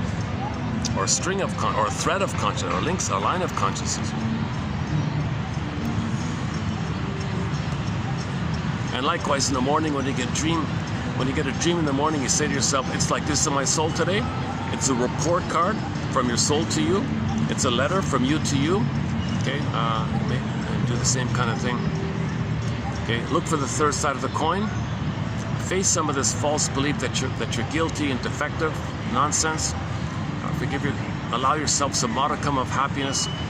Believe that you're entitled to have your beingness. It's not your job to save a traumatized mother. Would be nice if you could. You can't. So face the reality that it's no baby's job to try to save, from the baby's point of view, the giantess in the nursery. How can a baby save the wicked queen in Snow White? Think of it in those kind of terms. He can't. So give up. Still trying, even to this day. Go to the closing narration of the Twilight Zone episode. One life furnished in emotional poverty. Listen to the closing narration of that episode. It's not a great episode, but I would still watch it nevertheless to get the closing narration. Put up with the episode. It's a gloomy kind of, slightly, I don't know, maybe whatever. If you can put up with the episode, I would stay with it to get the link at the end of the closing narration. It's a time travel one. The guy saw his childhood, okay, and then he comes back and learned that he's and it got an important lesson. Hold a second.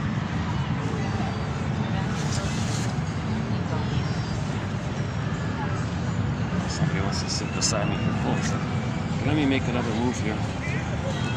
No, they're gonna move on. All right, good.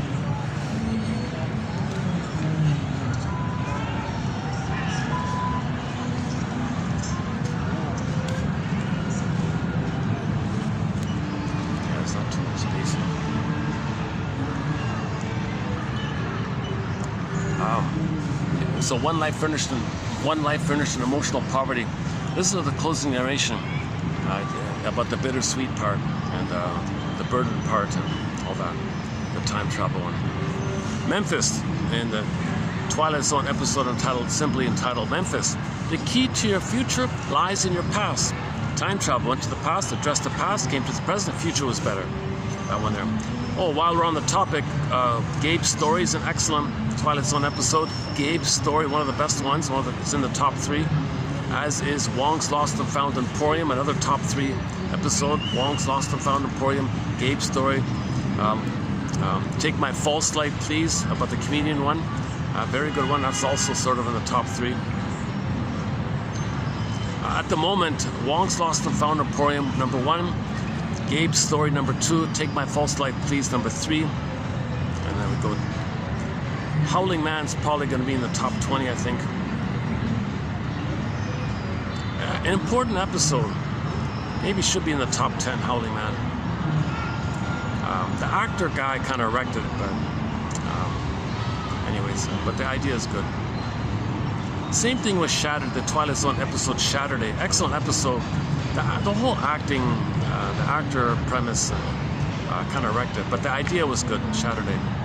About the healing journey presented in 7 parts, and these 7 parts are named after the days of the week. Someday, Moan Day, Doomsday, Wound Day, Thorn Day, Free Day, Saturday. False Self Shatters, right? Nick of Time, a bunch of others. Oh, in the song Cat and Mouse, yeah, about the Playboy one.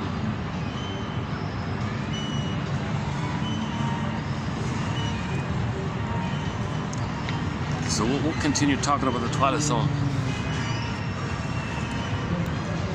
Okay, so your mission submitted for your approval and consideration. Find a perspective that's sort of a both and kind of thing. It's not like a perspective that's not jungle mentality slogans. Okay, something that's relatable, that we can all relate to somehow. Unmet needs, trauma, the difficulty around facing the truth. You can't handle the truth. Okay, so on that one, go to Need to Know, another Twilight Zone episode called Need to Know, about the difficulty, the immense difficulty to know the truth, i.e. the baby can't know the truth, the mother's doing this. But at midlife, we can face this truth. At midlife, we're not in the nursery, we can face this truth. Oh my God, my mother did all that? Oh my God, wow. The baby couldn't know it. You have to cope with it. So you gotta, one guy says you want to unpick the threads of a traumatic script. Use those threads to weave a new, healthier script. Okay, so you got to kind of update things.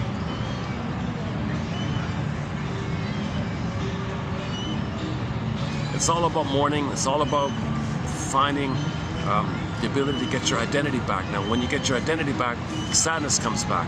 If you get the sadness, then the identity will come with the sadness at the same time. So, out of the joy for which you praise, 100 Tears Away, sings Vonda Shepard in her song called 100 Tears Away. So it's all about mourning. It's all about mourning. To do the mourning, you need knowledge and safety. Tell your story, the Firebird. When you get the Firebird, the pin pops out, you get your feelings back, you're good. But this is facilitated by consciousness, the Jane mind, the both and mind. You resolve oppositional thinking and get a natural, broader, three-dimensional thinking. Forget about these false beliefs that something symbolic a mother can be mother. No pint of ice cream, no money can be mother. No ice cream, no wine can be mother. No winnings, no material can be mother in the past. You got to give up this relentless hope. You got to give up this kind of talionic thing where if you shame others,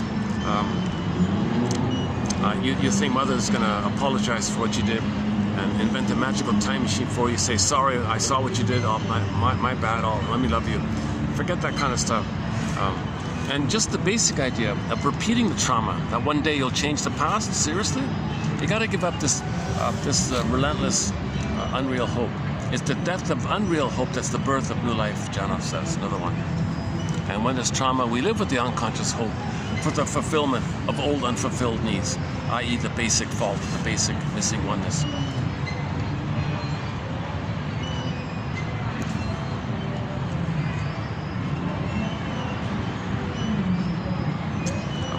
Got enough light here. Okay, should have come here.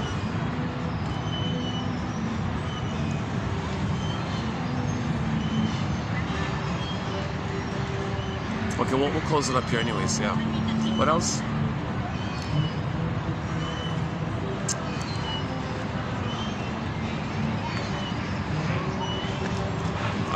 The key idea that when needs are unmet, neurotic needs appear. Neurotic needs is called symbolic acting out. No symbol of mother can be mother. Can you discern between the feeling place and the sensation place? That kind of thing. Divide the seeds like that. Free association. Okay, a very important add-on is Ann Teachworth's book, Why We Pick the Mates We Do. Why We Pick the Mates We Do by Miss Ann Teachworth. Excellent book. So we covered that material there. If the firstborn's a daughter, chances are she'll grow up and marry a man with a personality like the mother. If the firstborn's a boy, chances are he'll grow up and marry a woman with the personality of the father. Our whole topic. Yeah, it's funny, I thought about that with the Gidget show. So the Gidget, she's the second-born. So the firstborn, okay, does that, and the second flips it. So sure enough, she is going to marry a man like the father. The firstborn marries like a mother, right? So sure enough, Gidget's boyfriend, right, is very similar to the father, almost a carbon copy, right? Well, she has many boyfriends, but the tendency seems to be that the men she likes the father and this fellow are like almost identical. They get along easily, kind of thing. So she role models after the mother. She's gonna take after the mother, so to speak, and choose how she chose. So she'll choose a man to fill in for the model of her mother's mate choice. So that means she's gonna marry a man like the father. So if the firstborn is a daughter, okay, she'll marry a man like the mother. Then the next born, if it's also a daughter, it'll be flipped. She'll marry a man like the father. Whatever the third one is, she says, the fourth will be flipped. Due to genetics, there's this pairing kind of quality, she said. Okay, so that's very, and then the 3-chair exercise, and then it's very important about that. We mentioned Alan Golem's 2 books. Well, we mentioned the name Alan Golem. Her 2 books are called Unloved Again and Narcissism Trapped in the Mirror. 2 very important books.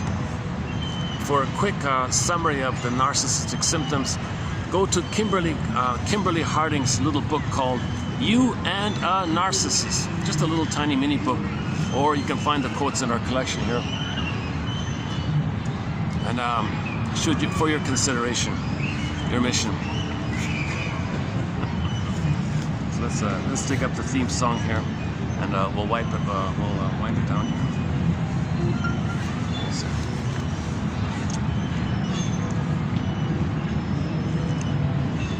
Okay, so for your submitted for your approval and consideration, should you choose to accept it, is to obtain a copy of 1001 Windmills of the Mind.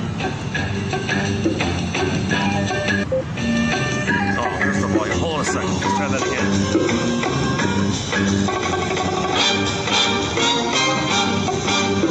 Let's start over. Okay, let's get this right here. Okay, submitted for your approval and consideration, should you choose to accept it, is to get yourself a copy of 1001 Windmills of the Mind via the link below, patreon.com/narrativemedicine, and read 10 quotes a day, pluck out one, use it as a springboard to free associate with. Ask yourself, what does this quote remind me of? What does it suggest to me? What thoughts spring to mind? And when a feeling comes, validate the feeling.